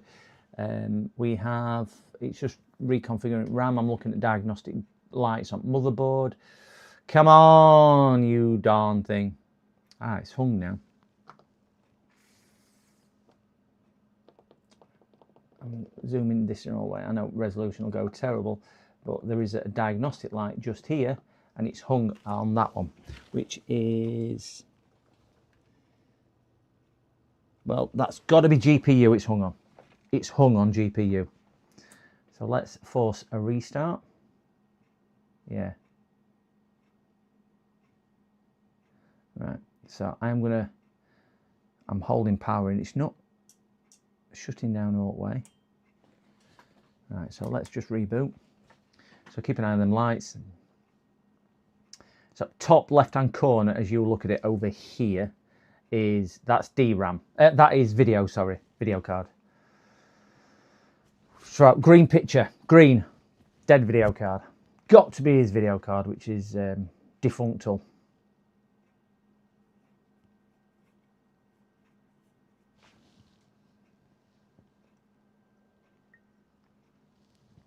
I'm not going to test it again because what I don't want to do is give him back a completely fried card.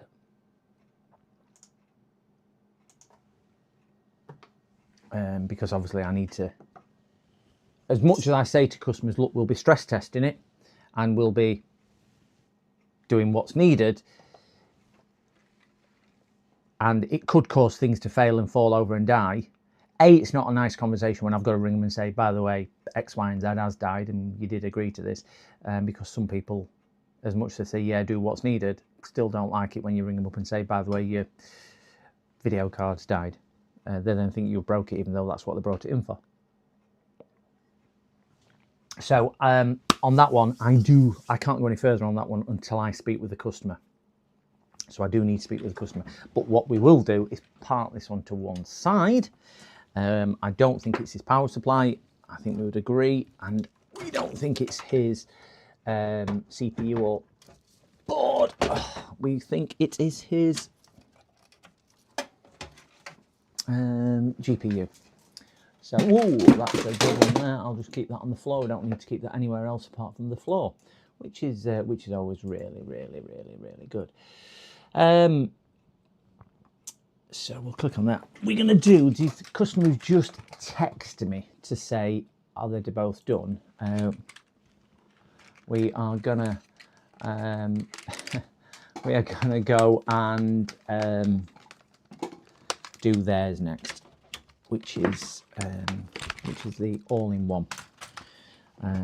We'll get theirs done, and then at least that customer is all buttoned off as well. So I'm going to put these to one side, and I'm going to put their drain out board.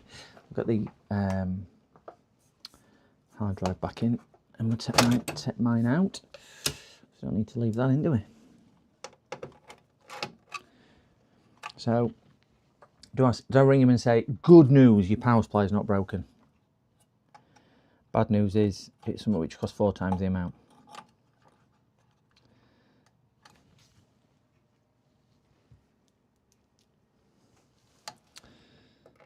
And if I'm being honest, I wouldn't even have a clue where to start repairing that graphics card.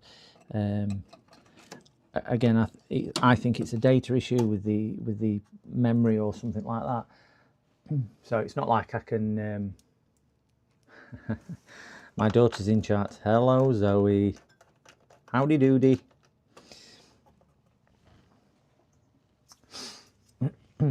Yeah, so I'm going to leave his graphics card out because there's no point putting it in if it's dead. Exclamation CMD. She wants to call me names. That's what she wants. She calls me exclamation CMD.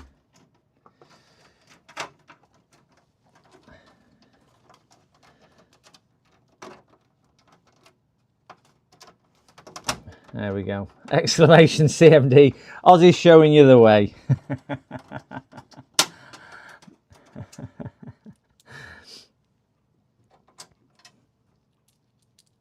What's the weather like in Oz at the moment, Ozzy? Please tell me it's nice and sunny and warm because it's freezing in the UK.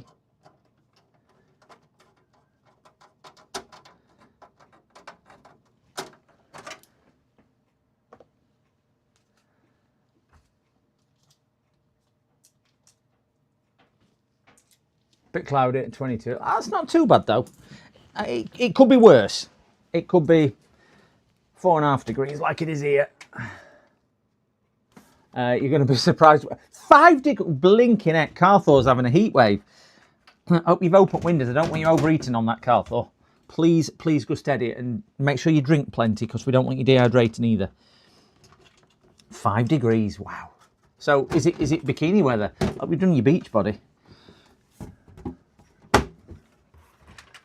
15 degrees here. 15 degrees, James. 15 degrees.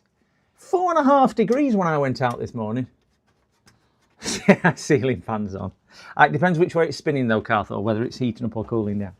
15 degrees. Now, you've got a thermometer inside, James, I tell you. I don't think it's 15 degrees in my office. It was this morning. My gosh. I don't think I've got an outside temperature thing on my phone. According to my phone,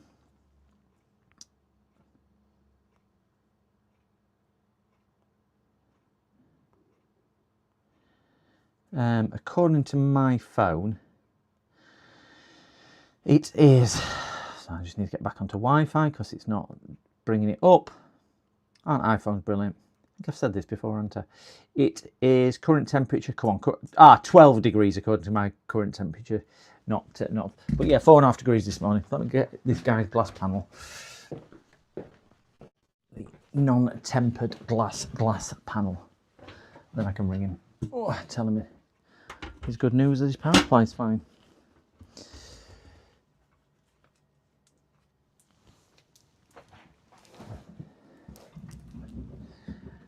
So we can mid-20s, no rain for F1, that's good.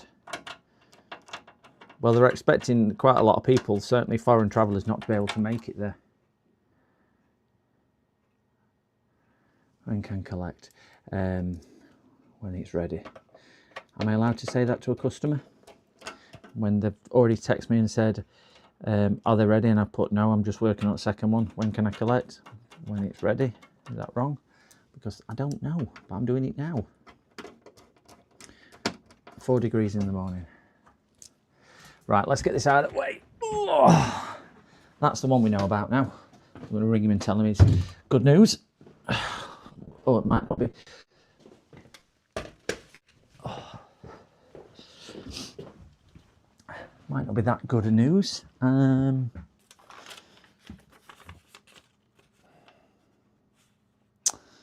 Right, that's his telephone numbers. Let's stick that back through. I'm just going to grab this other one off the table. 1 second, guys.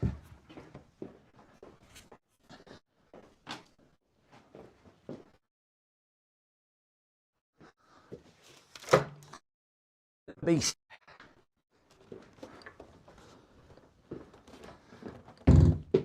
Right. We have, really? Oh, it's like a TV. Well, it is a TV, but you know what I mean. Whew. We have a beast of a AIO. It's in the game. Oh, blinking heck. It feels like a CRT, it's that heavy, this thing. It's a bit big and chunky. Wow. What GPU does he have? He has a RX 6500 XT, 4 GB.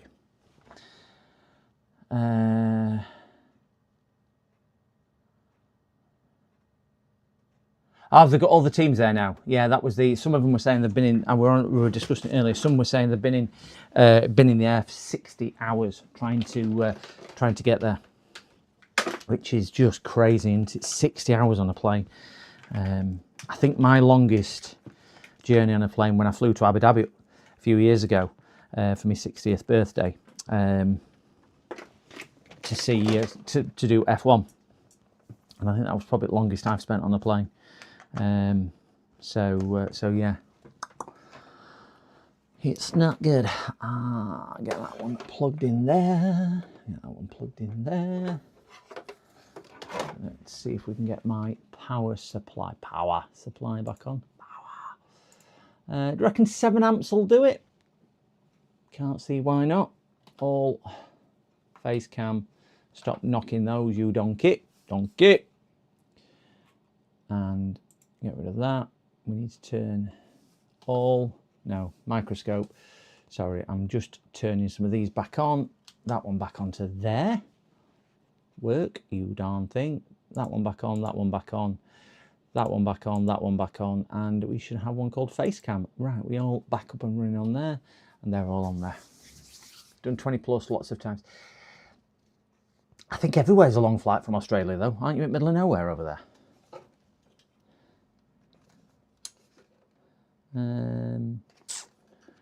HP, yeah, we're on HP. I don't even know whether this machine actually works or not. So we're going to plug a keyboard and everything in and then spin it over and lay out its back and see how we get on. So I'm hoping this isn't going to be too much of a problematic computer to do.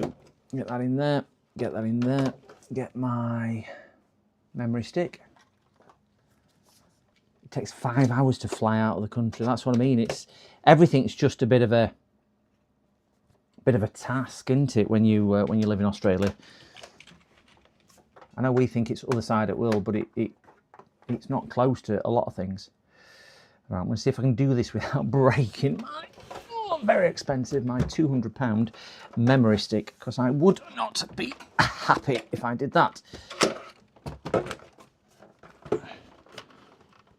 That's balancing on there. We're going to have really bad... Turn that on. Right, so at least we've got a bit of current. Look at the top right. We've got lovely reflection. See if I can find on and off button. Anybody idea where on and off button is on here? Come on. Oh wait, what are they down there? On and off, on and off, on and off, off, off. Go away, phone.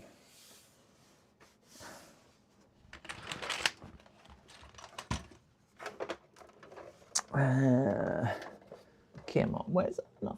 No, it's eject for CD-ROM. Where the blinking heck is on and off button?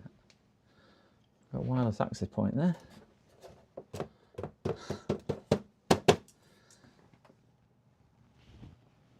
Is it on roof? It's on the roof.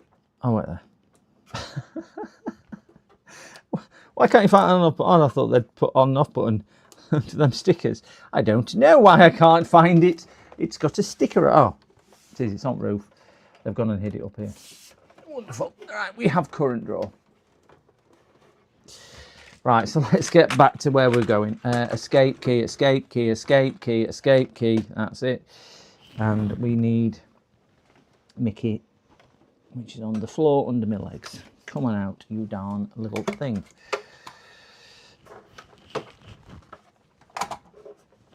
Let's turn some lights off. This will be overexposed, but it's about the best we're going to do. I'm going to put Windows 10 Auto on and do that. We will try and zoom down. Ooh, not that much. Probably that one there. Went to buy a 512GB micro SD the other day. £200. Is that what they are now? Wow. I've got I can't remember if it's a 512 or a 1GB in my Switch. And it's a good brand because I won't buy anything other than a decent brand. I think I were only selling it Switch for 100, and it's a fully modded Switch. I think I were only selling it Switch for 150 quid. I might just keep memory card and sell memory card. Oh, £200.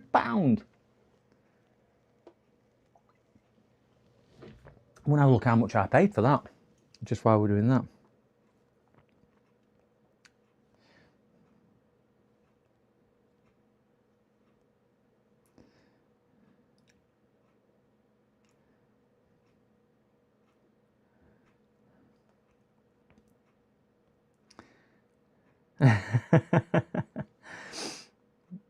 So I'm just reading a message that I've just had sent to me by somebody. So let me have a look while this is doing. Oh wait, let's just get onto here.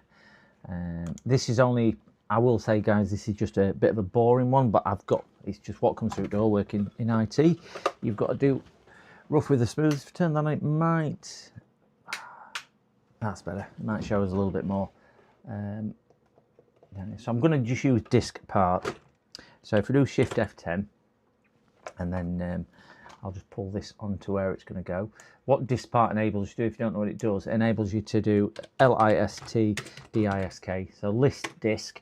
Oh wait there, I've got to enter disk PART. So we're now in disk part, as you can see with the command here. So if we do list disk, this is going to tell us what disk we've got. So we've got two disks showing. The bottom one is my memory stick. The top one is the hard drive, what's in there. So we can validate that by just looking at this, and we can see that my memory stick is disk 1, as you can see there. So we don't want to get them confused, because we're going to then tell disk part. So we're going to sell DISK, and we're going for disk 0, which is the top one, and it'll say disk 0 is now done, and we're going to type clean. What this will do is completely blank the disk. It doesn't destroy the information off a mechanical drive, but what it does, it gets rid of all the partitions, all the volumes, it gets everything, so it takes it back into a bit like a factory setting on the disk. Is an easier way of remembering it. It doesn't format it, so it's not going to be a formatted disk. But you can see it's now done. So we need to exit disk part, which is just by exit. We're now in command.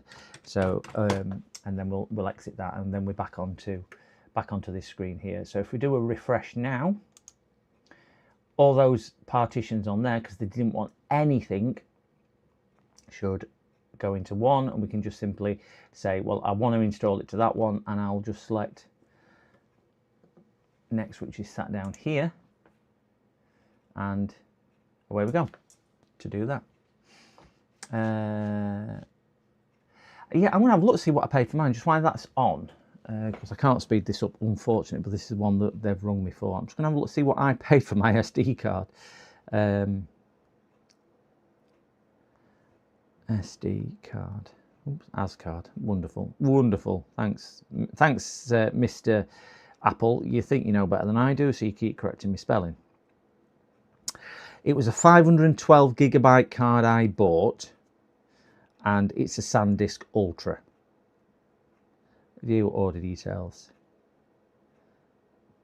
I paid £37.99 for it. That same card today is 56 quid. Yeah. Crazy, isn't it? I mean, it's doubled in price, but not as much as I thought it was going to double. But yeah, it's not a cheap brand. It's nowhere near as fast as probably some of the other Ultra cards, but even so, it's crazy how they do it.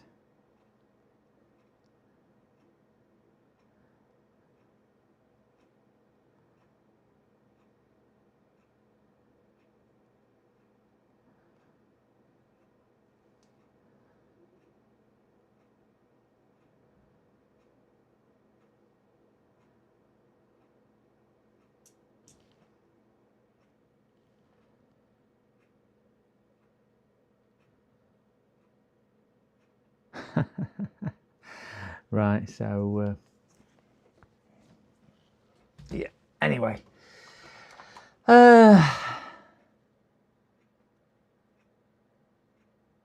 it's crazy, isn't it? It's actually cheaper for you to somebody in UK buy it and then post it over to you, probably, because something like a memory card will be nothing to send in normal traditional mail, and it'll just fit in an envelope, won't it, with a little bit of cardboard either side and something sturdy to make sure it doesn't get bent or whatever. It's crazy.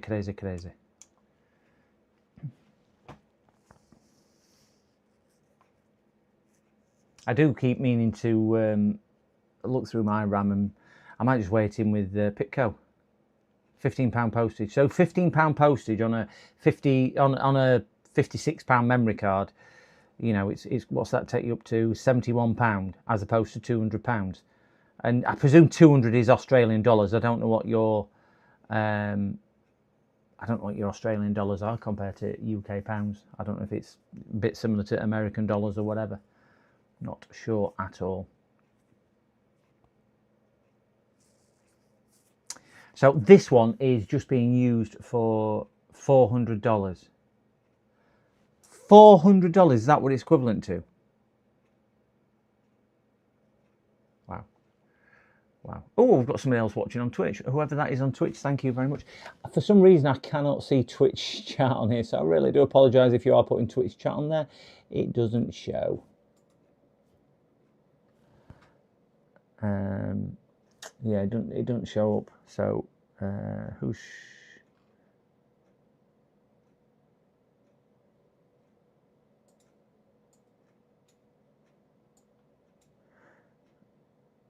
Yeah, so if there's somebody sat in Twitch, I apologise. I cannot see it. But hey.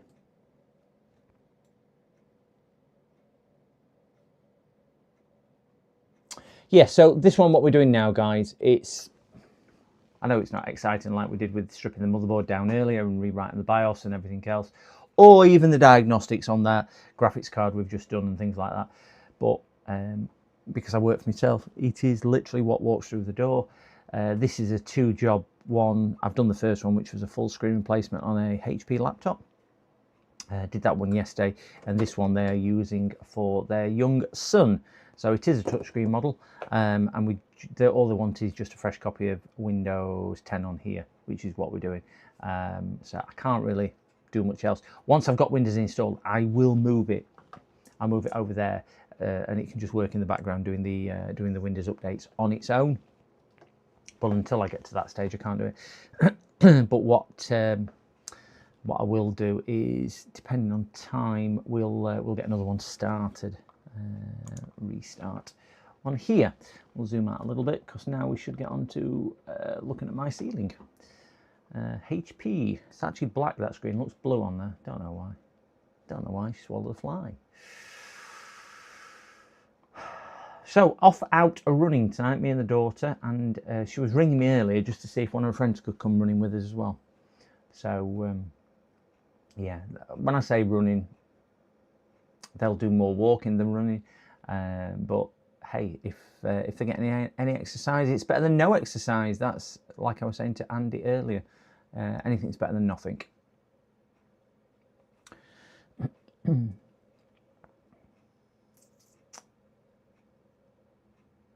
I remember when these used to be all rage. I mean, all-in-ones, they've got so much lighter. I've got another all-in-one I'm waiting for a hard drive for, which is sitting through there. I've had to order another drive. I've ordered, I can't remember what size drive. I think they had a 120 in it, which were tiny, and then moved up to a 240. But they wanted an M2. So I've had to order one because I don't keep 240s in stock, and I keep 500s and a couple of 1 terabytes in. Because they only used to be something like 10 quid difference between a 240 and a 500, and I just thought, well, I'd rather give customers a 500 even if they think they're getting a 240, and just not charge them for 500. But obviously prices doubled now for a 500 compared to a 240. But they only wanted a 240 and didn't want to pay for a 500, because I've had to say to them, look, it is another 40 or 50 quid or whatever, and they've gone, well, we'll just have a smaller one. But I don't keep them in stock, so I've had to order one. They are frighteningly expensive, frighteningly expensive.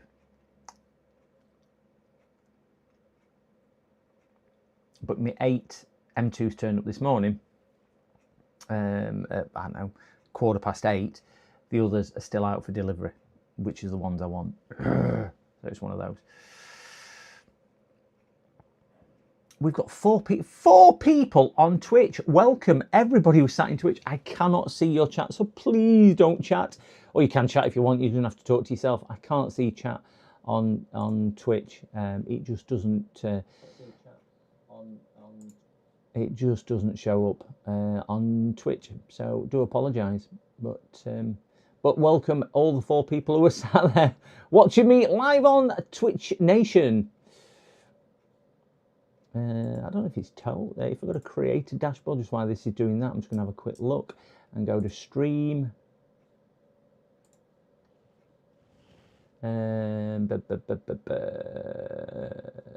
We have retro new.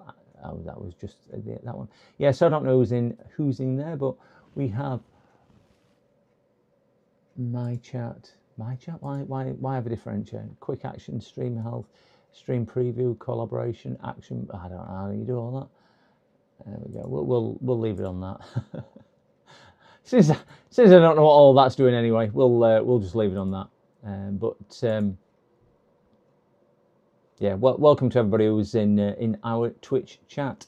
I do stream on YouTube as well, which is a bit more interactive and a bit better quality as well, because it's got that. Well, thank you one and all.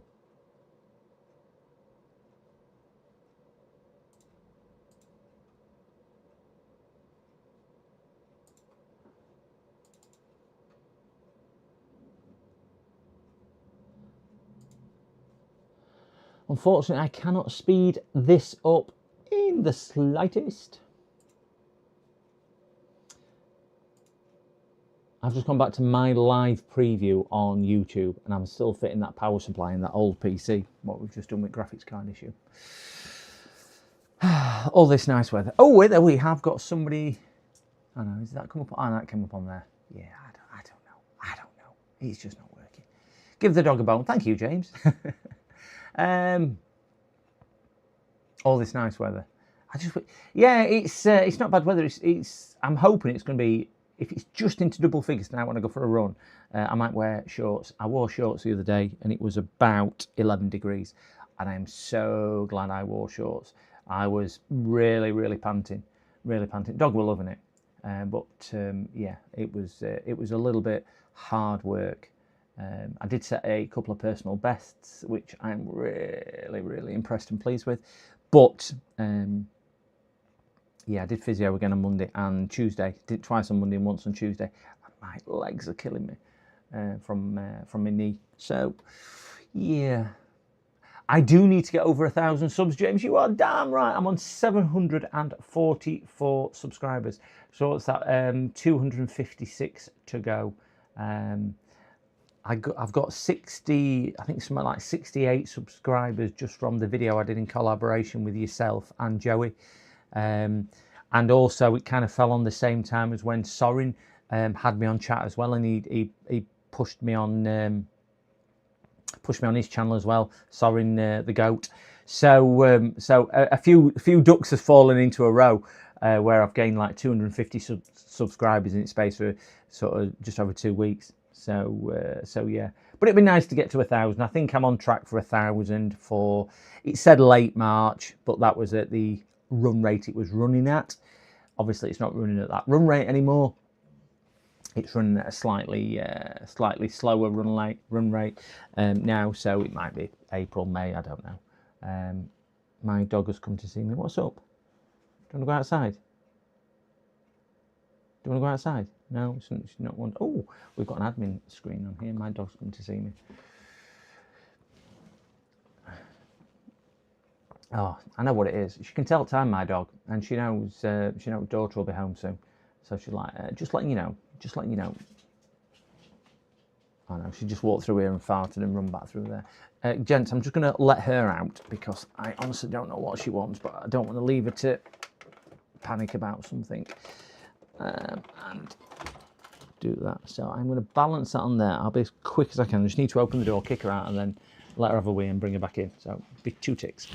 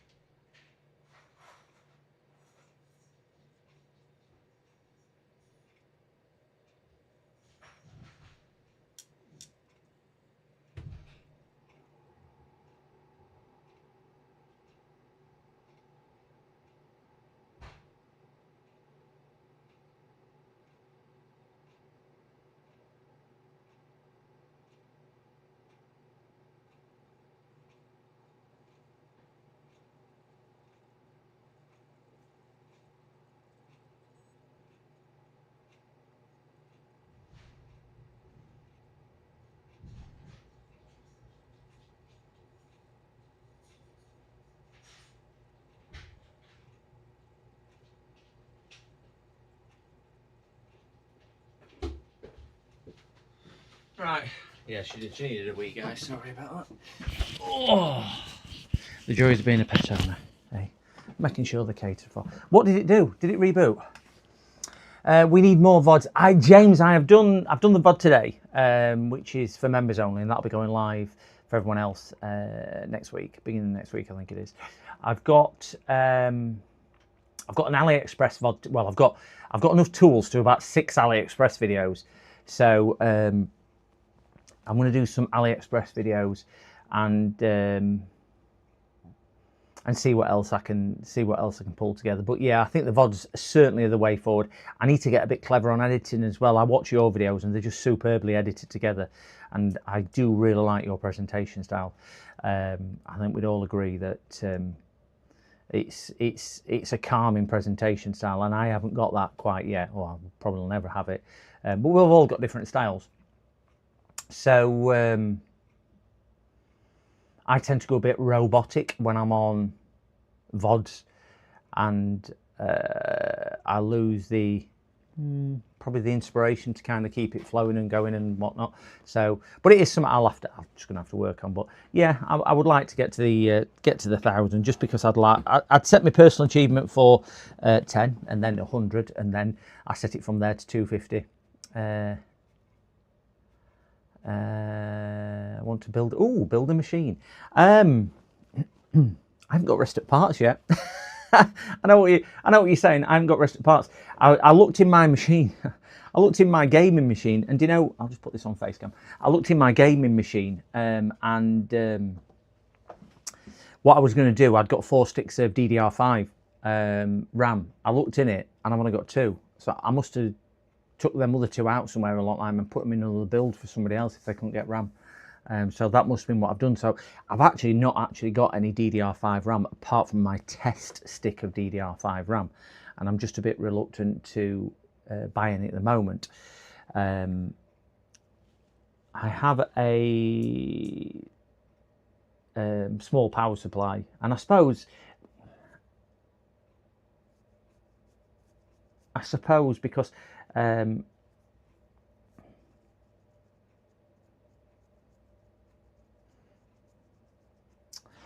yeah, because I want to upgrade the card as well. I want to upgrade the card to maybe something like a 5070 Ti, and put a 5070 Ti in it, the 9800 9850X3D CPU, ideally 32 gigs of DDR5, that motherboard. I've got the cooler, which is probably one of the cheaper things, but I haven't got that. But we can test it if you want. Yes. What day are we thinking? You're thinking Monday again, James? Is that what you're thinking? Or I can come to you if you want. If it's Monday, I could probably come to you. Your call. Your call completely. We can play it by ear. I'm happy to jump in the automobile and drive up to you. Oh, you're in. Ah, right. Okay. We'll tie something up. I'm sure the viewers would love that. Do you guys want to see another collaboration scheme where James and myself are working in the same room and doing some jobs together? Is that something? Bang 1 in chat if that is what you want. 1 in chat for another collab stream with me and James in the same office. 10-10. One. There we go. Well, we've got 2 viewers wanting to watch it anyway, James. So we've got 50% of my audience. I think it works well when me and James are in an office, because what I generally do when he comes here, I sit him in my chair, let him do all the work, and I just sit back passing him things, hitting him on head with and electrocuting myself, if you remember from the last video.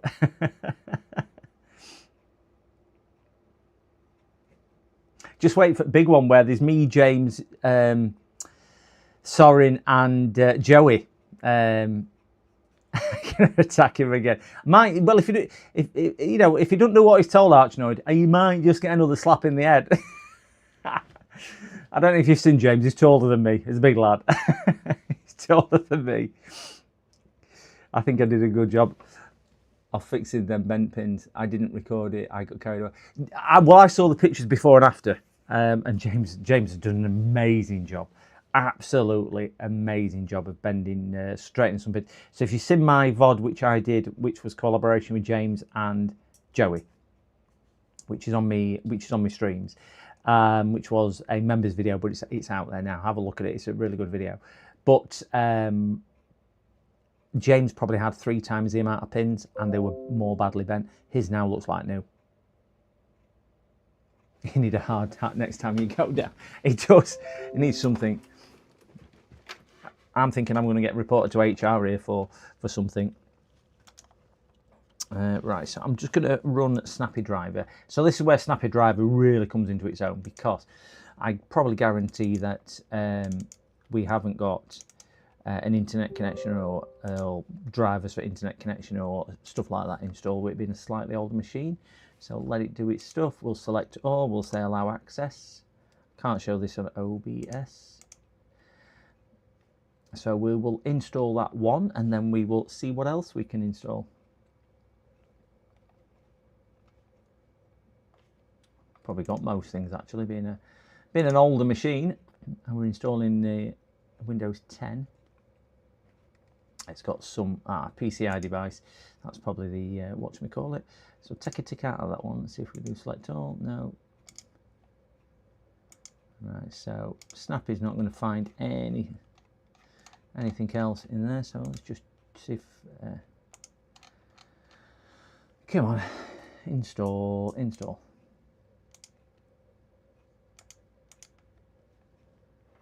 Installing Realtek PCI controller.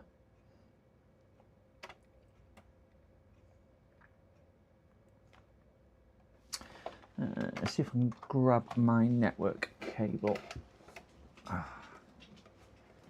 Check on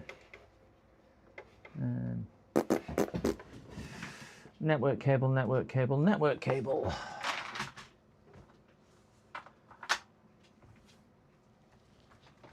Where's me? Oh, that's hot. Where's my long red network cable? That's yellow. Don't need yellow. I need the red one. I've got a really long one. I've got a really big one. There it is. USB adapter on it as well. Installation complete. See if we can get around back of here without damaging anything.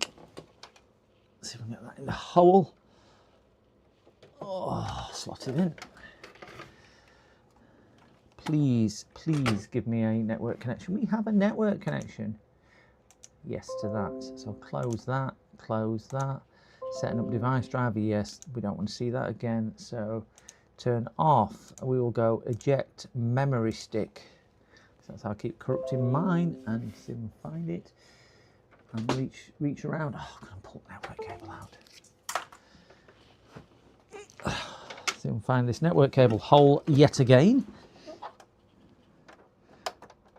I do the same thing on these network cables as I do on the other cables. I used that ISO update, ISO yesterday with all the updates pre-installed. Ah, very nice. I need to. Mine's 23H2, so my Windows 11 one, so it's quite an older one. So I do need to have a look at maybe pulling a later version of Windows 11 anyway. Let me just Windows update, up to date. Yeah, right, you're up to date.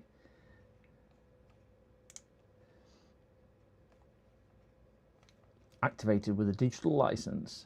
Windows update. Right, let's do that. Your device is missing important security and quality fixes. Yes, it's not got Linux installed. We are improving your security. Now installing Linux. It's probably not got a GPU driver installed. For some reason, Snappy didn't detect much on here, and it's usually really accurate. So yeah, it's Microsoft Basic one which is installed. So we'll just do a quick scan on here and see what this pulls forward. Yeah, just coming back to James's, the ISO on there, I just need to rewrite another one and put my configuration, my unintended script into it. Because the way I do it, I download the ISO, then extract it with, crikey, I can't remember what the program is now, embed it in the thing and then reconvert it to ISO to do. I'm sure there's easier ways to do it, but that's how I do it. So it's a bit of a faff, not major, but it is a bit of a faff. I don't think we appreciate now how easier Windows have made it for installing drivers. Now most of them are kept within Windows.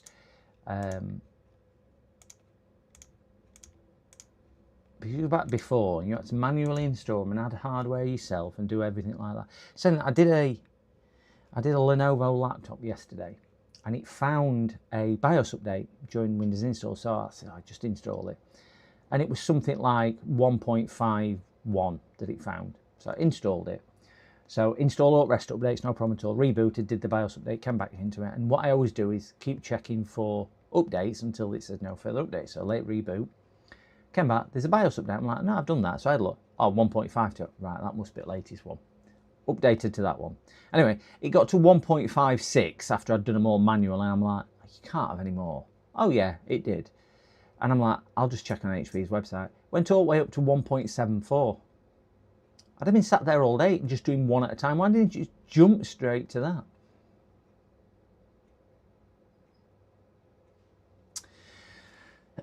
I have other things in it, James, rather than just Ventoy, rather than bypassing certain things.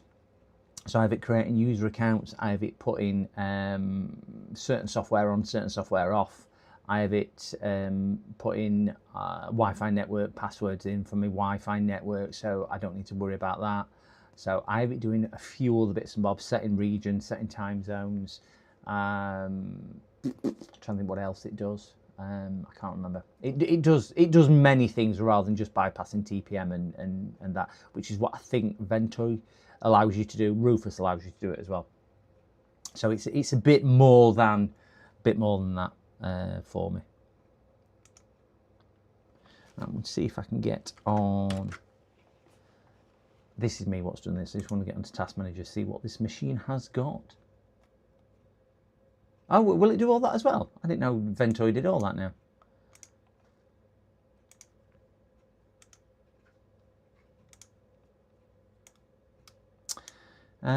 So we have a i3 2nd gen processor. Wow. Once I finish with this, Noah will be happy to have this back on the Ark, I think. So we can count all the animals coming in 2 by 2. Hurrah, hurrah. We have 4 gigabytes of RAM.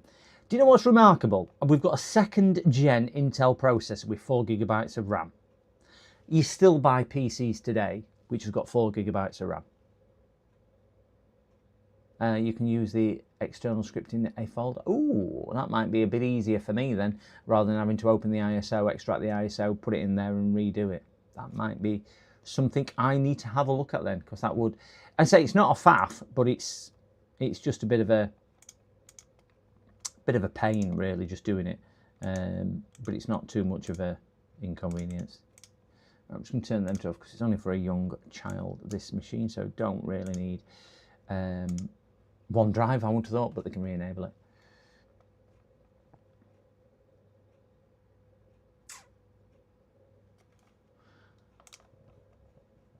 So I think the thing what's going to take time on here is going to be the hard disk, wanting to update everything, which is in the folders.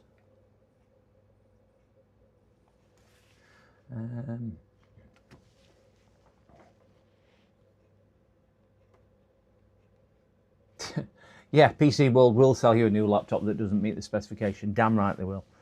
I had one last year. I don't think when it was, probably about August, September time. And he says, "Can you update me to Windows 11?" And I went, "Yeah, no problem. Bring it down." And I went, and he brought it in box and everything. I said, "I've ordered it." He said, "Oh, I've had it about 4 months." And I said, "Where'd you buy it from?" He said, "Oh, Curry's PC World." I said, "Oh, okay, no problem." I said, "Why ain't you got Windows 11 on it already?" He went, "Well, it came with Windows 10." And it Windows 10 Pro, but it came with Windows 10. I think it was a business laptop. So whether it was different for that, because I know you can still specify some under Windows 10. So I said, okay, not a problem at all. But it wouldn't accept Windows 11. It was coming back as failed because the TPM wasn't up to the right version. It wasn't TPM 2 or whatever it was. And I'm like, and it's like, what? Is Arnold here? Arnold, where are you? You need to set your alarm a bit earlier, Arnold. You missed all the BIOS action. And it was proper. Rewind and have a look. T48, I were cooking. I were cooking. It was asleep 3:30. Oh my gosh, no, sorry. That's really early. Yeah, you missed it. I used that little contraption thing you told me to bought them 8x6s. We got the BIOS chip off. I only took the Thunderbolt controller BIOS off until soldering on went, no, that's the wrong one. So we took the right one off, read the BIOS, and managed to back the BIOS up and save that, and then erase the flash and save it back, and it still didn't work. So back off again, back into the little contraption, back onto the T48, that XPR software that you kindly sent me the link to, which I used. Trying to remember your guidance and everything else on there, and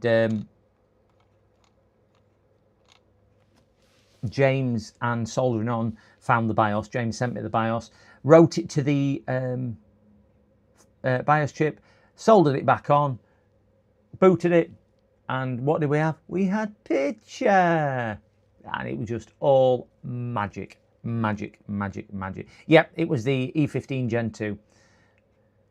I did have JFix and Soldering On were stars. There was a few in chat which was coming up with the suggestions for the different fixes, and then we went down the BIOS route because I can't remember who said it, probably the BIOS. So I went down that route, and then JFix and Soldering On was both helping and assisting with there. So I had some, like always, we've got an amazing community. Yeah, didn't repair the original BIOS. We cheated and put.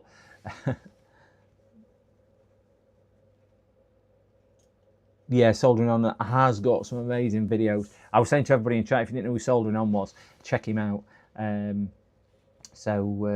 then I can't remember who was saying that you were on with Black Horse one day last week. They were watching you on stream with one of those, doing some bits and bobs. Black Horse repairs. And then we did another one, and actually, it's a desktop we've just done actually with a faulty GPU. And I looked into it, I went, oh, that BIOS is 2022. And I went, just don't tell Arnold because he'll have me updating BIOS.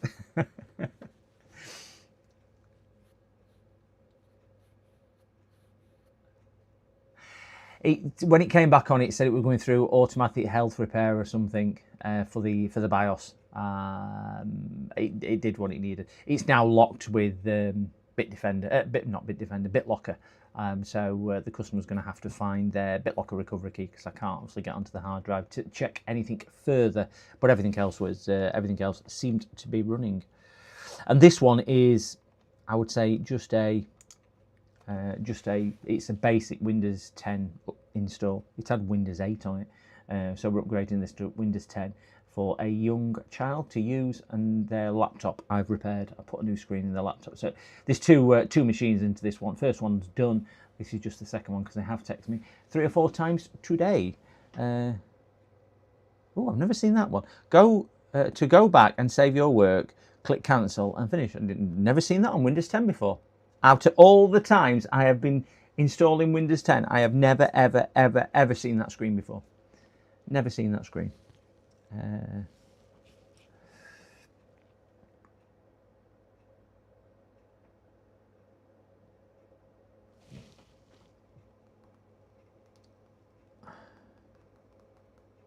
Oops, just responding to I'll give it a go later.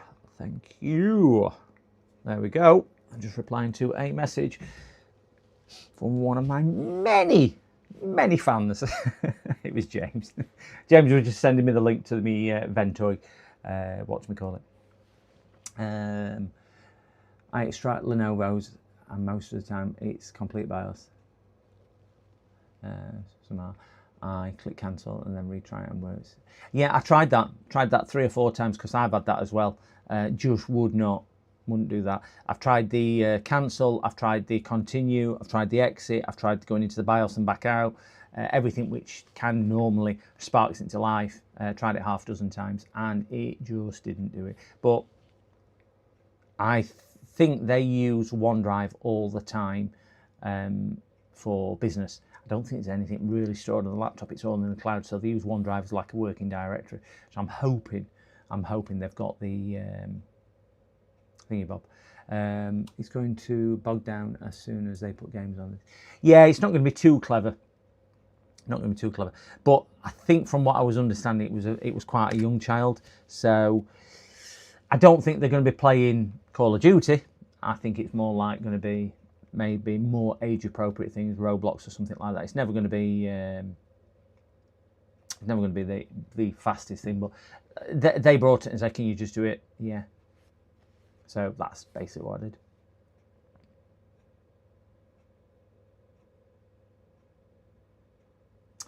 Best to find a used PC with minor work needed. Yeah. Laptops and games is harder. BIOS shows serials. Likely serials is in EC chip, not BIOS. Ah, right, okay. So that's why it programs itself. Ooh, where's my network disappeared to? My network adapter has disappeared from down here. Come on, you little tinker. Come on, you know you want it. You know you want it. Come on, come to daddy. It's thinking. I think this is halfway to do with mechanical drives. You get spoilt when you've been on solid state discs or M2s for such a long time that you get a mechanical disc and it's like, oh, come on. But a lot of people still run mechanical discs.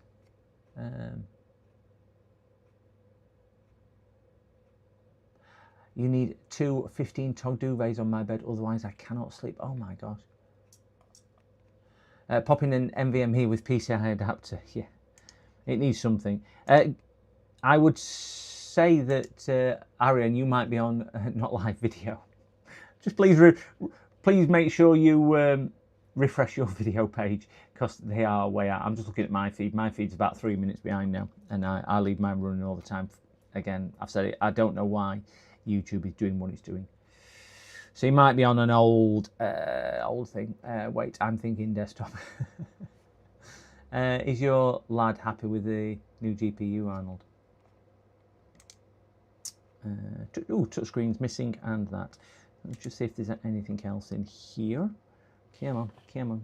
So we've got PCI device, touchscreen, and something else missing. You can see it now grinding to a halt. Yeah. Windows done. Windows update needs attention. Come on. It's just so slow. GPU.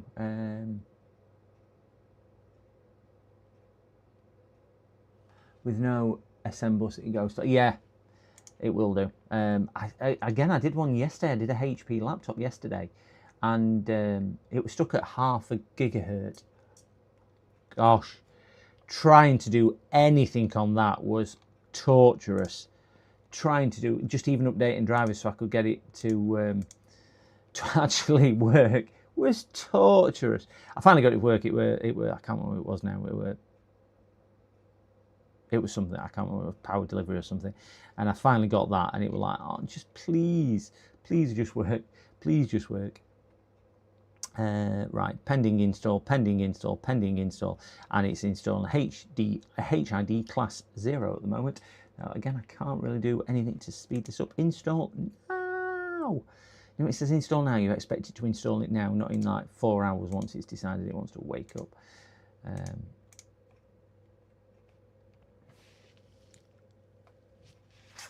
E15 Gen 2 should. Oh, wait. No NVMe in this model. No, it was. Oh no, it did have NVMe. It had an NVMe drive in it, Arnold. Yeah, it were an M2 NVMe, not an M2 SATA, or even B key. It was normal M key, or B&M should I say? It weren't that. It was M. So they already had that. They already had that. I'm going nowhere fast on this. I can't do much for this, and with this having a mechanical drive, it's going to run really, really, really slow. So I think what I'll do, I think I'll leave this to do what it's doing, and probably call it for today. I have got a few more bits on, so I might try and get on tomorrow. Please check out the members stream, the members VOD I've put together, and let me know in the comments of that video if you like what you see, want to see more of it, or if you've got any comments or suggestions for me in that VOD for the members on there. It will be going live to the mass populace next week, so have a look at it then. But graphics cards installed. Rather than sitting on here watching this do an update and all pulling his hair out at Windows 10, I'm going to call the stream for now, because I do pick the daughter up in 4 minutes as well, so I need to grab the car and go for her. So thank you very much for joining me today. It's always a pleasure that you let me inside your lives for 5 hours, as it'll be now. Have a super day. Have a good weekend. Have a good good week if I don't catch you beforehand.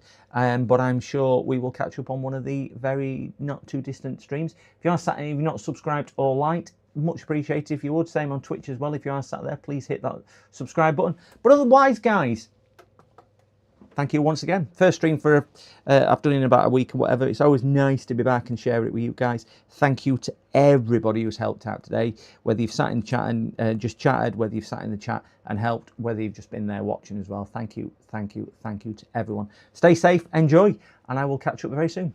See you later, guys. Bye bye.